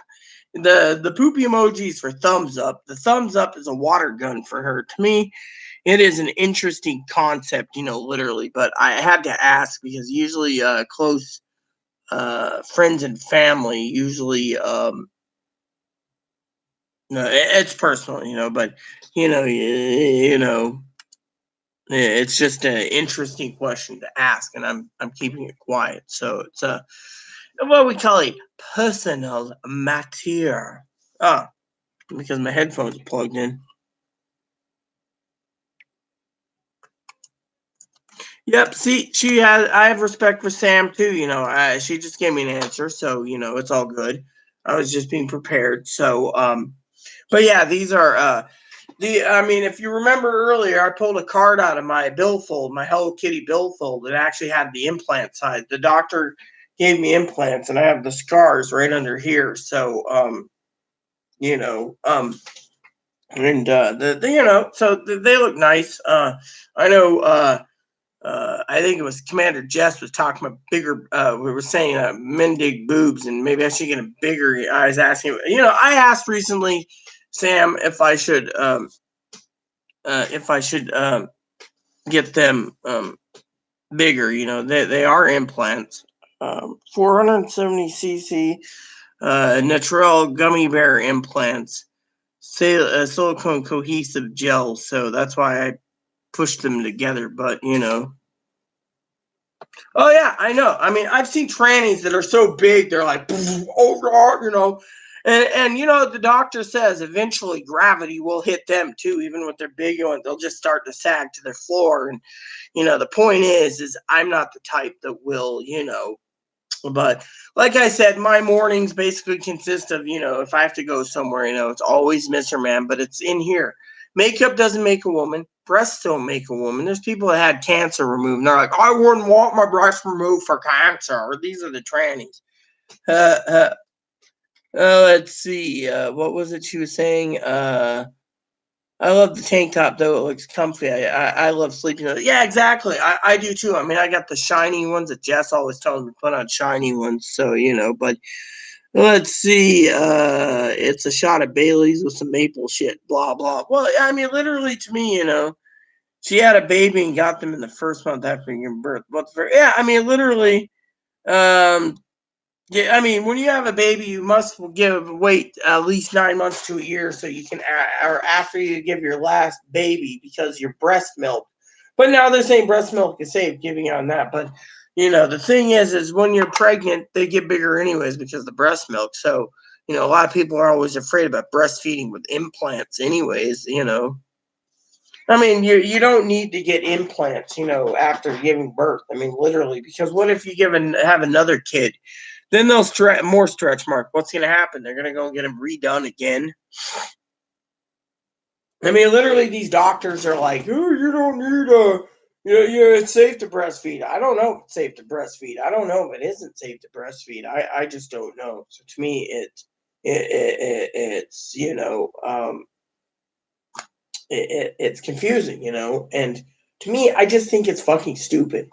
Literally, I think it's fucking stupid to get them done. I mean, literally, I mean, when you see a trans woman, okay, a trans woman, yeah, I mean, the other day, okay, today, I was watching some gaming reviews, and I was like, I'm sitting there, Sam, and I'm like, the face, it's tranny. So I had to Google it.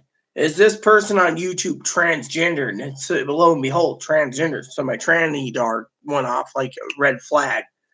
And they're got big tits and they're like, oh yeah, I'm a gamer. They pass very well with a voice and everything. And to me, I'm going, are you fucking serious?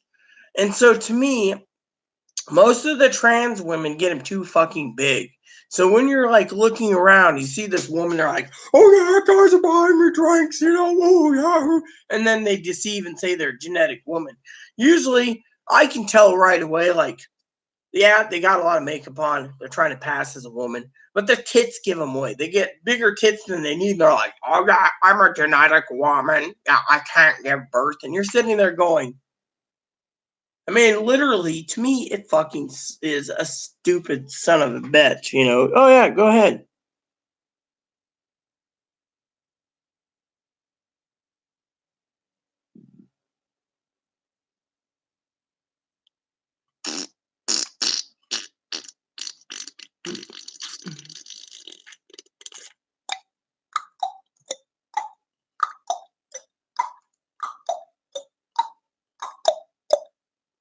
Do do do do do do do do do do do do do do do. Well, so anyways, for the rest of you out there, I just said yo to my cousin. Don't know what my cousin B-hole's up to today. Probably sitting at home, cracking back a few beers and laughing, probably watching me as entertainment. Now, for some of you out there wondering, this is what I do for entertainment. I vent, of course. I'm hoping to get back into gaming. I really want to try that Dragon's Dogma for Switch. I also want to try the Assassin's Creed games, but I also want to try getting this thing set up um, for um, for um, the Assassin's Creed. I do want to try out the 3 and 4 for Switch. That seems pretty cool. So but yeah, like I said, for some of you, my tranny dar went off. Found out it was a transgender person, and they think they pass very well and all this crap. But I've seen some of these transgender advocates that are also freaking stupid, and they get big tits and they think they're real women. What a real woman can do, what a man can do, and more. And to me, I don't classify myself as a trans woman. I classify myself as a genetic female. Plain and simple. And, it's like I was telling law enforcement, if you have the mindset to kill, Chloe kept making threats and it keeps getting in her head, then you have the mindset um, to kill. Then, you can set your mindset to say, you are a genetic female with birth defects. A lot of transgender people don't even do that, and that's what's the saddest part about this whole ordeal is, you know, and so it is completely and thoroughly sad. So sad as sad can be. So, yeah, and so to me, it is purely sad. It's like soup. Making soup is sad too. But since Sam went to use the restroom, she said, the rest of the room, um, uh, I am going to run and use it too. But yeah, sorry if anyone heard me complain about this person getting full FFS. I just think if they pass very well and they're young, they don't need it. But if they got the money, let them do it. But one of my friends would argue with me over it. So let me use the restroom since Sam's out, and then we'll continue about the trans issues and stuff.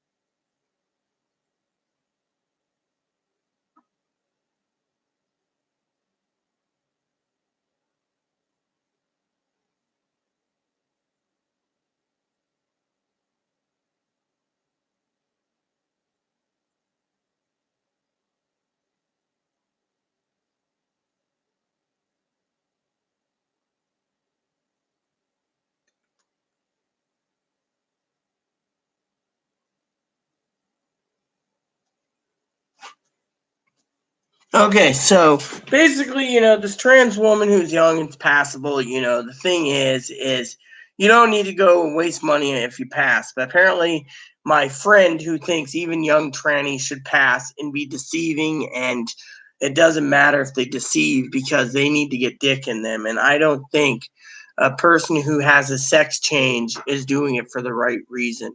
For me, I'm post operative. I consider myself a genetic woman, and two is people sit there and here's the thing.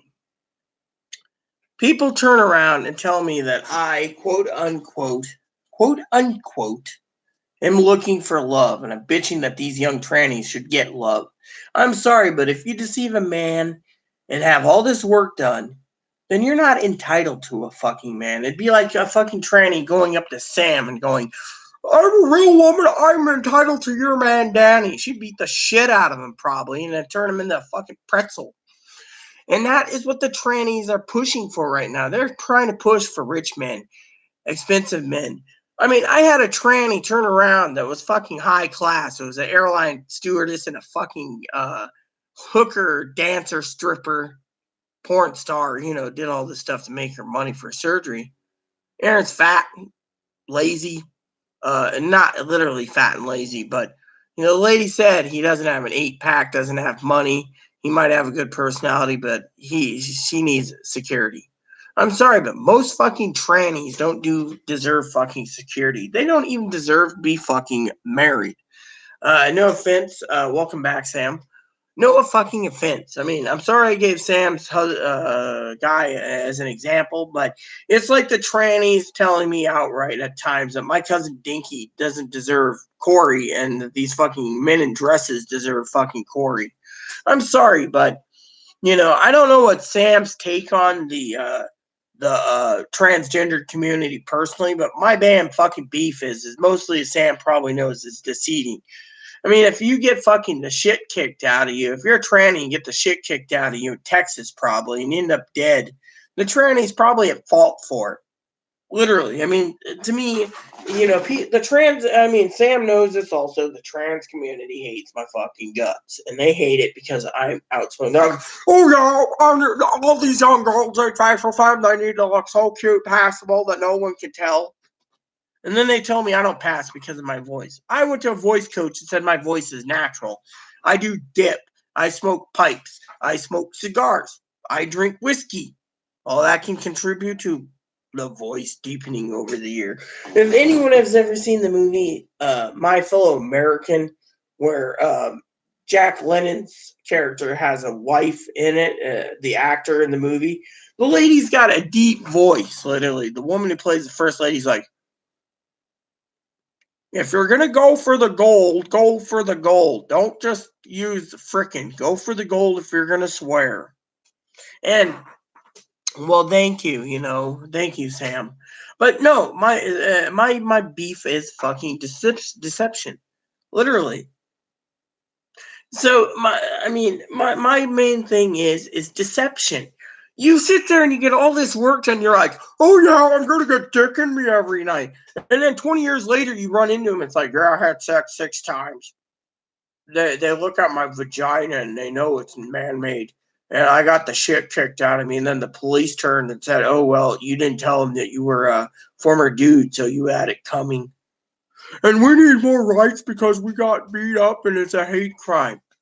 Thing is if you're going to be going from male to female, and most men don't want a fucking inverted penis, you turn around and you know what you do, and Sam probably agrees with it. You basically make sure somehow you tell the guy, or at least have some legal paperwork that, when they're getting married or something. Do you take, Doug, do you take Amanda, formerly known as Jake, to be your lawful wedded wife?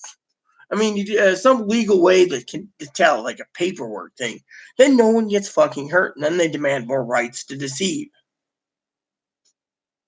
I mean, literally. Literally. The thing is these people don't tell their past, Sam. I was in I went to a place once, and there was this passable tranny. He had big boobs, and she's like, "Oh yeah, anyways," and she's with this guy, right? And I was in Australia. And the parents, I told them, yeah, I'm going to transition and stuff. They were more open minded. So we were having lunch, great lunch, great food. And the Aussies like their barbecue. And they're sitting there, and there's pictures of their son.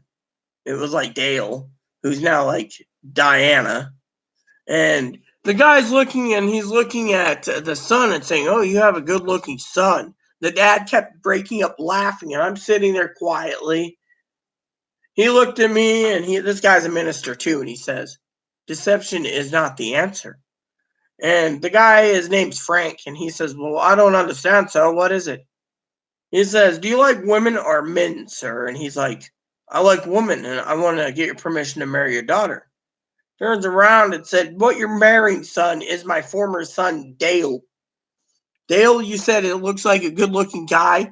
Here's the book, everything." The guy basically broke it off that minute and saying, "I'm not dating I can't remember the name of it. They have him different. They call him like, instead of calling him Oscar Mayer Wieners over there, they call him like 4 and 20 pie. So it's like, I'm not dating some 4 and 20 pie."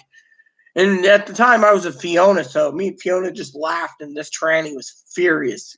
Fiona was a leader at one of their support groups, and I'm sitting there like, did we say something wrong? And Fiona's just laughing, saying, "No, you need to be open with your past,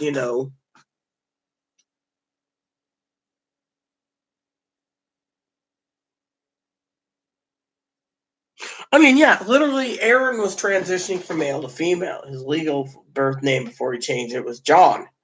And we had kept our past. I mean, Aaron used to tell me stories about how he'd run around the basement grabbing pebbles thinking it was crack rocks at the time. I mean, he told me all about his past. Chloe doesn't tell me about her past except for, "I missed my past before I didn't get work, and I want to go back to work, and I'm going to have to drink all the time to go back to work." So finally, like, this morning or last night, I said, "Drink? What do you mean?" She's like, "My therapist, Rita, was Jack Daniels, Jim Beam, Captain Morgan's, Admiral Nelson, Cruzon. I mean, stuff that you wouldn't think of. Malibu, coconut rum. That was my therapist. I kept drinking to contain it."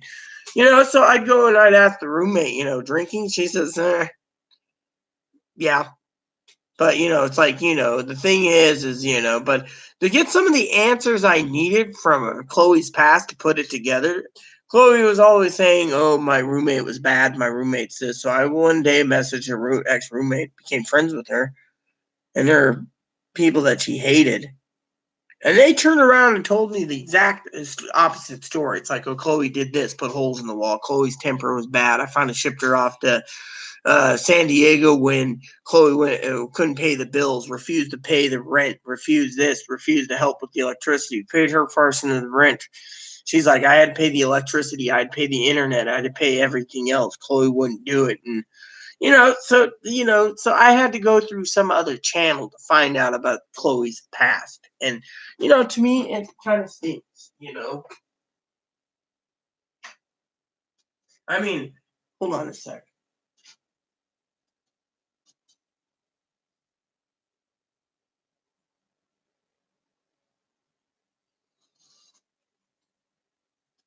There we go.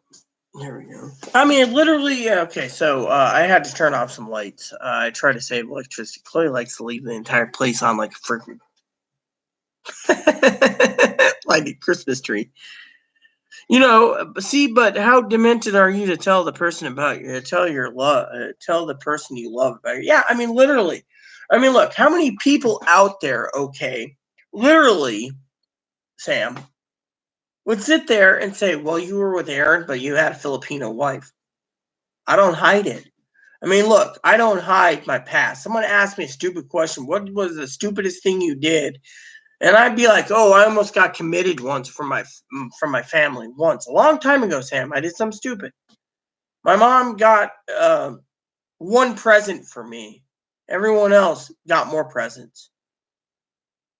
What did I do by anger? Fired up the wood stove, burned everything. Sisters' bras, kids' toys, all of that out of anger. I was like 15 years old. Do I regret it? Yes. But am I hiding the past? No. I've done a lot of serious crap in my life. And you know what? I'm not proud of it. It's like the fucking police thing. I was telling a lady once that Chloe was threatening to kill the neighbors with a knife. And I said, this is the knife I've confiscated. I put it in the safe. She calls up the police in Moses Lake saying that Chloe's making threats. They come out. They tased me for obstruction of justice. Then they want to tase me again, which they did, for resisting arrest, which I wasn't doing any of it. Then they told me they were going to charge me for every piece of garbage that fell out of my garbage bag because I was going to get the garbage. I'm not proud. And then that night, someone tried to do a drug raid in the neighborhood and said the police came to my house again to hold me up for involuntary treatment. I walked out the front door because I had Medicare. I'm not proud of it. I've cut my drinking down. Yeah, I don't drink as much anymore with pure whiskey, as you know. I will make myself stupid at times, but the taste isn't there anymore for me. But, I don't hide my past. I don't hide that I lived on the streets in Australia. And then people say to me, oh, you're just jealous because you want love. I want fucking love, and that's why I think the tranny community doesn't deserve a perfect face because of it. Look, they can have, you know what, you want to know how I really, truly, Sam, get even with these fucking trannies that fucking demand facial surgery, and the past better, so they can get guys like your sweetheart or my cousin or some rich man when they're not entitled. Do you really want to know what I say to them? And literally, I'll tell you because I know you're probably posting a comment. Yes, I'd like to know. Uh, so basically, um, when it comes to my past, I don't hide it. But these trannies, they go, "Oh, you want love? You're just jealous because I passed, and guys want to fuck them." Here's what I tell them: the trannies, the ones that really are the drama queens, that say that they need they need to have the younger so they don't have to have their bones broken and shit. I tell the tranny community, I go, yeah. And you know what the fucking problem is with your fucking feminine face and your voice passing now? Your voice might change when age. One day you're going to look in the mirror and you're not going to have that cute, prickly, feminine face. You're going to be fucking old. Gray hair, not passing well. Maybe you had your hair, but maybe because you have male pattern baldness or baldness in your family, you're gonna have receding hairline, and you're gonna have, eventually you're gonna need a wig. And yeah, if you're married, your guy's gonna wonder why you have a male pattern baldness, which women don't get. Things are gonna happen, and it's gonna bite them. Oh, we'll make sure our guys don't know we're farmer dudes. And that's when I basically sit and say, well, they beat the shit out of you or murder you. You had it coming. And then they want to say I'm a violent asshole for thinking they should die. I didn't say they should die. I just said they're fucking assholes. I don't condone violence. I just said, well, what do you think? They're going to age like me. I mean, look, my adopted mother is tranny, says, enjoy my looks while I can, because when I'm 70, I might look like the crypt keeper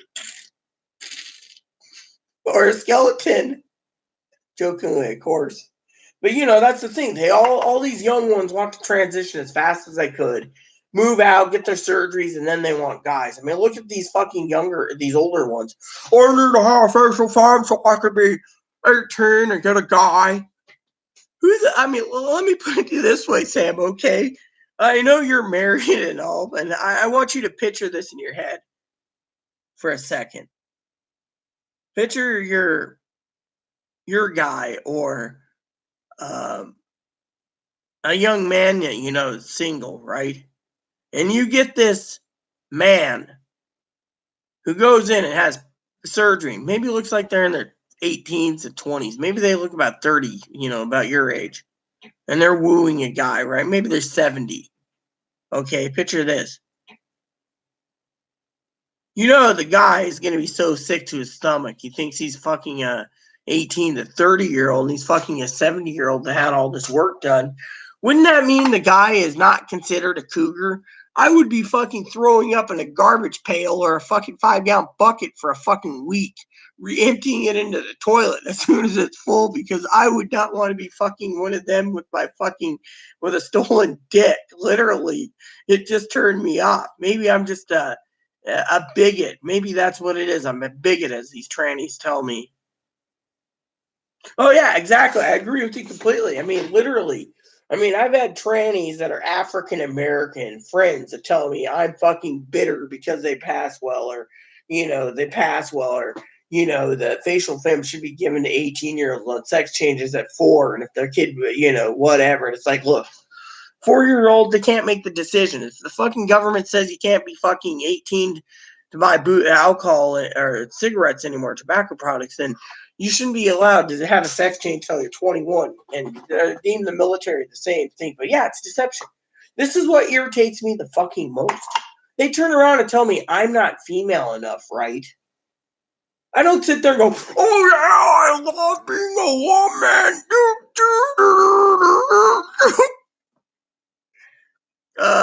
I think the song was Man, I Feel Like a Woman with Shania Twain, I think, originally sang it. Yeah, but you get the idea. Going out of the toilet and right in front of a kid. Or going into a bathroom, a man that just started his transition yesterday wearing a moo-moo, and he's like, I'm a real woman. And you're sitting there going, dude, you got a 5 o'clock shadow and you're wearing lipstick and you're in with our bathrooms. I mean, come on. Oh yeah, exactly. And then my friend wants to say I'm bitter and I'm hateful for them because I'm not a real woman. I thought I I thought I acted like a real woman. I thought my mindsets as a real woman. You know what I've had trannies tell me? Picture this. You and I, we're talking like girl to girl, which we are. We're both genetic women. And then, oh, hey, D. Lacey, welcome. So anyway, Sam, what happens is the trans community, they hate me because they think I am they hate me because I am too open-minded, right? And I'm good, DeLacy. We're just talking, I'm answering questions from Sam. Sam's listening, and we're doing different topics, and stuff, talking transgender issues, whatever comes to my mind. That's my channel. And I don't even ask like that Bad Bunny DeLacy for donations, fucking lady. Hey, oh, hold on. I got to say this. Hey, Sam, I haven't got another subscription in an hour. And I haven't got a donation in weeks.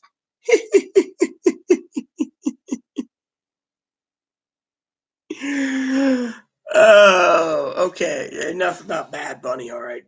Joke aside. So the trans community hates me, literally.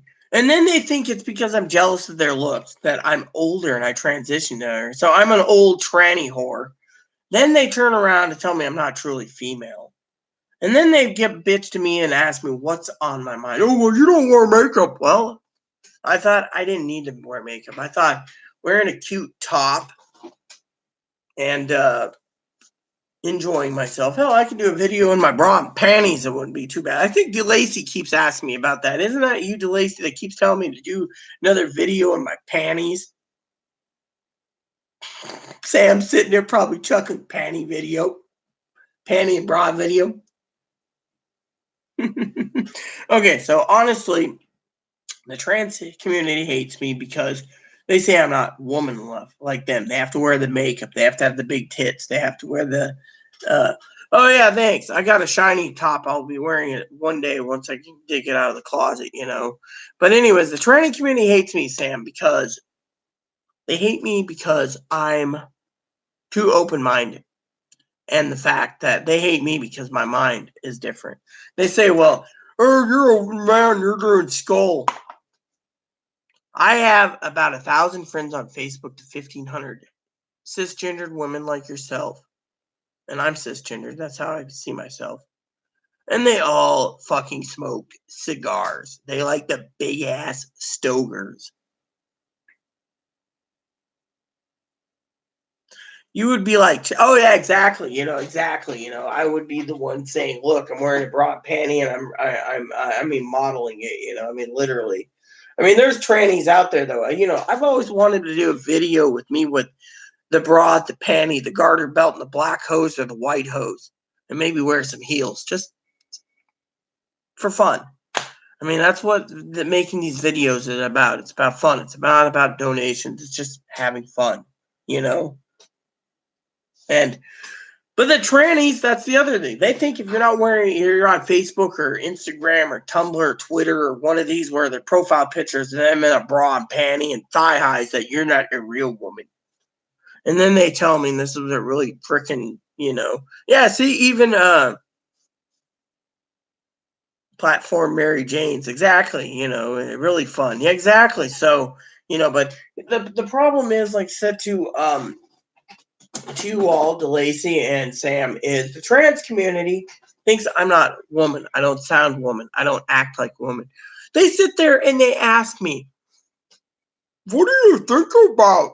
You're a woman. What do you think about? And I go, well, I throw it in their face, DeLacy, Sam. Well, girls, because I accept them. What do you guys think about? Oh, having our surgery and getting big old dicky schlongy dongies than us. I sit there and I go, for 20 plus years, I'd go to support groups. That's all they talked about: trade, having sex, getting fucked, getting porked, getting banged. Those are the words they use. I'm sitting there going, and me, I'm going like, you can ask Sam, you can ask me today, what goes through my head. And me doing this video, talking about my experiences in life as a woman, which I never get to do. The trannies are like, oh yeah, I went to a bar the other day, guy saw me in a hot coat, and they're buying me drinks. They won't buy you a drink. I've been in the bars many times, and the guys are freaking fondling over me.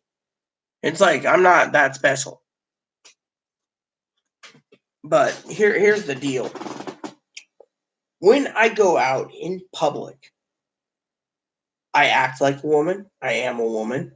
I've seen trannies sit there that get misgendered. Yes, sir. What can we get for you? It's ma'am. Look at me. I got tits. It's ma'am. It's ma'am. And I'm going like this, doing that do do do do do do do. Finally, they're like, "What can I get you for you, ma'am?" I'm like, "Oh yeah, I'll take a 32 ounce if you have it, mocha. If not, I'll take a 24 ounce." Oh yeah, okay, sure. And then they're like, anything else? Well, the guy after I want to, whatever. The one getting misgendered, they're looking at me, getting proper pronouns, and I'm like, oh yeah, I got my mocha, I got my temperature, I want my coffee, and I'd be sitting there, and next thing you know, I'd be like this. Once in a while, I'll pull it out, and I know the girl's lesbian because I've talked to her. I'm like, she's like, oh yeah, $5 tip, like that. Way to go, girl. And they're like, I can't believe I've been discriminated. Or I'll go into a bar, like I said, and I'll be like, give me a shot of Jack Daniel's honey. Oh, well, it's double time. It's happy hour, so it's double. All right, give me a double then. I'd be sitting there drinking it, and I hear, oh yeah, give me a screaming orgasm on the rocks, yum. Or strawberry daiquiri, yum. Pina colada, yum. Oh, you got the little umbrella, and they're looking at me going, I've had barkeeps go, they're trying too hard. Or I'd go into a place and there's a bunch of trannies and they're all talking about vaginas and getting dick, and They're like, man, what can I get for you? And they're looking at me, that's not a real woman. I'm like, what's your special? $2 pints for our special brew that we make in-house. I'll take the pint then for $2. You got any PBRs? Oh yes, 50 cents a happy hour. I'll take some of those too. I've been in places where I've been, in a part where there's a bowling alley bar, brew house, a tasting room type thing for, a tap house. No problem. They're always getting misgendered. Oh, we're doing wine. We're real women. We drink wine. I'm sitting there pounding out a pint going, I'll take the pizza. That's not really ladylike. You need a salad. And I'm going, this is ladylike too, giving him the bird. Well, that's not ladylike. I'm like, you know what? A woman can do everything a man can do. And frankly, I get pissed about it, Sam, literally. And then on top of that, literally what irks the fuck out of me as they turn around and they ask me after I ask them, what are you thinking about? And they say, I'm thinking about big old dicks in my hoochie. I'm sitting there going, well, I'm thinking about coffee, a nice pot of coffee. Well, that's not ladylike. It is for me. While you guys are thinking about getting banged, I'm thinking about fucking coffee. I want coffee. I want coffee. They need to give me coffee. And I mean, literally, I was talking to a girl the other day. She's talking about coffee, a trans woman, cute. And I said, we were talking about, I was talking about, um,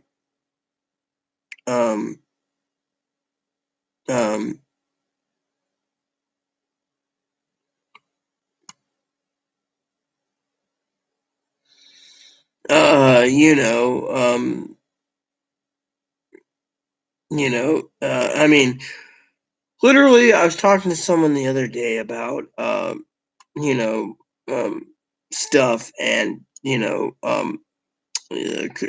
one training we we're talking about coffee,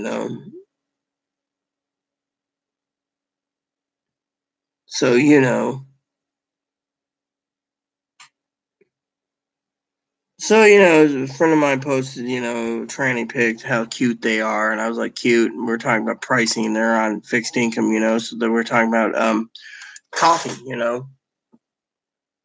Caramel macchiato is good. Yeah, exactly. Sam. So we were conversing about coffee. How it's cheaper at home. My cousin-in-law Dinky thinks I'm a coffee snob, and I'm like, no, I would be happy with a can of Folgers. I mean, here's you want to hear about my past? I'll tell you about my past before I continue with the tranny thing. My grandmother used to buy Hill's Brother. Hill's Brother was some fine coffee. Hill's Brothers and Maxwell House. I'll drink that shit still.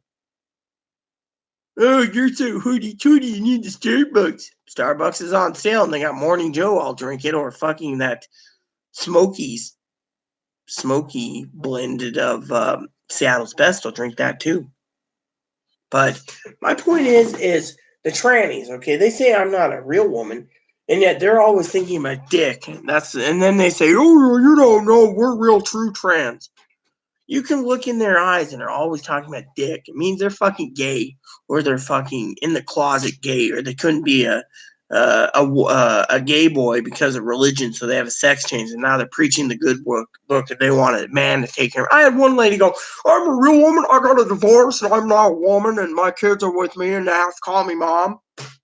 But you were their fucking dad. You had your face done, your tits done, your vagina done, you're having sex with your boyfriend, and you threw away your fucking wife. What type of fucking bullshit is that? Well, I'm a real woman. I've always felt like a woman. My family forced me to be a man.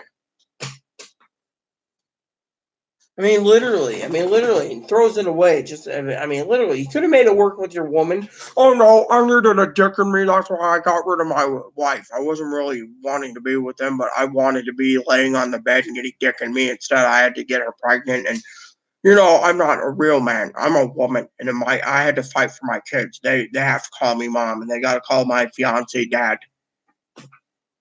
Those kids are going to be growing up pretty shitty. I tell you that much. Okay, so about the trannies. They turn around and they tell me all this shit, right? I see all this crap on Facebook, YouTube, Reddit, and they do this crap. And then they tell me outright that I don't know any better. I hate them for no reason. Oh, I'm not passable, so I hate them because of looks. And I don't think like a woman.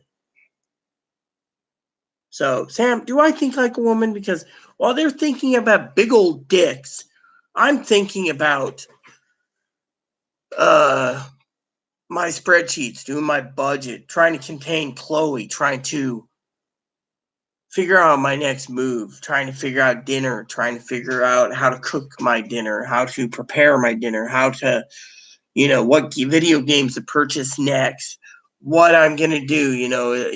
Do I contain Chloe? Do I get rid of Chloe? Do I go ahead and buy me one of those little mini arcades? Do I go out and buy a new fly rod before they discontinue them and they raise the price on eBay? I mean, these are, I know people say, oh, well, fly rod, you're thinking like a man. Or do I go buy a box of cigars, for example, hypothetically? Oh, you're thinking like a man, you like stogies. Or I'll be at the bar, or I'll be like walking down the street, and be like, oh, the fish and chip shop's open. I go in there and get fish and chips.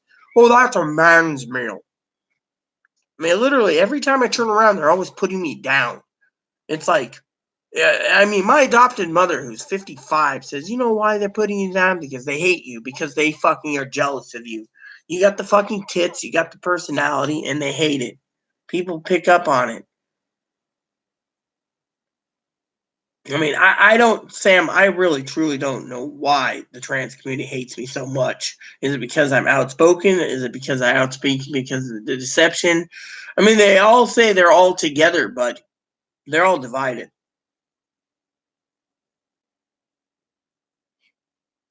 I mean, so to me, Sam, like you said, what do you think? Why do you think my mother Danielle's right? They hate me because of my personality, or they hate me because I'm right, or is it because they hate me because of how far I've gotten? And my cousin Dinky told me she's proud of me for how far I've gotten over the years, losing hair and transitioning, completing everything in 20 years, and being myself, and but you get these trannies like, oh yeah, I need dick in me, and then they tell me, all right, I don't think like a woman. Meanwhile, they're thinking about getting fucking cock in their fucking man-made hole. I'm trying to figure a way to pass the time to get to Walmart to get my refund so I can make something better. Maybe buy Chloe a small present. Maybe that's what she needs to cheer up or something. But thinking about buying a present for Chloe, that's a man's thing. I mean, I don't know. I mean, that's why I asked, why do they hate me so much? I mean, literally, I get fucking African Americans that are drama queens telling me that I'm fucking hating their looks, and that I want every fucking tranny not to pass so I can make myself feel better.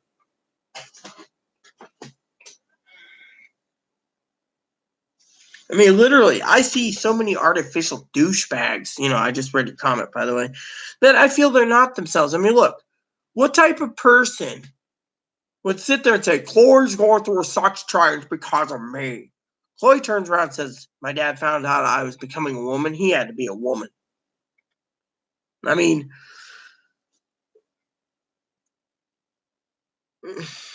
I should send you one of Chloe's dad's pics one of these days. If I can find it. I think it's on my desktop, I think. But anyways, enough about that. But you get the idea. It's all about the fucking they hate me. And then I hear people say, well, they hate me. I hate them because of their looks. They look passable, and I don't pass. I'm just an ugly man with fake tits and a vagina. And wherever I go, I get missed and mammed. Whether it be Washington and Oregon. And then you get these trannies, I hate Washington because I need a gun to protect myself because some guy might find out I'm a former dude, beat the shit out of me, but they won't give me one because of new laws and blah, blah, blah. It's like, look, they move out of the fucking state. I mean, I don't like Washington for gun laws, but you know what? I don't fucking bitch about it that often. I vent about it, I move on. That's what I usually do. But the trannies, I don't know. They're just some type of burr under my saddle, Poppy. I'm doing George Bush from the movie Josh Brolin. So Saddam's a real burr under saddle, eh, Poppy? I just can't stand them. Saddam, take the first syllable, means shoes shining. A little boy that shines shoes. Well, he's a shoe shining piece of crap, eh, Poppy? Well, to me, I find the trannies to be all fake fucking artificial piece of crap women that they think they're women and they demand so many rights. I mean, they are not entitled. I mean, if it wasn't for this fucking 76-year-old person, Sam, I don't know if you heard the story. I don't know their name. They lived in Chicago. They turned around, Sam, right? And they fought for 36 years, I think it was 81, 91, 2001, 2011. Yeah, about 33, 34 years, Sam, a veteran, fought and said it was medically necessary for him to have a sex change. And he's fought 33 years to change it. So all of a sudden, lo and behold, the government had to cover it. But while they're covering it, my adopted grandma's turned around and told she can't get anything because she's 95 years old and having a hernia operation would kill her. But they said, don't worry, ma'am, we're paying for sex changes. You should be happy about that. My grandma, who's adopted, my adopted grandma, grumped. You know what? I turned and told her, you deserve that surgery, Grandma. You don't deserve to be put on hold for a former dude. I mean, look at it. You got these fucking 60-year-olds going, I live 60 years as a man. I need facial fam. You know what my surgeon said? I asked my surgeon, I'm an advocate, right? I said to my surgeon one over having with her, spending time with her, because we got to know each other real good. We're close. I said her name, first name, we're at first name basis. What's the age limit for facial fem? Cap. Oh, about 45 or so. 35 is when your hormones kick into overdrive and you start to masculine more. 45 to 55, it's a no-go. And if it's 60 or more, she says every year it gets older and older after a certain age. You're already masculine with a brick face. So my surgeon said it doesn't work, they can't make it contain water. So basically they can't pass. They might, she's unless you have a fucking boatload of money and you try to look like Bruce Jenner. But then again, Bruce Jenner is basically the joke of everything nowadays too, after going through sex change. Literally. I don't have any beef with Bruce Jenner. Literally. And then the trans community think I hate Bruce Jenner or Caitlyn Jenner. And then they say that I hate Chelsea Manning. My opinion is, Sam, you break the fucking law and commit treason during wartime like Chelsea Manning did. You should be getting the death penalty or being rotting in prison for 35 years, not getting breast implants, facial surgery, hormones. And now, because they have a big case because of Julian Assange or whatever, they're punishing them again. Literally, oh yeah, we're going to put you in prison. Well, that's fine. Literally, and then the trannies are like, oh, you're jealous. They pass better than you. They're cute, Chelsea. Chelsea's going to get a lot of dick in them. Yeah, if they ever get out of jail. And most people know that they're a former dude. And then they're like, they're like, oh, men, there's men out there that just accept and adore us. I'm like, yeah.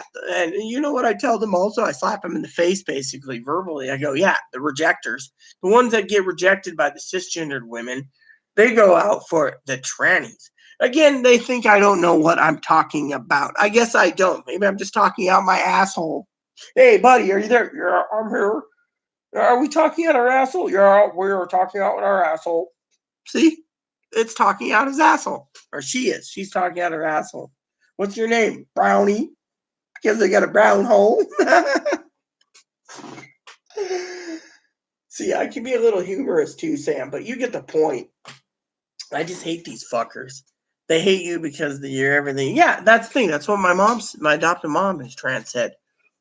Everywhere I go, I talk to transgendered people like, oh, I'm lesbian. All of a sudden they're getting a divorce, and they're on disability. They're like, I gotta have dick in me. And then no guy wants them. And then, their ex-wife remarries and they're like, come back to me. I'm sorry I threw you away for a penis I can't get. And the wife's like, I'm sorry. I don't know you. We have a family together and said you threw us all away for a penis in you. What type of man are you? I want sex changes banned, blah, blah, blah. And then they get mad. And then they basically go on YouTube and rant, or Facebook, usually it's Facebook, and they're bitching about things. And I'm sitting there going, why do you think when I see your Facebook post on my news feed, I remove it? My news feed's pretty clean. Usually I get stuff from Dinky and others, but otherwise, trans community, no. It's annoying as fuck because no one cares. All you want to hear, Sam, is all they want to hear is, we're your dick. I mean, look, you're a genetic woman. You're thinking about Barbie clothes and fixing Barbie dolls and doing your hobby and being a little wifey. Me? I'm thinking about arcades, video games, music, movie, books, popcorn, snacks, tobacco. Trying to find a way to have some happy medium somewhere, or as my mom would say, compromise with Chloe. Yeah, not that I would want to. I want peace and quiet, but at the same time, Chloe gets mad. I mean, literally, Chloe has a right. If she wants to go land base someone on Facebook for being autistic, borderline, bipolar, possibly schizophrenic, getting a sex change, married, and then fucking goes and rips in the new one, and then starts a war with like 500 comments. Guess what? Let her do it.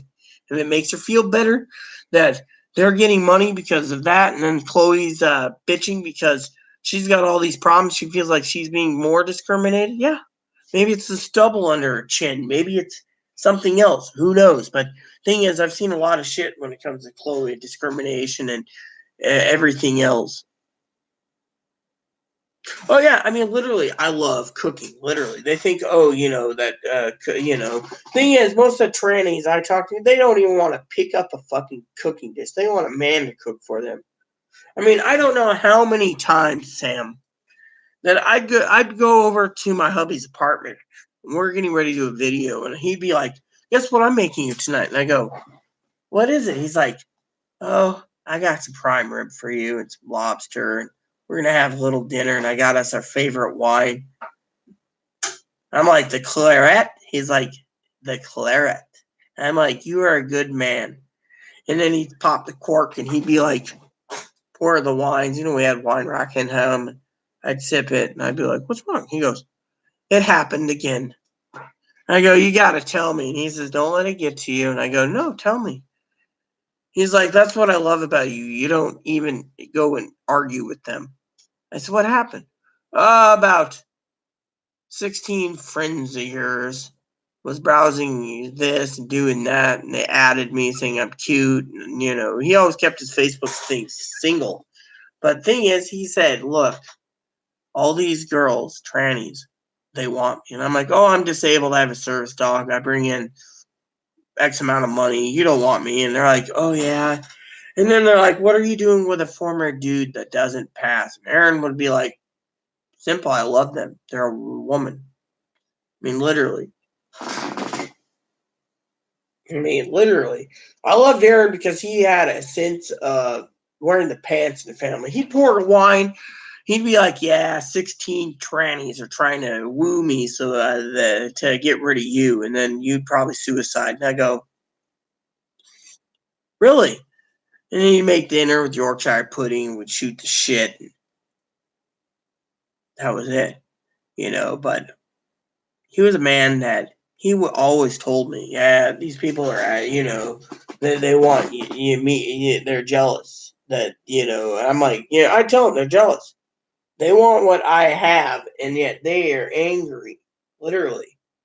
I mean, as you know, probably by my videos, Sam, Jose is a saint. He's always talking about Valentine's presents. I sent him some coffee for Christmas, some late Christmas, but he's enjoying it. He's like, "Oh, if you need anything, and blah, blah, blah." And it's, with me, I can see myself, he's getting ready to retire. But, the thing is he knows I don't think about sex. He says, "You're truly a woman, I talk to him from time to time about, what's going on. He's like, oh, just have faith, Walmart, or things will get better in time. I'd like to retire and take care of you, and I feel blessed. I literally do, but I'm not I'm not the girl that pushes a guy to take care of me. These trannies, you need to buy me makeup, you need to buy me clothes, you need to buy me stuff, you need to buy me jewelry, you need to have a great job and a car and maybe a boat and a house and blah, blah, blah. I mean, as Aaron said, their priorities is high. I mean, I don't see you sitting there going, if you were single, oh yes, I need someone that's got $1 million job a year. Right, $1 million job a year. I'd be telling around and saying, bitch, your priorities and your standards are too high. These trainings are doing the same thing. No guy's gonna want to take care of them except for the rejectors. And the rejectors, they might get burned by the trannies too.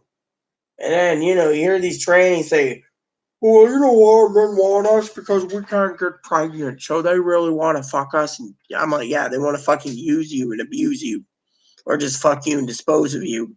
Same thing as abuse. Oh no, they want to take care of cute girls like us. We're real women. The cisgendered.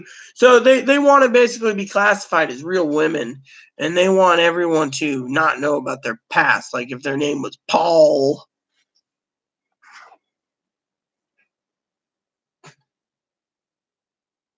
And generally having a good day, I try to have a good day. And having desserts, yeah, that's materialistic.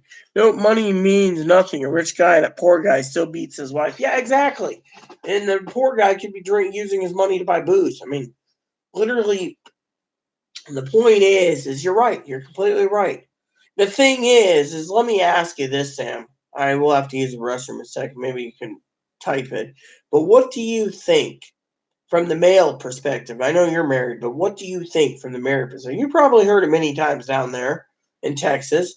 If a guy found out a woman's a former dude, I mean, what does the true male think? These trannies think I think like male because I think like what a man would do to their girl if they found out the tranny was former dude. They beat the shit out of him. So to me, they're thinking I'm a bigot and I'm sexist, and I'm not thinking like a woman should. A woman doesn't think a trans woman, a genetic woman doesn't think a trans woman would get the shit kicked out of for deceiving. Hell, here's another question for you before I run to the bathroom quick. How many how many cisgendered women would literally, hypothetically, beat the shit out of a guy if they found out the guy was a former chick? I mean, you see, it goes both ways. The question can go both ways.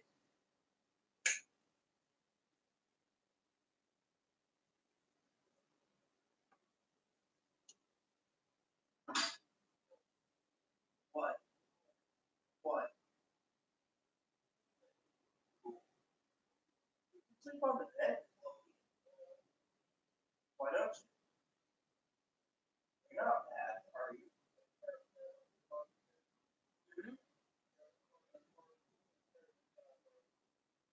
Carrot? Oh, township for you? It takes 5 minutes to harvest carrot. You've been sleeping for a while. Anyways, I'm still online, so got some good crowd. Can't just leave my fans. All right, let's see what Sam has to say. Depends on the person. I'm female. Yeah, I know, but my question is, okay, you're female, all right? I was talking about from the male perspective, say from your hubby. What would your husband say if he found out uh or what if his one of his drinking buddies or one of these guys that in Texas found out that they were dating a former dude? Would they A, break it off, or B, shoot the fucker, or C, would they fucking beat the shit out of him to end their life?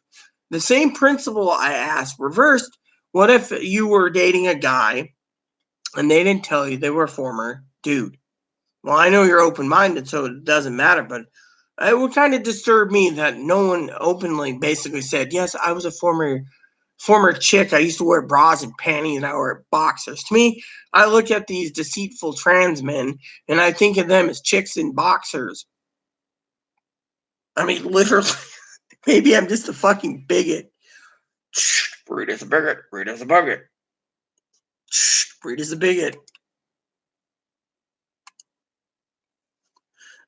Depends on the person. Yeah, I know, but with me, I'm open-minded. Yet these trannies don't like me being open-minded. I mean, if I saw, here's how I would do it. Okay, if I was in Texas or if I was meeting you in Las Vegas or somewhere of drinks or somewhere where a whole bunch of trannies walked in, they try to literally pass as a woman, right? And you and I could tell they were former dudes, and they were trying to woo the guys in the bar to get a free drinks. I would be the one saying, "Hey, guys. I know I'm not going to be asking for a free drink, but you better save or hold on to your money because those guys over there want drinks. They're former dudes." I'd say those guys want drinks. They'd be like, huh? They're former dudes. I'd basically spill the beans. Not because I want them hurt, but to be honest, they shouldn't be going in there trying to woo a guy to get free drinks, maybe get laid at the same time.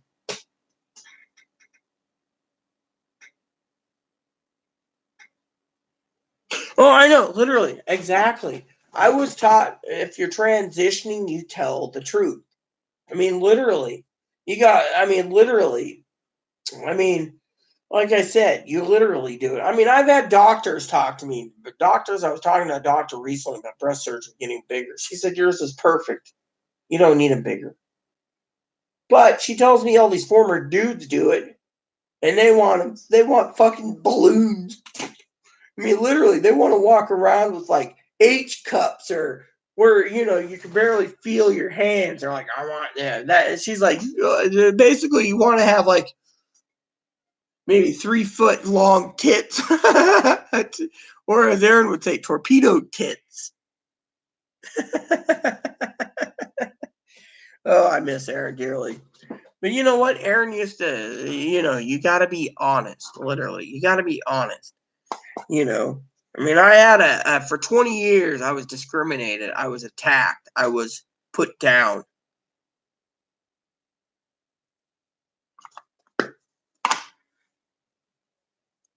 20 years. 20 freaking years I was put down. Aaron talked to the doctor and said Rita could use a little facial work. She did the works for me. Oh, I know. Let me look up something real quick. I got something to send you, Sam. I've never sent this to many people, so I think your hubby won't mind this because it isn't, you know, risky is the word. So I'm going to send it to you once I find it real quick. I think it was this.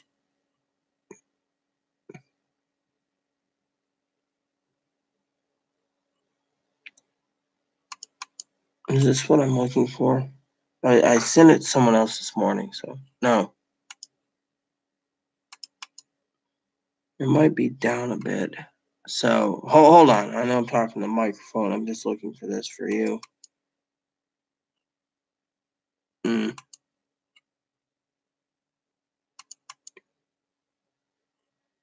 that's my new laptop. The one I'm using. It's really cool. I'm happy about it. Let's see. Is this what it is? No, that's my wallpaper. Where the hell is it? I think Sam would like this if I could find it. I saw it today. I sent it today. And yet, it went bye-bye. No. No, that's not the middle. What about up here? Oh, here it is. Okay, I got it. So it is that. Okay, I'm going to send it to you. Just because I think you're going to get a kick out of it, Sam. So here goes, Sam. Let me know what you think. I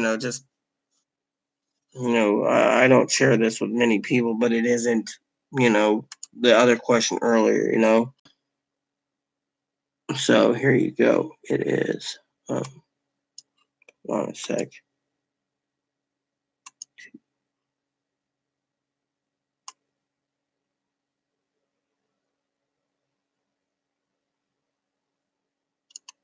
What's the number of it? I have the file open, so okay. Here you go, Sam. Little surprise for you. You didn't know. But then again, you've been watching me for years, so you probably understand this better than anyone. There you go. I'll get your opinion on it. For you, Sam. You want honesty? There's the honesty right there. The honesty is in the pudding. Or as they say, the proof's in the pudding.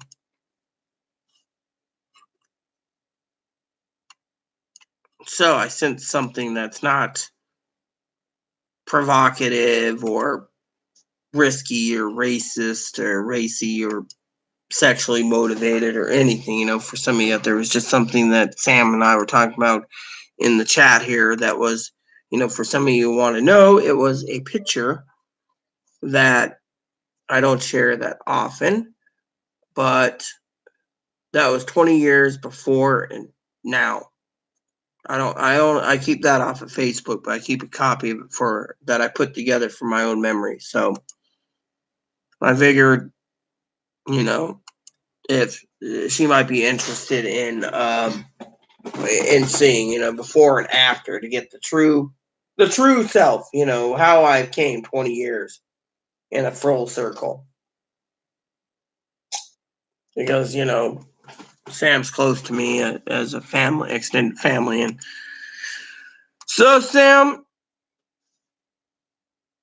let's see, and they get back problems too. Honest with who you are with. Yeah, I mean, literally, So you took a look at the as I call it, the little present I sent you, and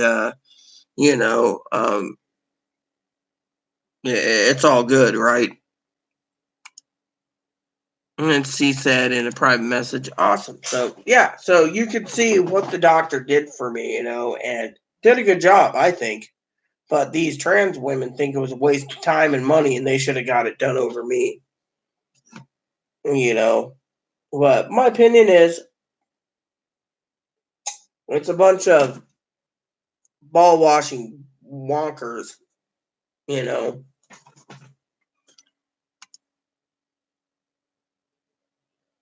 I know the one show. I know if the Lacey was still watching. Would be interested in the one picture. I just took one picture and fused them all together before and after. So you know. Well, yeah, and like I said, the trans community hates it. They think that it was a waste of time. The doctor did a shitty job, and they want a better doctor doing it. But I think my doctor did great, and I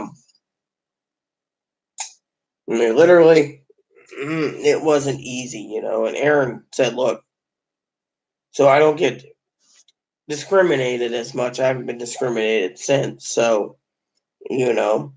But that brings me back to the other problem with the trans community. They think because I'm not a woman that I don't wear dresses except for spring, summer, and fall, that I'm not a woman and that I don't wear short skirts, black pantyhose, or hose, or heels, that I'm not a woman. And that brings it back to the question that I was going to say to you is, as Chloe said in my videos in the past, these women, these fake women, are doing it for a fetish. They want to get fucking laid and they want to fucking wear sexy clothes. I mean, oh yeah, exactly. The ugly on the inside. I have a gold heart, everyone says. But here's the other problem with these fake people, besides their fetishes. One day they're gonna age, and what if they 20 years from after they've had all their surgeries, and all of a sudden they're looking in the mirror and they want to be a man again. It can't be done. And then that they hate me. I mean, literally, let me ask you this. You probably wear, in the warmer months, dresses and maybe a long skirt and something. You present yourself pretty good. But I've talked to a lot of girls like myself, not trans women, just I'm a genetic, as I said, my mind said. Let's say that the men in dresses, that's what they call them, have taken away their fashion sense. They can't go out and wear a nice business suit skirt because the trannies are doing it. Or they can't wear taupe pantyhose because the trannies are doing it. Or they can't wear black hose much because the trannies are doing it. So to me, I think they're completely right, and the trannies are taking away the rights of the clothing rights. So you see a lot more women going into Walmart buying like clogs for nursing stuff to nursing pants, or jammy bottoms to jammy tops, or wearing those things and not wearing, literally, uh, you know,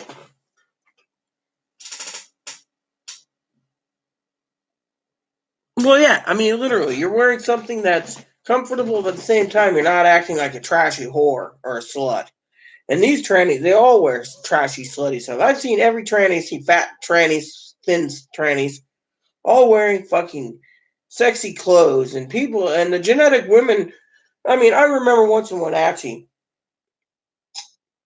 there was 3 therapists in this building, and trannies were going in and out. And I went into the restroom down in the basement. That's where it is, and a whole bunch of girls are sitting there, right?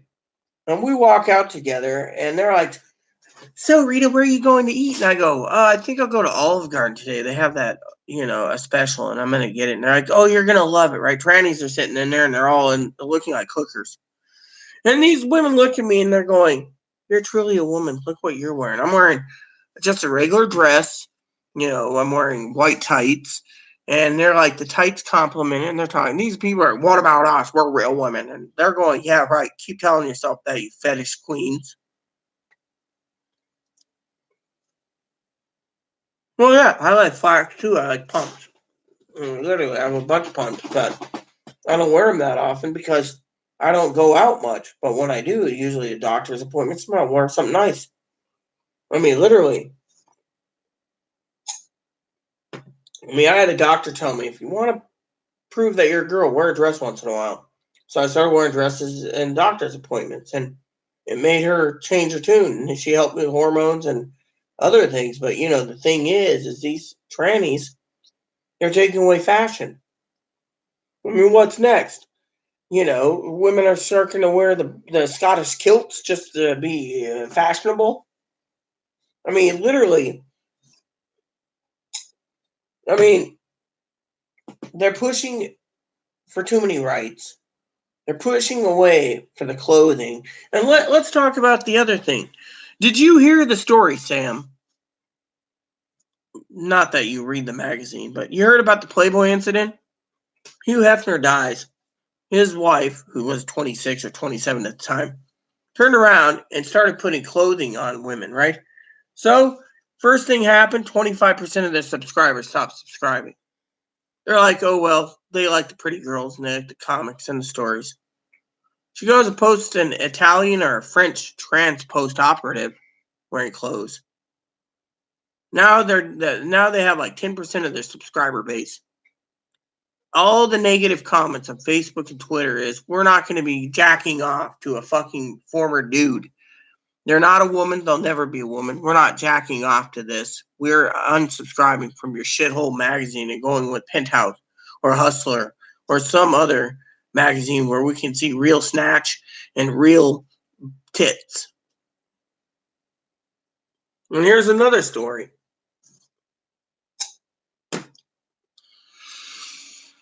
Did you ever read the comments on social media about the outfits on Playboy was everything too. They were wearing black thigh highs, white thigh highs, red thigh highs, garter belts, you name it. I grew up with learning the birds and bees. My mom liked the articles, I liked the pictures. Not that it matters, but I agree. If a man's gonna masturbate, let him masturbate to a real woman. And yeah, so what happened? Playboy lost a lot of subscriptions. Now here's the other joke.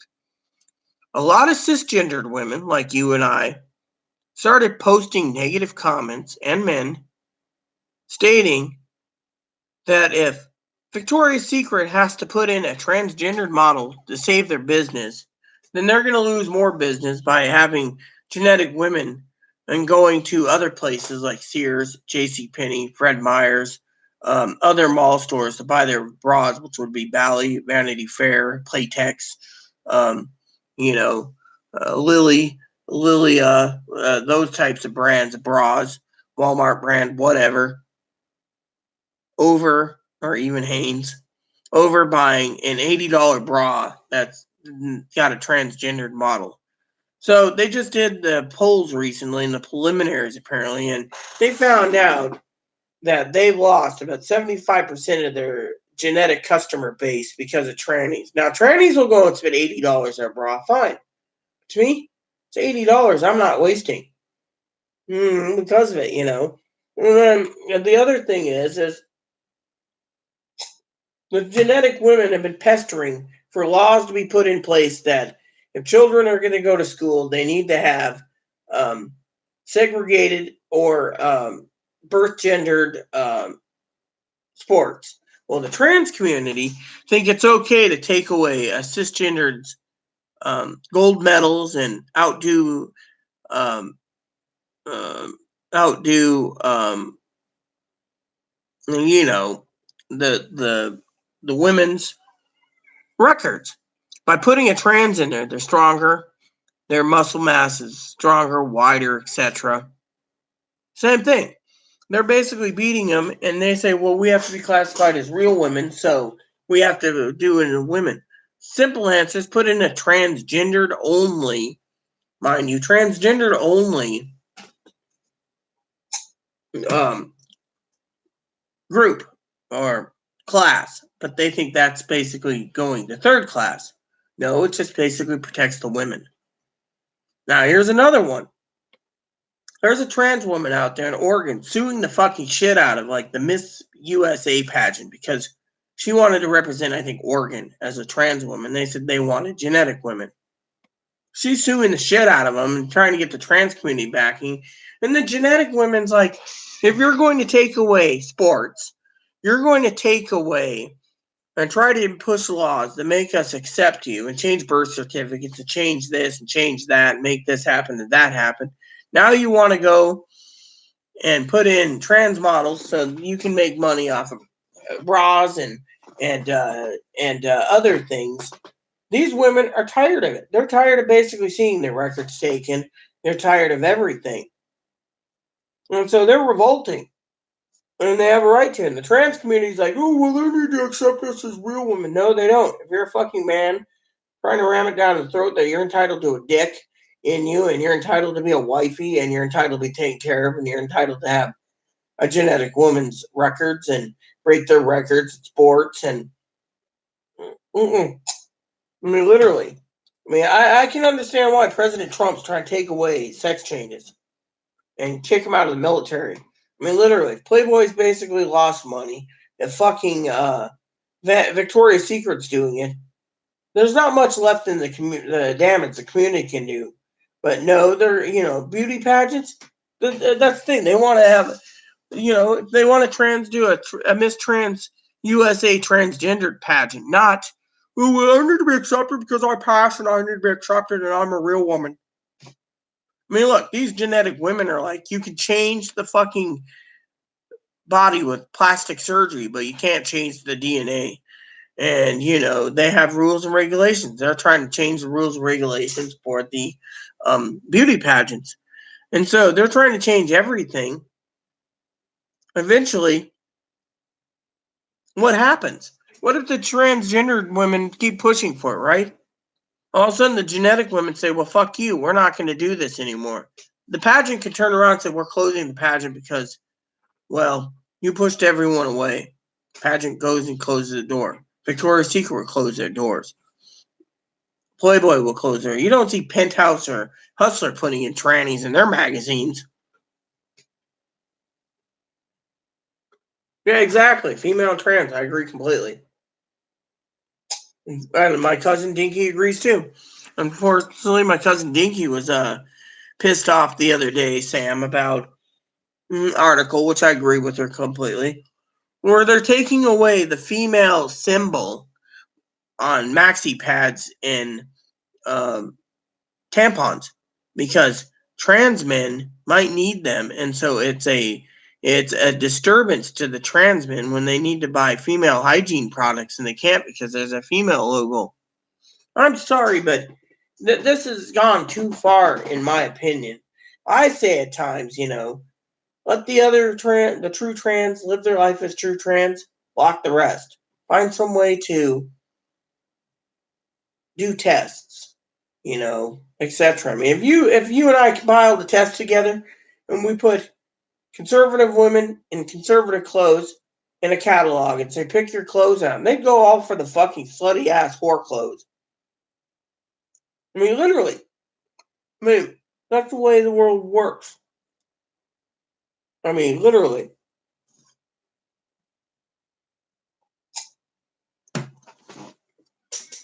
What's bleeding? Oh, the Tampax, the tampons. So my cousin-in-law sent the periods, the cycle, the menstrual cycle. So a trans man's going through a transition to male, and yet they still have ovaries and uterus while they're waiting for it to be removed. So they bleed, even though the hormones could possibly stop the bleeding. Unfortunately, they go and buy Tampax to do something, and these trans men are taking offense of the female logo on the Tampax and Maxi Pad with the female. You have the female gender and then you have the male gender. All of a sudden, they're taking that away. And that is fucking wrong, too, just to cater to the fucking trans men.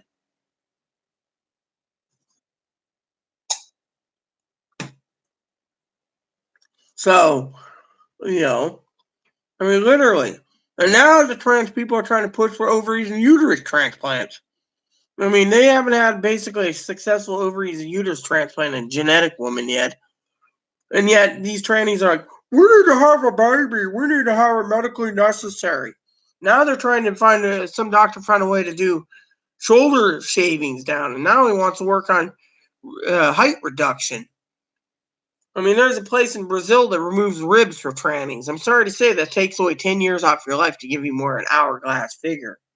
I mean, how far is these trannies going to go to try to prove that they're genetically female? I mean, if you're having sex with a trans woman and you're a guy's going to know the vagina is a little more not in position with the genetic females.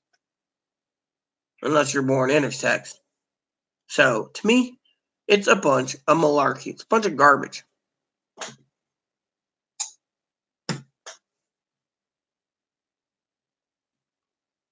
No. Male and females can't bleed unless they're intersex. And I've seen trannies turn around, and that's the other thing. They meet a guy, they fall in love with the guy finds out he's a dude, and they're like, oh no, I'm intersex, my chromosome's XX, and I was looking male. And they're like, oh, okay. Or my chromosome's XXY. My chromosome's XXXY. And so, so technically, there's a difference. These people sit there and say, oh, I have Klinefelter syndrome. I have XX chromosomes. Yet, here's the kicker with Klinefelters or XX chromosome on a trans woman who claims it. I've seen about 24 trans people claim they have XX chromosomes like you or I. Well, I'm a little different, as you know, but I'm still cisgender in my opinion. That turn around, girl, and they say that they are XX, right? With Klinefelter. If they're XX with Klinefelters, then why did their fucking dick work and they get pregnant, get a woman pregnant, they have children, maybe they were married, and all of a sudden they go through sex change. And then the guy buys it, marries the person anyways. And yet, their true chromosomes XY. You see? That's bullshit. If you have XX chromosomes and you were born with Klinefelters and you have a penis, more likely your dick ain't gonna work.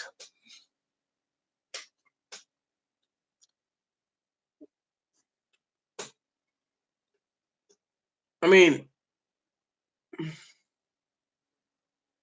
well, yeah, I mean, literally, that's the thing.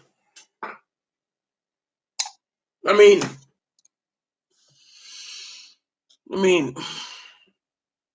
if you are born and you get a woman pregnant, you're fucking all male. Why the fuck are you going to lie about it? Literally. And they hate me for it. They say I'm the type that would, if there's a tranny party in a bar, I'd be the one crashing it. And I'd be like, yeah, and I'd be proud of it too, while I'd be buying myself drinks and, smiling all the way to the bank as they're basically not getting free drinks. These young girls, they think that they're so cute, they should be getting free drinks. I mean, literally, it's like that fucking girl that thinks that she needs to get $5 per subscriber. I mean, literally, it's bullshit. They're not entitled to jack shit. They think because they pass, well, they should be entitled to everything. And then they divide up the country. Or they divide the trans community up. The older trannies want their facial femme so they can be 18 and get guys and be cougars because they deserve to be cougars. You get the passable young ones that want to have kids and everything else and demands, lies through their teeth saying they're X chromosomes, and some of their parents even lie for them.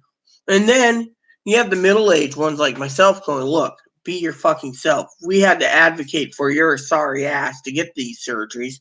And yeah, you're telling the doctors and the things that, that if you don't get your sex changed at 18, you kill yourself. So you need to have the sex change or younger. I'm sorry, but it's a bunch of malarkey.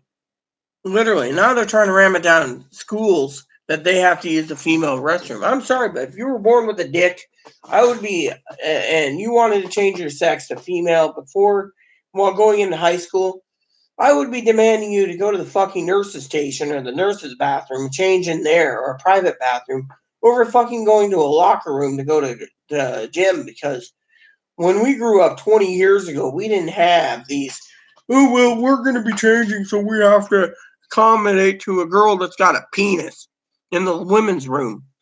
I mean, literally.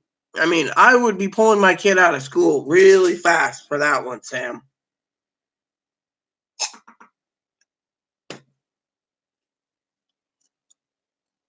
Maybe I'm just a fucking bigot. That's what all the trannies call me. I'm a fucking bigot, Sam. But the way I see it is I've seen a lot of experiences in 20 fucking years. Literally.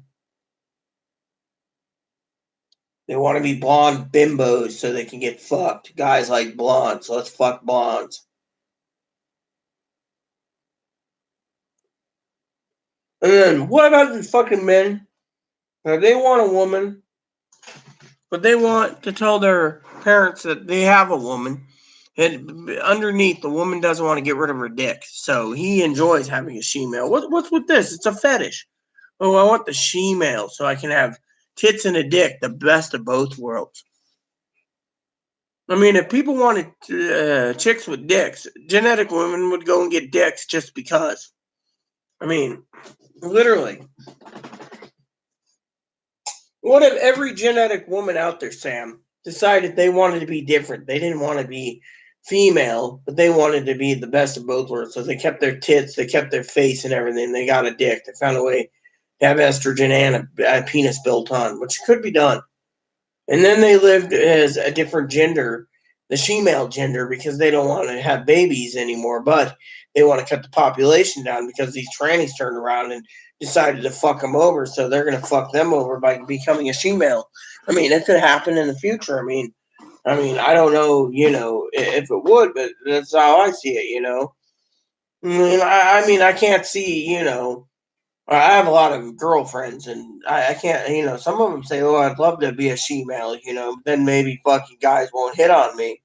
Or, thinking me as a sex object. I could be like, oh, yeah, I'm a she-male. I had a penis built in, took my vagina and put a penis in so I can be a she-male so I don't get fucked by you guys.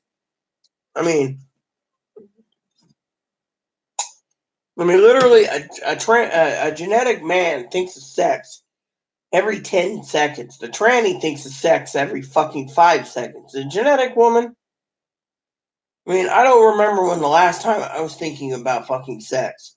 And then they say I'm not a woman because I'm thinking about future Christmas gifts or birthday presents or arcade machines or pinball machines or fly rods or books, music, movies, how to prepare my meal. Um, you know,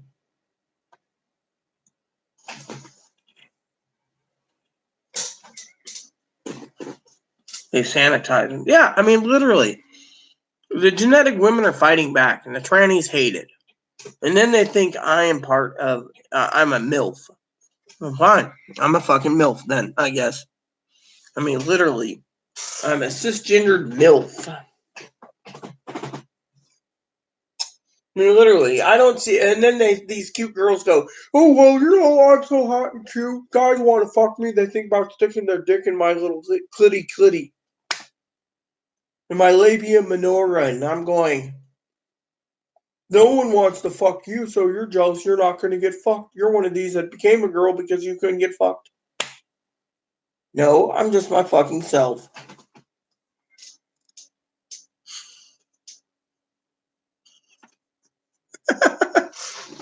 Oh, I know women like that. Literally, I know a family member, I won't give names, who's always talking about fucking Norwegian sausage. Well, if they want to be perverted and talk about the Norwegian sausage, so be it, you know. If it makes them happy, so be it. I mean, I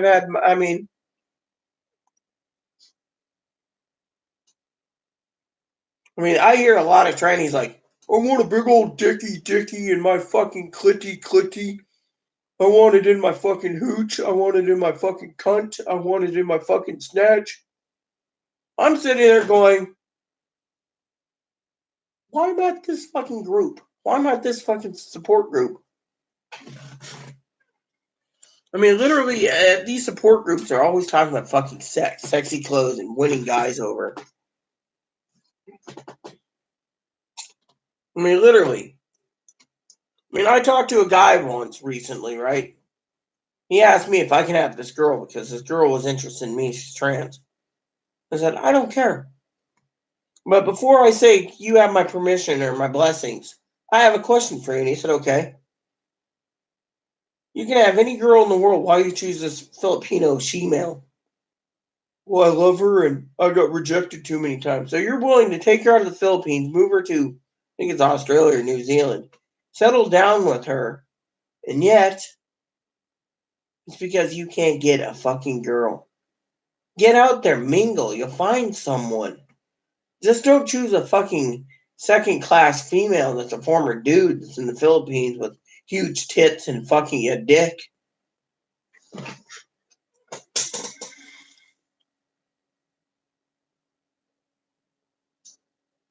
I mean, I feel like, honestly, Sam, I don't feel like I'm um, 18-year-old girl. I think of me as honestly, as a mature, middle-aged woman, maybe in the 50s or 60s. My mindset's older because I'm taking care of Chloe, and I'm only thinking about how to make this work or that work, or how this happens or that happens. I don't think of, these trannies. They start sex changes and hormones, and they think all of a sudden they have these wet dreams. They want to be they're the woman in the dream getting fucked, and you know, and I see these people tell me that I'm just fucking jealous. I'm looking for love. Really? Do you see me looking for love? Am I a love star crazed whore like these man whores that become women? No.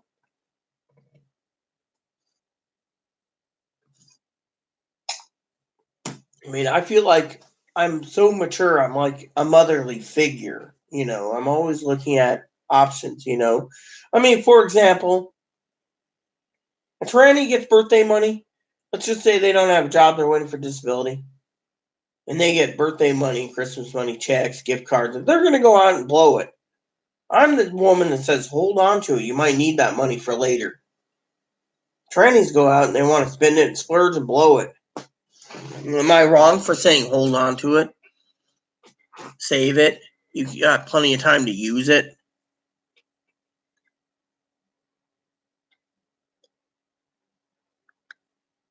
Mm-hmm. It's basically he's having the dream that he can't get a woman, so he's becoming a woman, so he can be fucked as a woman. And when he gets done with the sex change, Sam, he's going to be still fucking himself with his fingers, getting the stinky pinky because he can't get fucked with a guy. Now the question is this person that passable, or are they not passable? If they're passable, they might be able to get laid. I'm just saying, talking about this conversation. But you know, Aaron, he has his own channel. It's on my channel, John Nation. If you watch the 7 Types of Trannies, one was the victim. They got bullied too much and called pussy, so they became a girl. Another one is the closeted homo that religious told him he couldn't be gay, so he had a sex change to date men. Again, deception. The true trans, which is me, or cisgender. Then you have the fetish who wants to wear the girl's clothes and sexy and get the breast implants and be fucking hot, horny, cute, masturbate to themselves in a dress even after surgery. Then there's the one that wants to be taken care of. They think they're tired of being taken care of being a woman. As a man takes care of a woman, so they want to be taken care of. And then they find out being a woman they can't be taken care of, so they commit suicide. And there's the ugly who can't get a woman, so they change their sex. You know, so I named 6 of them off the top of my tongue. So, you know, true trans, the ugly, the victim, the fetish, you know, the closeted homosexual, you know.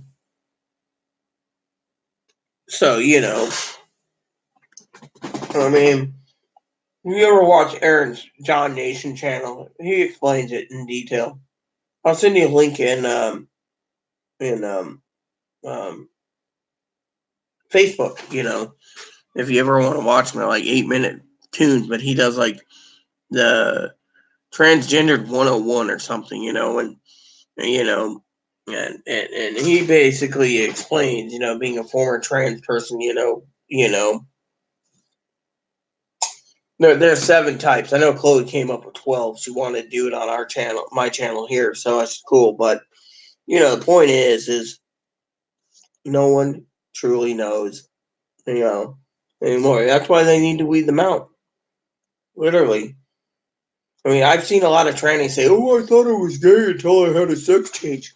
I mean, literally, if you heard that, if a trans woman came to you, Sam, and said, "I thought I was gay, but I am not. I am a woman," I'd be fucking red flagging that son of a bitch that fucking fast. I mean, literally. I'm just gonna see if I can find that channel for you you know, because I have the link on my own YouTube channel, John Nation, right here. I'm on Fiverr, so the lazy, that was the other one. So he's got the lazy, the attention seeker, the fetish, the ugly, the victim, the genetic error, and the homosexual. There you go. So there you go. I'll send you the link. They're like short videos, but you know, he just explains it in detail. In the trans community, some of them basically is private messaging him saying he's full of shit when it comes to it, you know.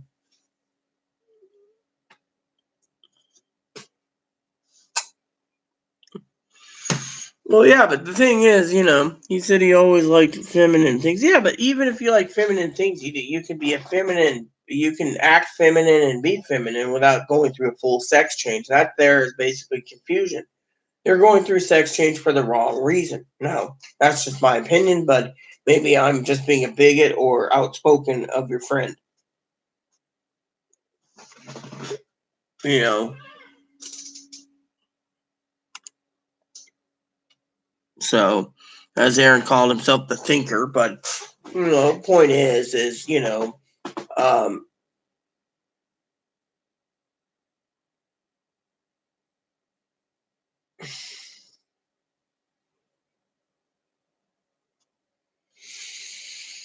I mean, literally, honestly, I just can't stand them. I mean, to me, I think they're all the biggest fucking drama queens in the entire world or universe. What's up, Boo Boo? Making noise? Hey, what's up, little scooter?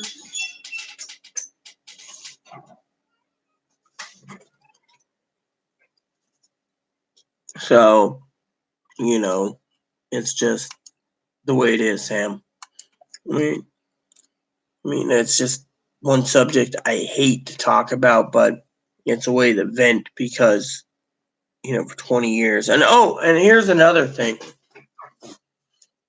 They turn around, Sam, and they tell me 20 plus years ago that I can't pass. I'll never be a woman. And yet, I persevered, became who I am today, an outspoken woman who knows what I like and what I dislike. And yet,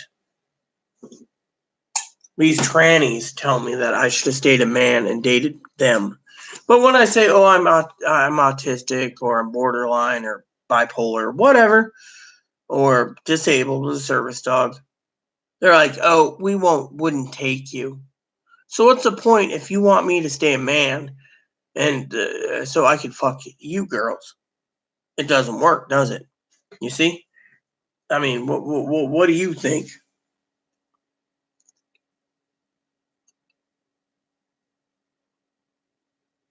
I mean, what do you think, huh? What do you make of it?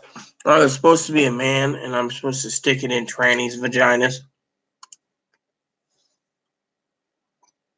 I mean, literally, it's sickening.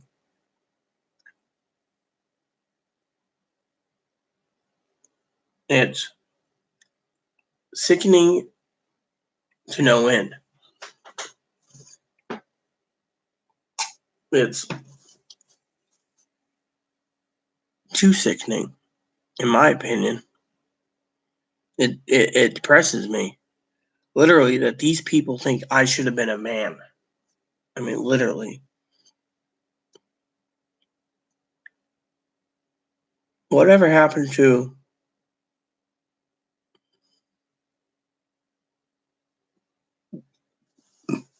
Yeah, exactly. A trans person needs to be true trans. They can't. Most of these ones, they're doing it for the wrong fucking reasons. I mean, look, when you go on Google search, sometimes you can put trannies and you'll find fucking thigh highs and heels and broad panties and being like, oh yeah, look how hot I am.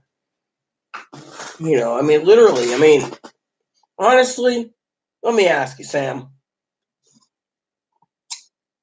You're married to a great guy, so for example, you're not male, but you understand. So, how many do you think? How many true genetic males out in the world would want to have sex with an inverted penis?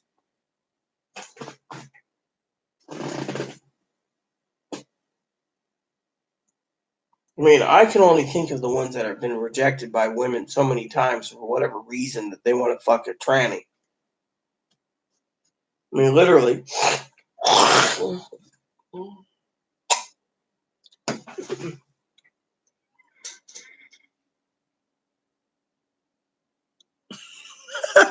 Implanted socket. You lost it as what? You cracked up too much. I'm laughing my ass off right now. I mean, literally, I'm laughing my ass off. Implanted socket.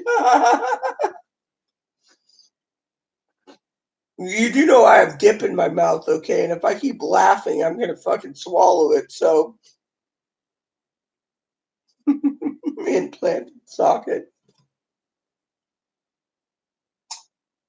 I remember one guy basically saying once he'd fuck a tranny because it's a warm hole to stick it in. I thought the guy was too fucking perverted, in my opinion. But yeah, I mean, literally, you know, I mean, do you think they only accept a trans woman because of rejection, or is the man just wanting to experience it once with a fake woman, so he knows so he can more enjoy his sex with a real woman when he gets one, and so he knows. I mean, I don't get it. I don't think of sex, and they're always fucking telling me I'm not a female.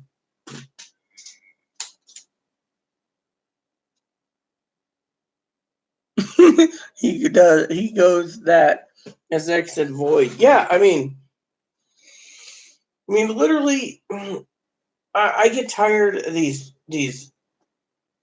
trans women who, if you're going through sex change, after your wife died and you didn't do it before because of rejection. I mean, you're doing it for the wrong reason. Maybe grandpa basically is tired of being a man, so he's becoming a woman. I mean, literally, at your age, no, you shouldn't be sex changing it. I mean, I heard recently the oldest one that had a sex change in this country is like 84 on Medicare. 80 fucking 4 years old. That's too old, in my opinion. Well, most of the trannies all have shitty personalities, sorry to say. They think they're more entitled than genetic women. I mean, literally, that's how I see it. I think most trannies, no offense, Sam, but I think most of them are fucking narcissistic. Always talking about dick and money and fucking 6 and 8 packs and guys with fucking security and homes and yachts and airplanes and personal rail cars, or everything that makes them deserve first class. I mean, whatever happened, Sam, to being a woman and being content for the most part of what you have? I mean, look at me and Aaron. Aaron would come home one day and he looked at me and he says, "I got a present for you." I'm sitting there going, "Oh, really? Is it a vibrating dildo you could stick in my ass?" Being funny. And he goes, "No, hon, I know you don't like those. Instead, I bought a game series for us to play. One's on hard difficulty, the other one's watered down. I think you want the watered down version first. It's called Fire Emblem." He got me into it. I mean, literally, I'd come to him and I'd be like, "I got a present for you." And I'd give him like 10 games. I got dirt cheap, brand new, that sports games for his PlayStation. He'd be sitting there hours. He loved the stats in the games, the baseball stats, the basketball stats. And I'd sit there and drink my whiskey and watch him. And he'd be like, "How you doing? You enjoying this?" I'm going, "Yeah. Start a team for me. This is what I want." He'd be playing and I'd be watching and going, "Oh yeah, that's my Aaron."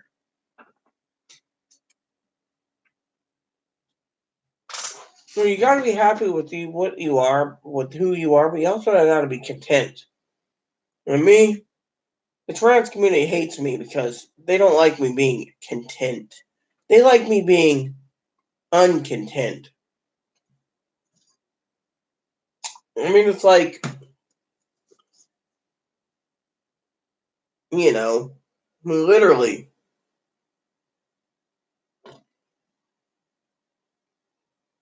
I mean,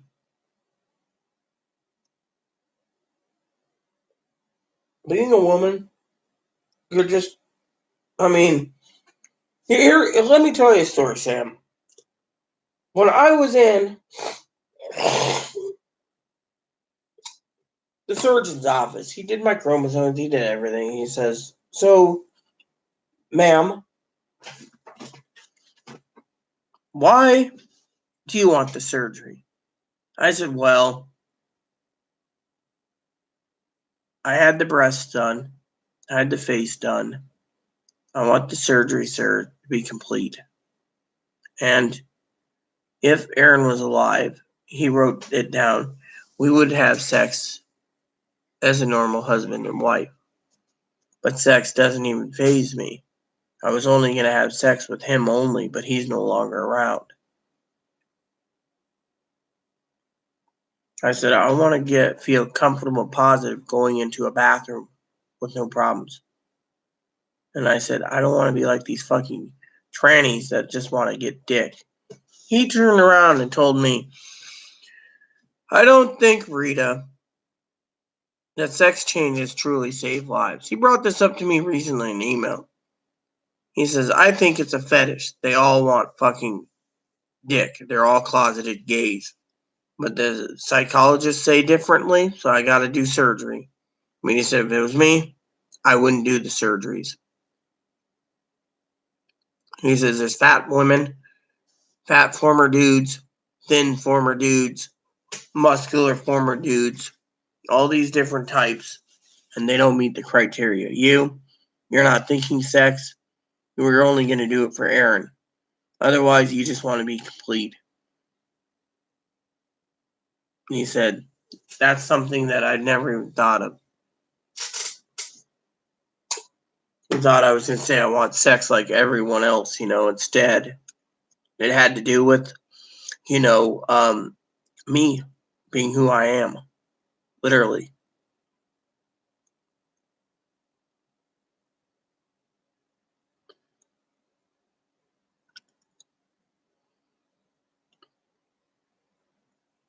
I remember one of my surgeons came in wearing a short skirt, black hose, and they asked me what I thought of their outfit. I said, honestly? And they said, yeah. I said, man, it's sexy, it's sleek, it tells you who you are, but also it's a turn on for me. She smiled and said, great. I'm happy. I'm happy that you're open-minded to basically tell me the truth. I mean, I'm the one that basically will tell you outright, you wearing a short skirt and black hose? Oh, yeah. Big turn on. But the rest of the world, I don't know. I mean, it might make sense, Sam, but frankly, it saddens me.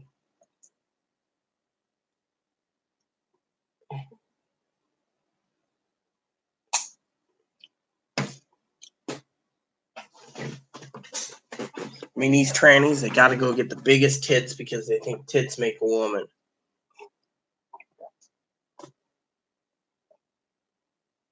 Tits don't make a woman. It's what's up here that makes a woman. And frankly, it just disgusts me that I, over 20 years, am still being fucking discriminated against. Oh, I know. Some of them want to be like the real life Barbie doll and have big tits and rib removal and short, they want to deceive so bad that they'll even go get height reduction and get ovaries and uterus and their shoulders removed or shortened and so many evasive surgeries. And the thing is, they're doing it for the wrong reason. I mean, I've heard YouTubers out there say, oh, I had my sex change because I felt like I was gay at first. I mean, literally, they're not even fucking weeding them out. They're just giving these people sex changes, and then it's making the rest of the community look bad. I mean, someone told me outright, if I had to save my kid's life and let them transition at 4, I'd let them transition before letting them kill themselves. Yeah, but if you're a transgendered person, you adopt, or you basically end up having a kid that's transgendered too, I'd make them wait until they know, oh, well, they need the hormone blockers, they need this, and they need that, and they need to make sure they have surgery before, 18 so they can have prom as a genetic girl and get the cherry popped. I mean, literally.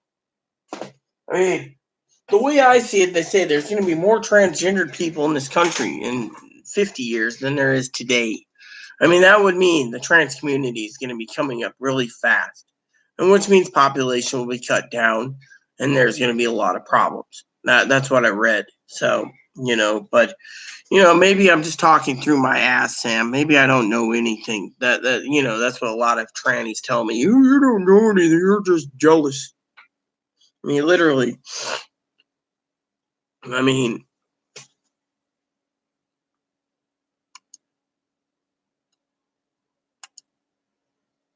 I've had trannies tell me I need to fucking find a guy and settle down and be a good little wifey and, and find a guy to take care of me and pay my way and give me clothes and money. And, all I got to do is suck their dick and have sex and, make them pleasurable and let them take care of me and I'll take care of him because I'm 42 years old almost, so I should be able to do it,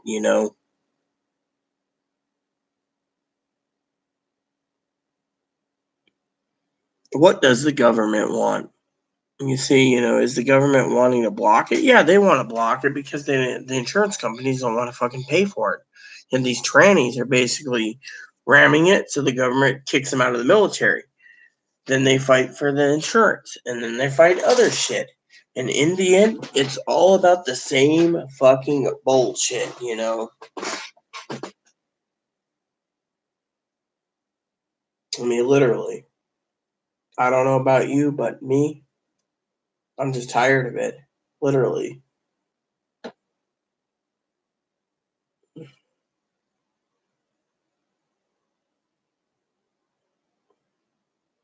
I mean, I've seen on a Facebook group where they talk about facial surgery and body contouring. They're all talking about how they need to pass better so they can deceive a man. Whatever happened to being yourself? What happened to being?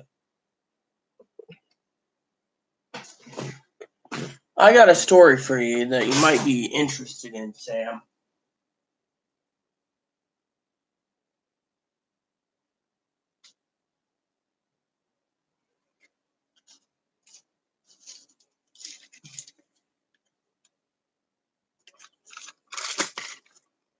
This is an old pair of tights. I had two pairs. This is a Ziploc bag, and I'll tell you why. I keep it in there for a reason.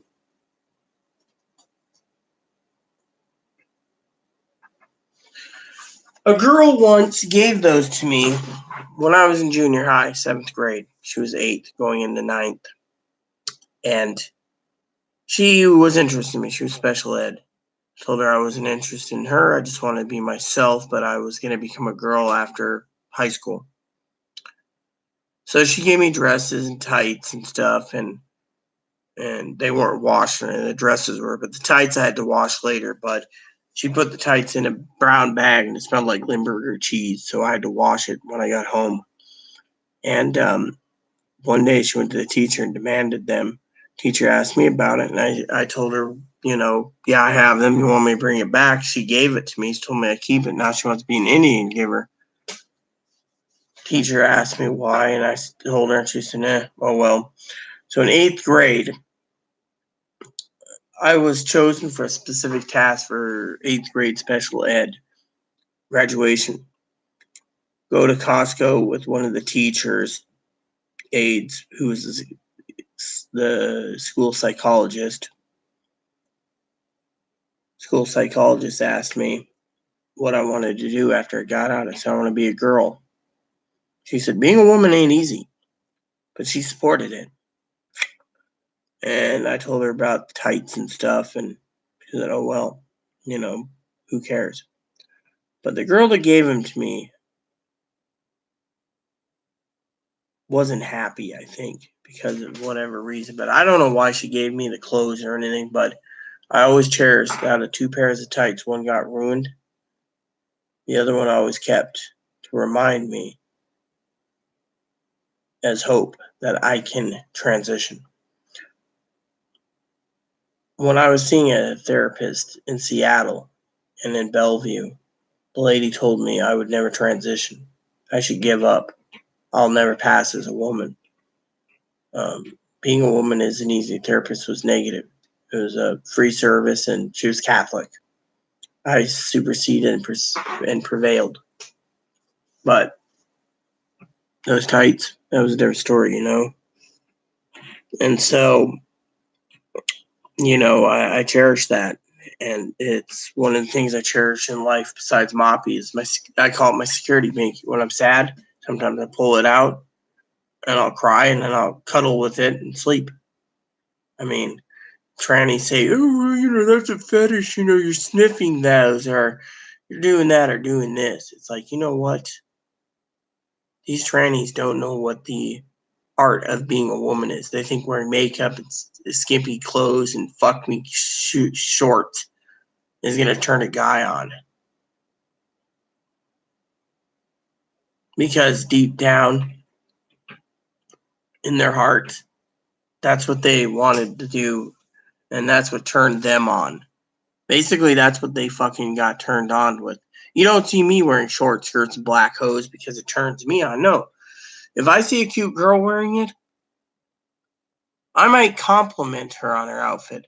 But I'm not going to sit there and say, oh, yeah, that turns me on. No, I'm like, But I've had conversation numerous times at buses and transit and stuff Where Genetic Women's talking about, like I said, they had to change their clothing because a man wants to wear fucking short skirts and fucking hooker boots and fuck me boots and fuck me skirts. And I mean, I saw a poll recently, Sam, that you're going to laugh at. It was about Hanes and legs pantyhose. They did a number. They asked if men wore bottom, women bottom, or trans bottom. Turns out most of the trannies post that, the honest ones said they're trannies. They wear pantyhose every day. Genetic Women, the Legs and Hanes went around to their distributors and asked, how's sales? They're not selling much. The stores would say we're selling to former dudes. That tells you right there must be a fetish that they like pantyhose.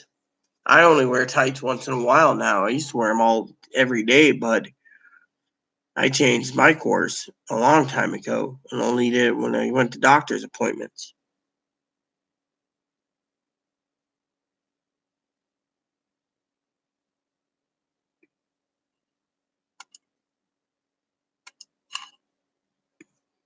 Exactly. Wow, that's crap. I sent Chase makeup. It's security. Chase makeup? What's that? And what's its security? So, the point is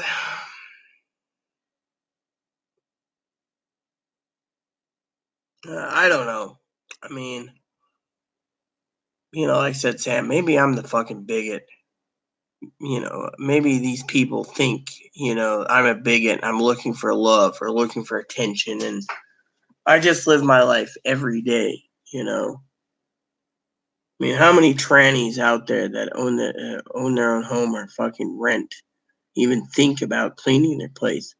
They get home, they throw their bra on the floor, and then they leave it there for a week, and then they change into another bra. I've never seen many trannies basically use a clothes hamper. Ah, I see. You're transferring the makeup. I mean, yeah. I mean, Chloe always tells me, "I'm a real woman. I wear makeup. You don't." Makeup doesn't make a woman. I mean, I've been ripped a new one many times over where people like my father-in-law, my family, they're like, look, Chloe's pushing for makeup, yet that money could have been used to buy some extra pellets or buy an extra gallon of milk or two, or, you're being forced to buy some feminine product for Chloe when you don't even buy it for yourself. So, they're like, you need to think more about what you need than what you want.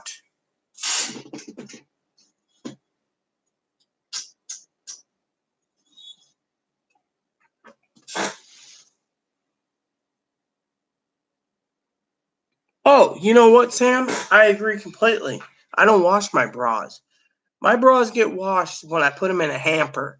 Otherwise, I'll leave my bra hanging on a door, hanging on another door, hanging on a corner, hanging off my chair, hanging off another chair, hanging off the back of a chair, putting it under the couch, and I rotate them out, but I don't wash them that often. Heck, I probably haven't washed a bra in probably 3 months. So, that's the thing. I just take it off and I'm like, oh, this one's coming. Or if it's hot, I'll put on something like this, walk down the street, people will be like, oh, yeah, I see your nipple. Big fucking deal. It's hot. I mean, literally, it's hot. Otherwise, I was talking to a woman the other day, Sam. I was on the ferry one morning early. This lady came up to me and I didn't know her and she didn't know me. And I said, yeah, I'm going to Walmart, did some shopping and stuff. And that's why I'm out early. And lady looked at me and she said, the ferry has some really interesting wines. Would you like wine sample with me? And I'll get us a cheese platter or two. I said, okay, I'm saving money. So we had some wine and cheese. She turned around.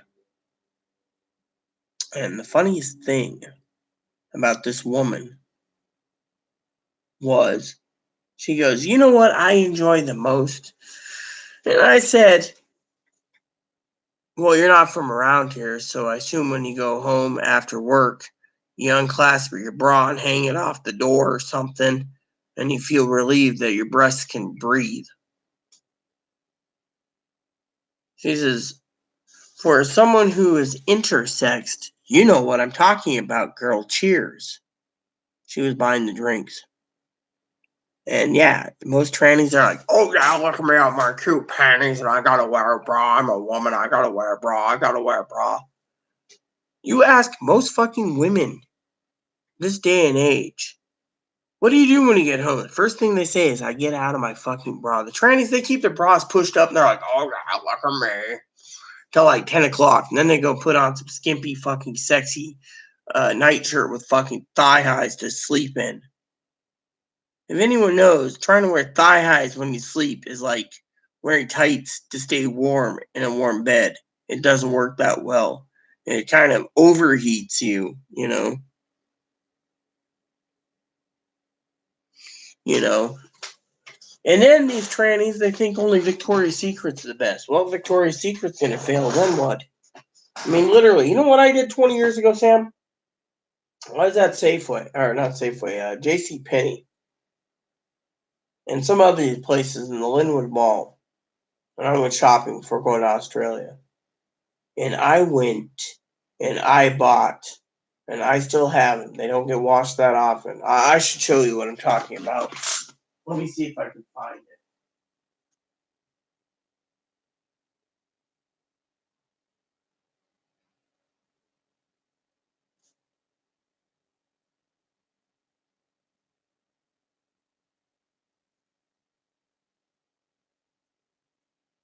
I'm at 38C, so this is 38C, but I bought 4 of these. You probably are wondering what's special about this. They get washed like once every 3 or 4 months. They're 20 years old. They're padded. It's what they call a wonder bra. You probably remember them from 20 years ago growing up. They don't even make these anymore. I got 4 plus of these. The panties wore out, but the bra's still there. So what's that tell you? $20 a piece. Victoria's Secrets were selling these at the time for $60 to $80 a piece at the time. Wonder Bra was a fad. I got in on it figuring one day I'd have implants, and well, I wear these all the time.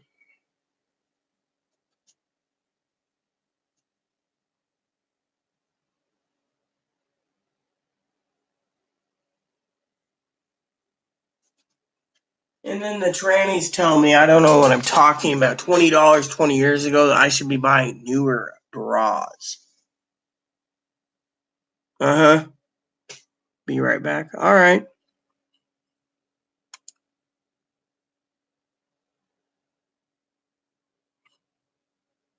Do do do do do do do do do do do do do do.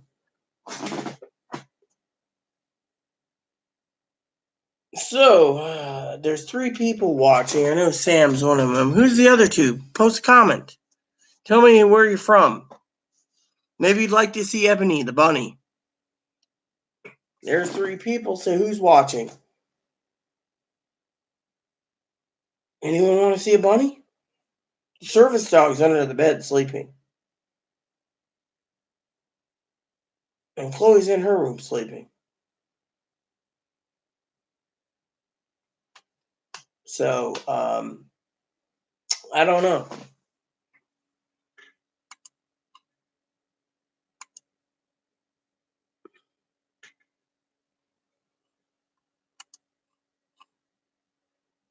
Do do do do do do do do do do do do do do do.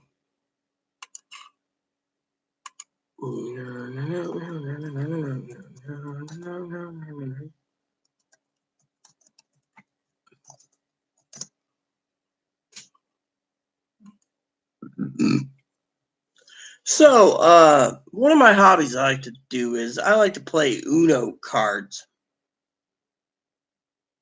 Uno is great. It's great as great can be. And, you know,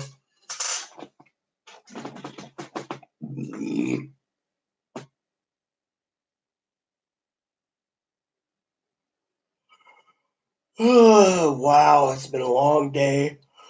I didn't expect I'd be doing this long. I should be been short, but oh well. I know if Jess was watching this, he'd be like, too long. This video is too long.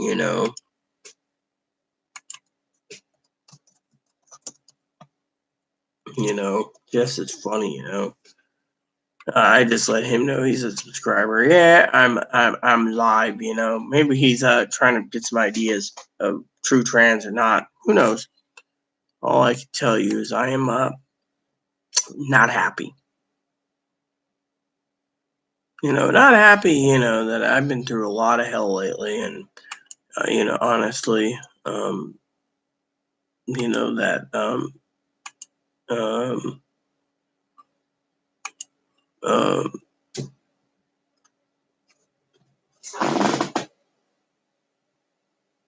yep. So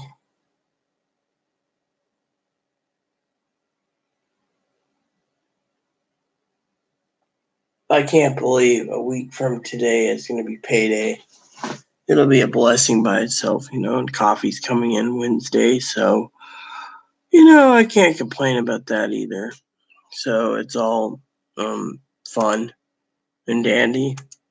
So it's all fun.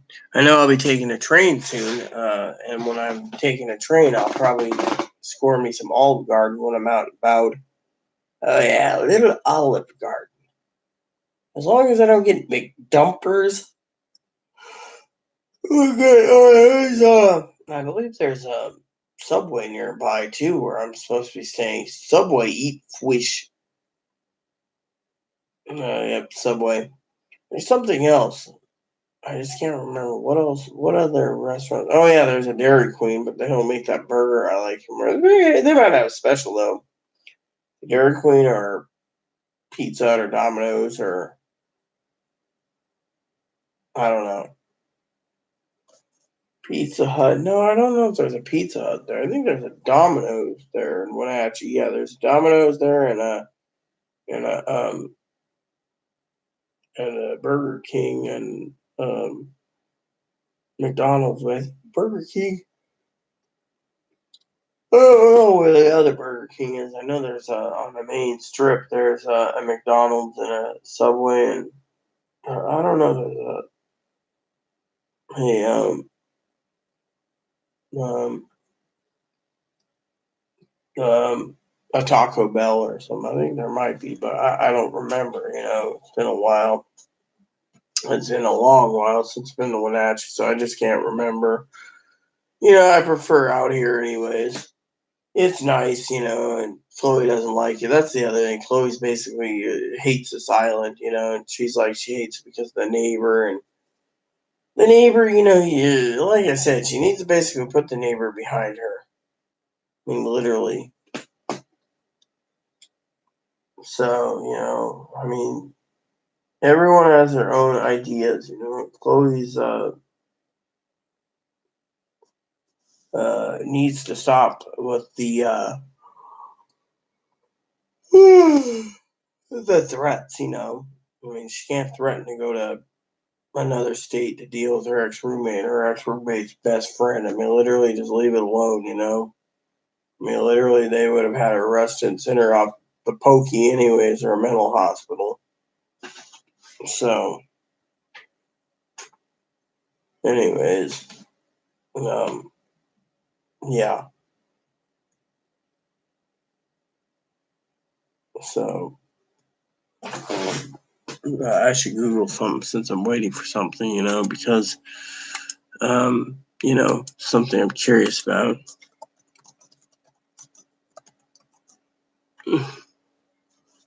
Here we go.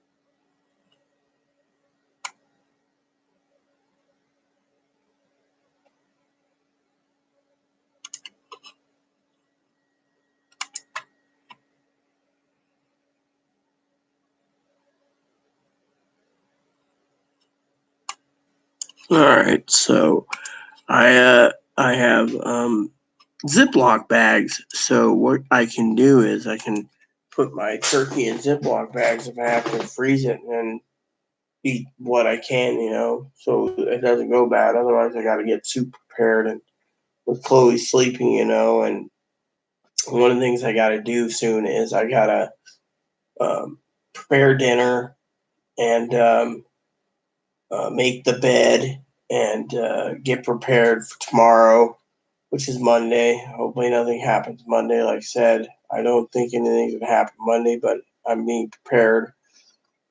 So you know, so um, but yeah. Anyways, well, that's what I gotta do is prepare some files and folders. I gotta set the calendar up for some release dates on my printed calendar and on my computer calendar, and then for games, and then wait till um, uh, you know, um, wait till um, the games come out. So I have it all set up on my computer, and my tablet, my everything else, and so uh, you know, so but one of the topics, for some of you who just tuned in, besides trends, is Sam and I were doing tarot cards, and one of the things uh, Sam said is I need to deep think, and Chloe doesn't need to jump off the deep end. She needs to think. Thinking's hard, but Chloe's one of those people that will do things differently, and so um, it's um, it's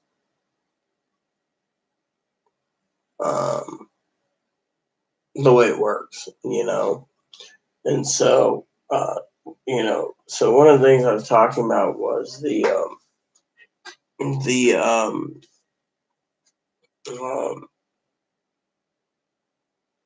with Chloe, was what to do with her because I asked her to leave. And I asked her to leave. She tried getting a ticket to go home with her mom. That fell through. She called her grandmother. And I told her, and when calling her family, just take a chill pill, relax, think before you act. Well, she was in tears, crying, screaming, yelling like a borderline person. And I just had to sit there outside, drink my coffee, and go, what the hell, what the hell's going on? And she um,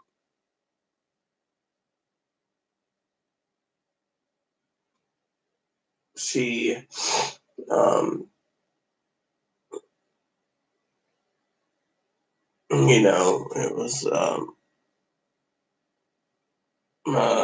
pretty funny because she's got her own ways, I got my own ways, and Chloe's got her own ways. So to me, it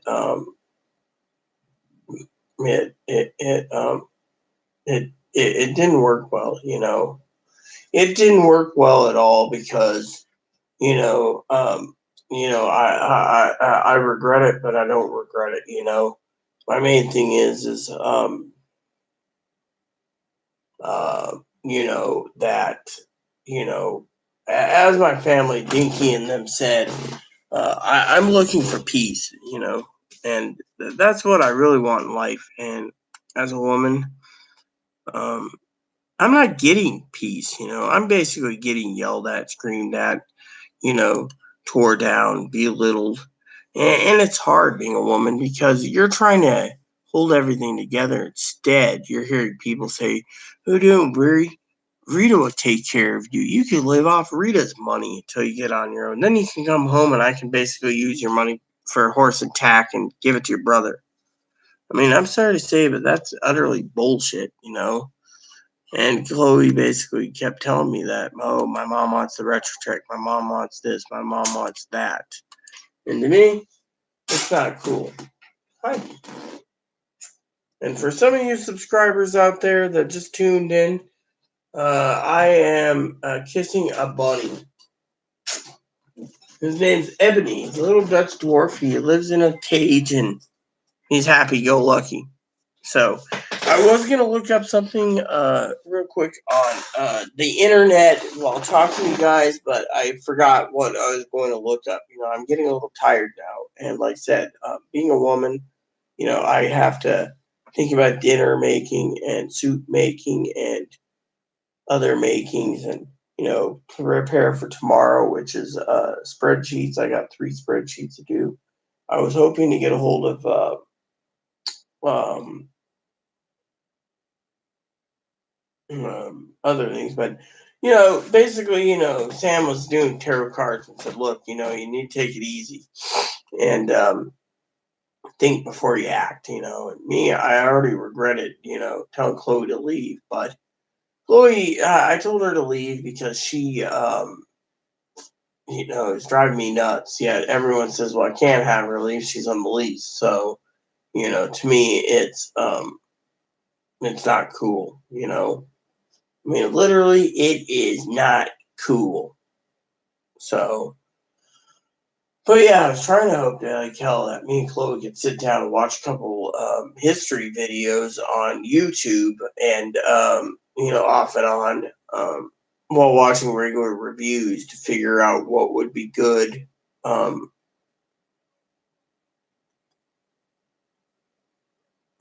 What would be good to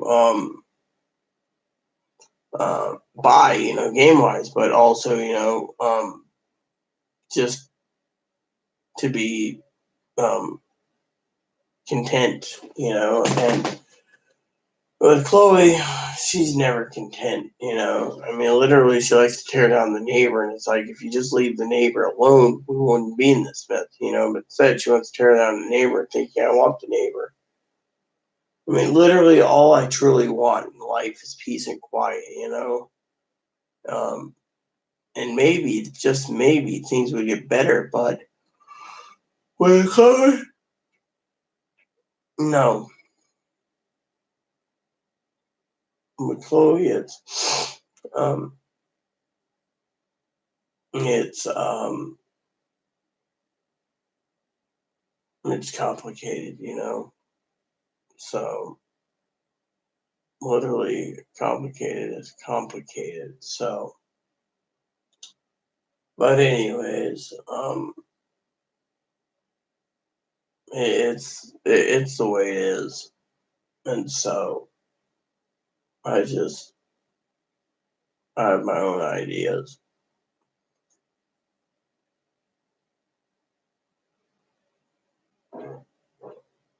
Excuse me, that wasn't ladylike, but it had to come out. Otherwise, I would have been gassy for a while. Like I said, I've had an apple and a couple marshmallows today. That's about it for dinner. So, people sit there and say, well, you got to eat more. And it's like, yeah, well, doing this video, Chloe decided to sleep. So, um, it's not cool. So, project for Chloe is finish the dishes, get the kitchen tidied up, reorganize the pantry, vacuum, you know, make the bed, do the spreadsheets, um, go from there. And that's um, how I see it. Finish up projects and relax. But I was hoping she would watch a couple history videos with me of certain game series, which seems pretty cool. But yeah, as you can see, I'm getting tired. I'm not getting any younger. My cousin and cousin-in-law would probably agree. I'm not getting any younger, so I might plan to um, let her know um, what's going on. So, um, you know, I'm still, waiting for comments. I mean, you guys can ask questions. That's why the video's here. I'm falling asleep because, no one's asking questions or etc. There's just 4 people watching and no one's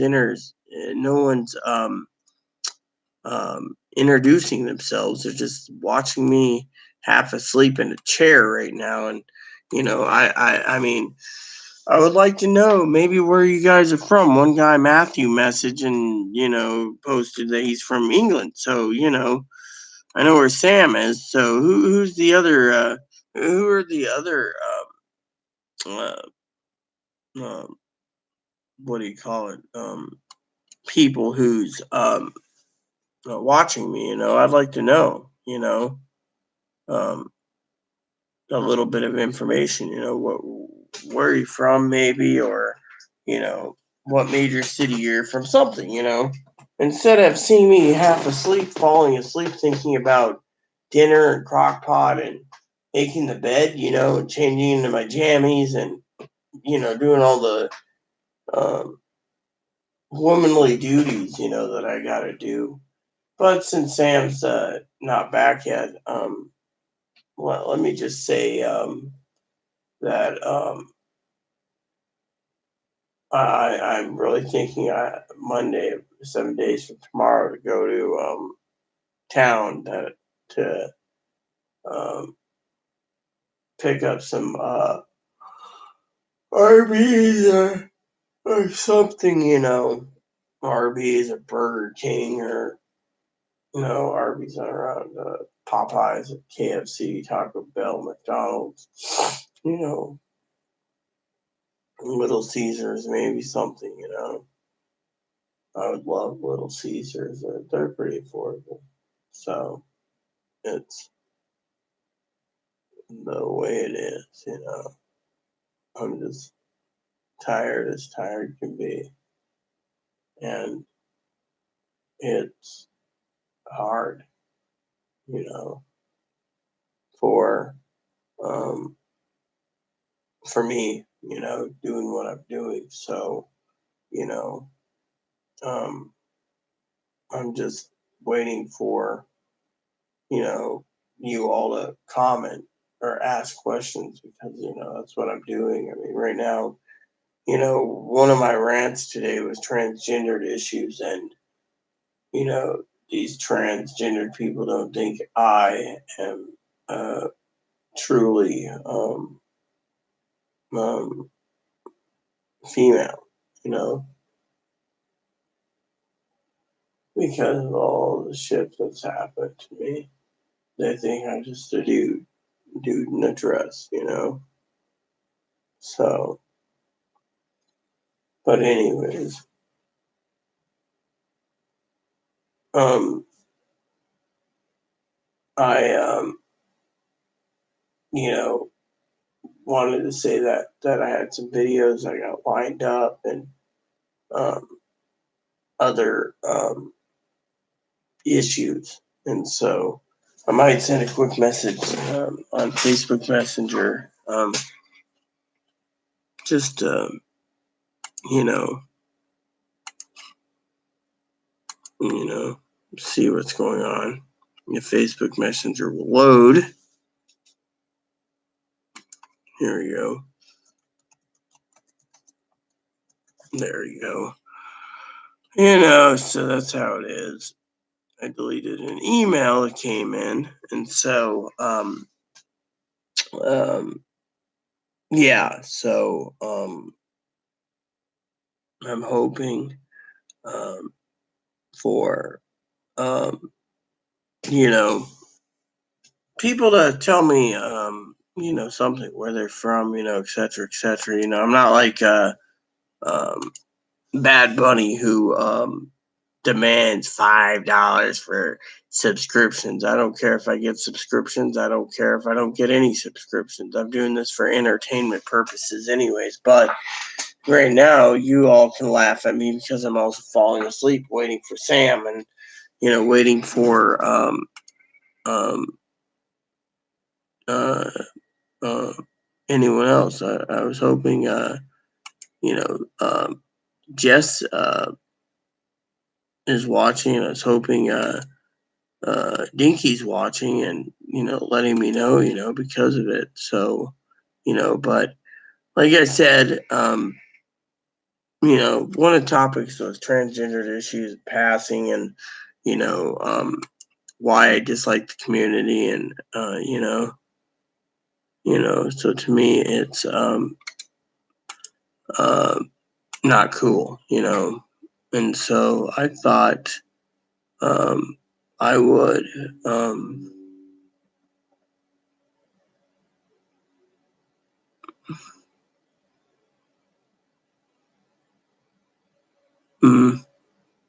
so anyways, so like I said, am half asleep, and you know, I'm waiting patiently. Maybe Sam went to make dinner or something, but still, it'd be interesting to wait, because I don't want to turn off the channel yet, unless turn the video off yet, unless you know she's back. So because it's only rude, even though I'm half asleep, thinking about bed and making the bed when I get up out of bed, because my pillow seems to be looking really comfortable about now. And when I get up, I can make mac and cheese, ham, and our turkey, and I make soup up for Monday's dinner, which means all I got to do is um, with Chloe's help, um, lift up the freezer, take another turkey, so I can make a nice toasty turkey, which is great. So, turkey would be too bad.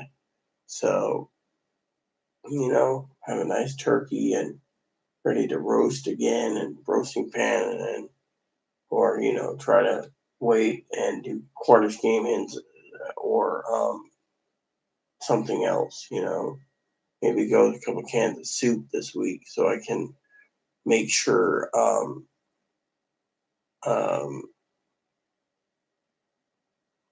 that I'm good till payday, so I can get some um, um,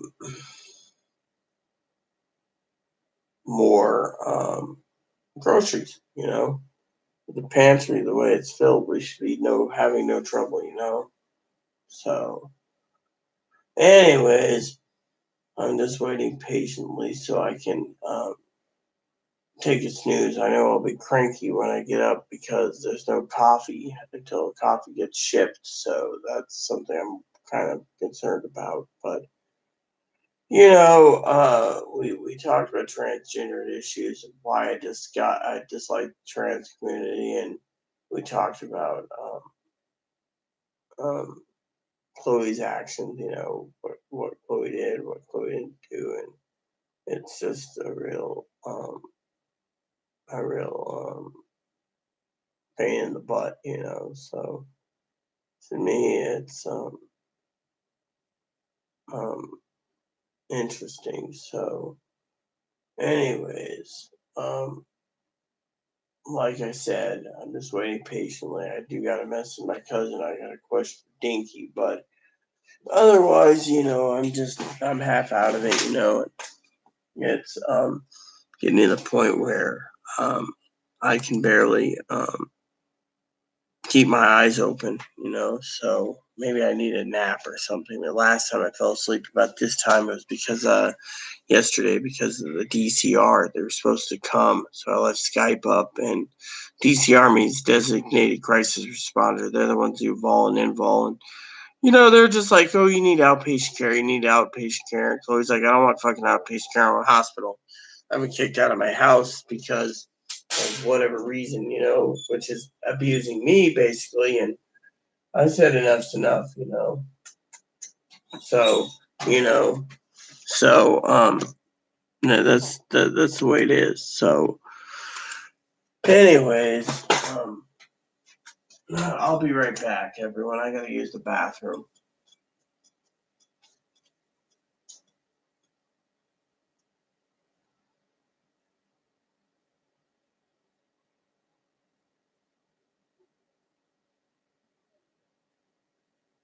I'm going to turn my video off. When I get up, I can, after a nap or two, I can make food. It'll still be good. After a nap. I'm falling asleep in front of the video. Sam disappeared for a while. I'm getting tired. Very tired.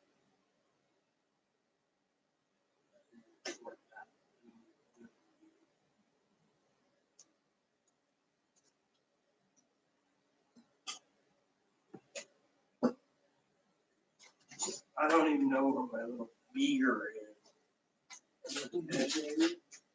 Coffee.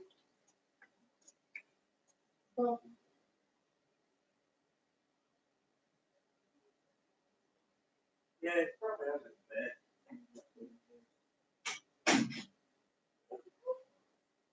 Put my pants on temporarily.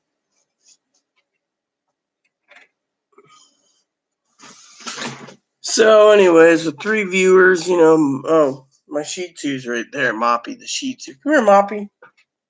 Come here. Come here.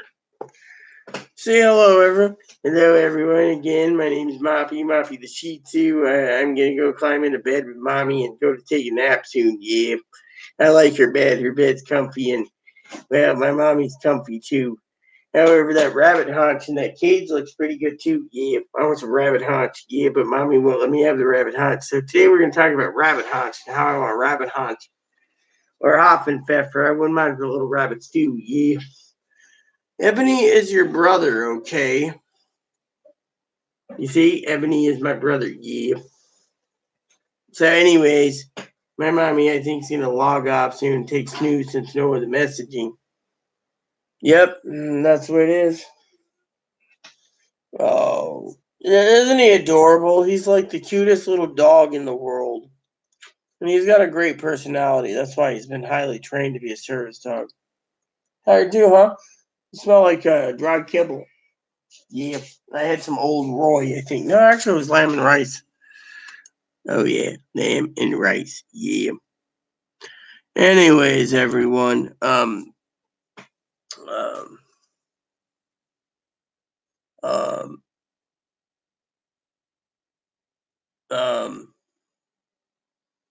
so, maybe, um,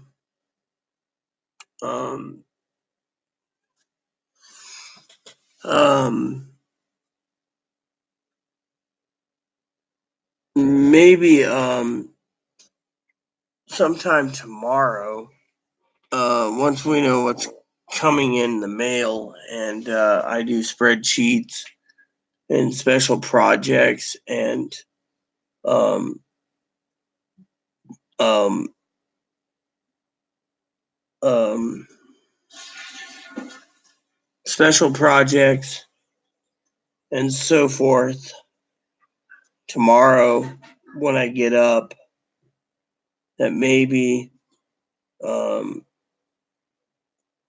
when I get up, there's no coffee, so I'm gonna have to find something to drink. Maybe there's some juice around or something I can drink in the morning. I don't think Chloe drank all the juice. That I'll have some juice and wake up with some juice and then I'll get my spreadsheets done and make some food. I know Chloe's getting concerned. I only ate a few, like I said, marshmallows and an apple. That that we'll see how well um,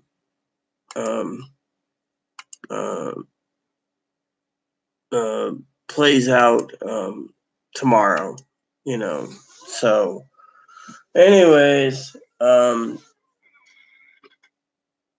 yeah. So, and I'm hoping tomorrow we get a few video game reviews watched for the upcoming month and figure out something. So, anywho, with that said, everyone, I hope you guys have a great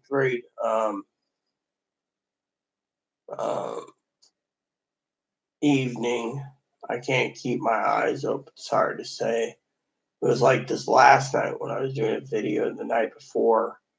Last night was different because I just got tired of waiting around for a mental health place to come by the house to evaluate Chloe, so I went to sleep, like I said. But I appreciate Sam. You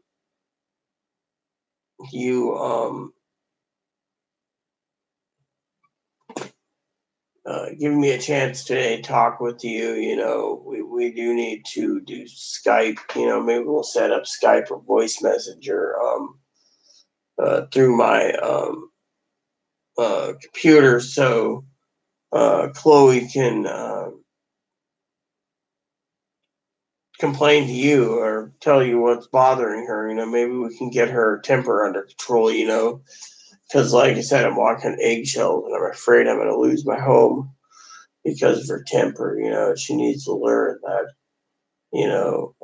The first lesson is the damage is done. Let it go. And second lesson is don't add fuel to the fire. Let it go. Third is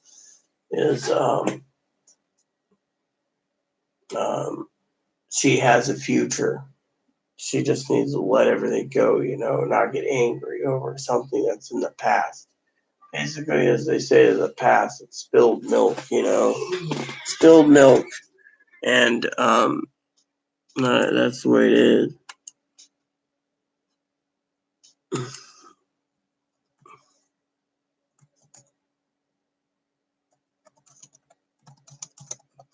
Yeah, so Commander Jess just messaged me. He said, sad night. It is because, as you all know, Kobe Bryant died in a helicopter crash. So we lost one of the three greatest basketball players of time, Kobe Bryant, and um, and Larry Bird, still alive, Michael Jordan. I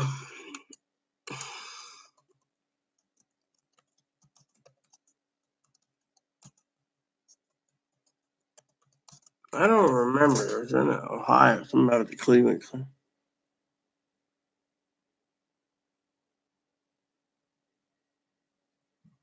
No, so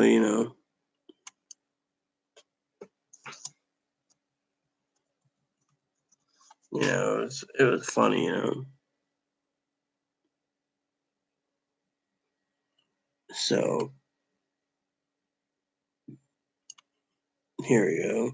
Oh yeah, LeBron James. That's the other one. LeBron's just talking about pizza.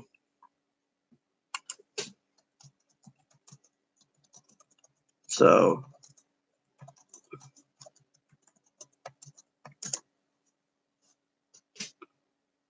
I mean, Larry Bird was good. Larry Bird was good. Michael Jordan was good. Shaquille O'Neal was good. LeBron James was good, and then that one basketball player who was really good too that ended up with AIDS. I can't remember. Magic Johnson. He was good. They were all good, Magic Johnson's still alive or is he dead? He's alive, I believe. I don't think he died. The news would have eaten it up if Magic Johnson was alive or died. But he was during my term in the 80s, 90s.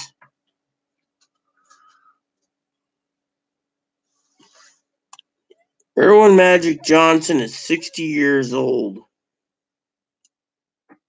So there you go. He's on Wikipedia. He's played on the Lakers for 13 seasons.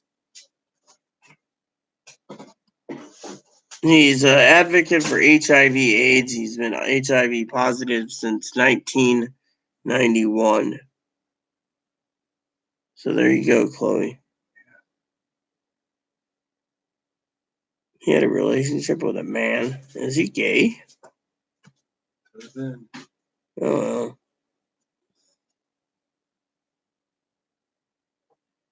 Mm-hmm. Oh yeah, he's openly gay.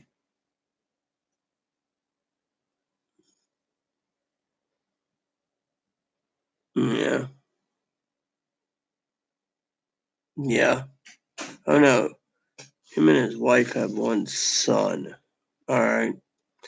Yeah, so he's married and he has a son that's openly gay, which is cool.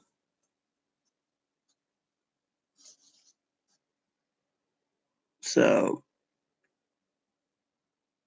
yep. So, there you go. Anyways, um, so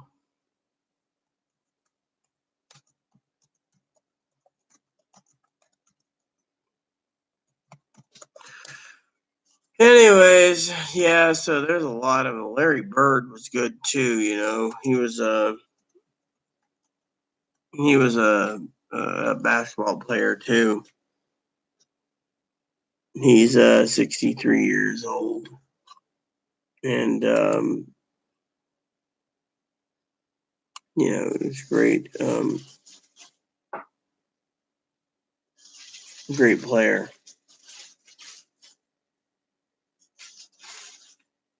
So that's how I see it. Yeah, he had a video game a long time ago. So he's cool, you know. So yep. So all is well. So anyways, with that said, everyone, this video's gone long enough. Sam's disappeared. I got 3 viewers watching and no one's talking and posting comments. And as Chloe can see my eyes rolling back and forth, I think I should retire. We're doing this all day. So please add and subscribe. Please post comments. Please leave feedback, suggestion. Hit that bell notification. Please leave comments nice and clean. Thank you for watching, everyone. Like I said, please add, subscribe, post comments, leave feedback, just keep it nice is all you ask. Hit that bell notification for new content. It's updated all the time.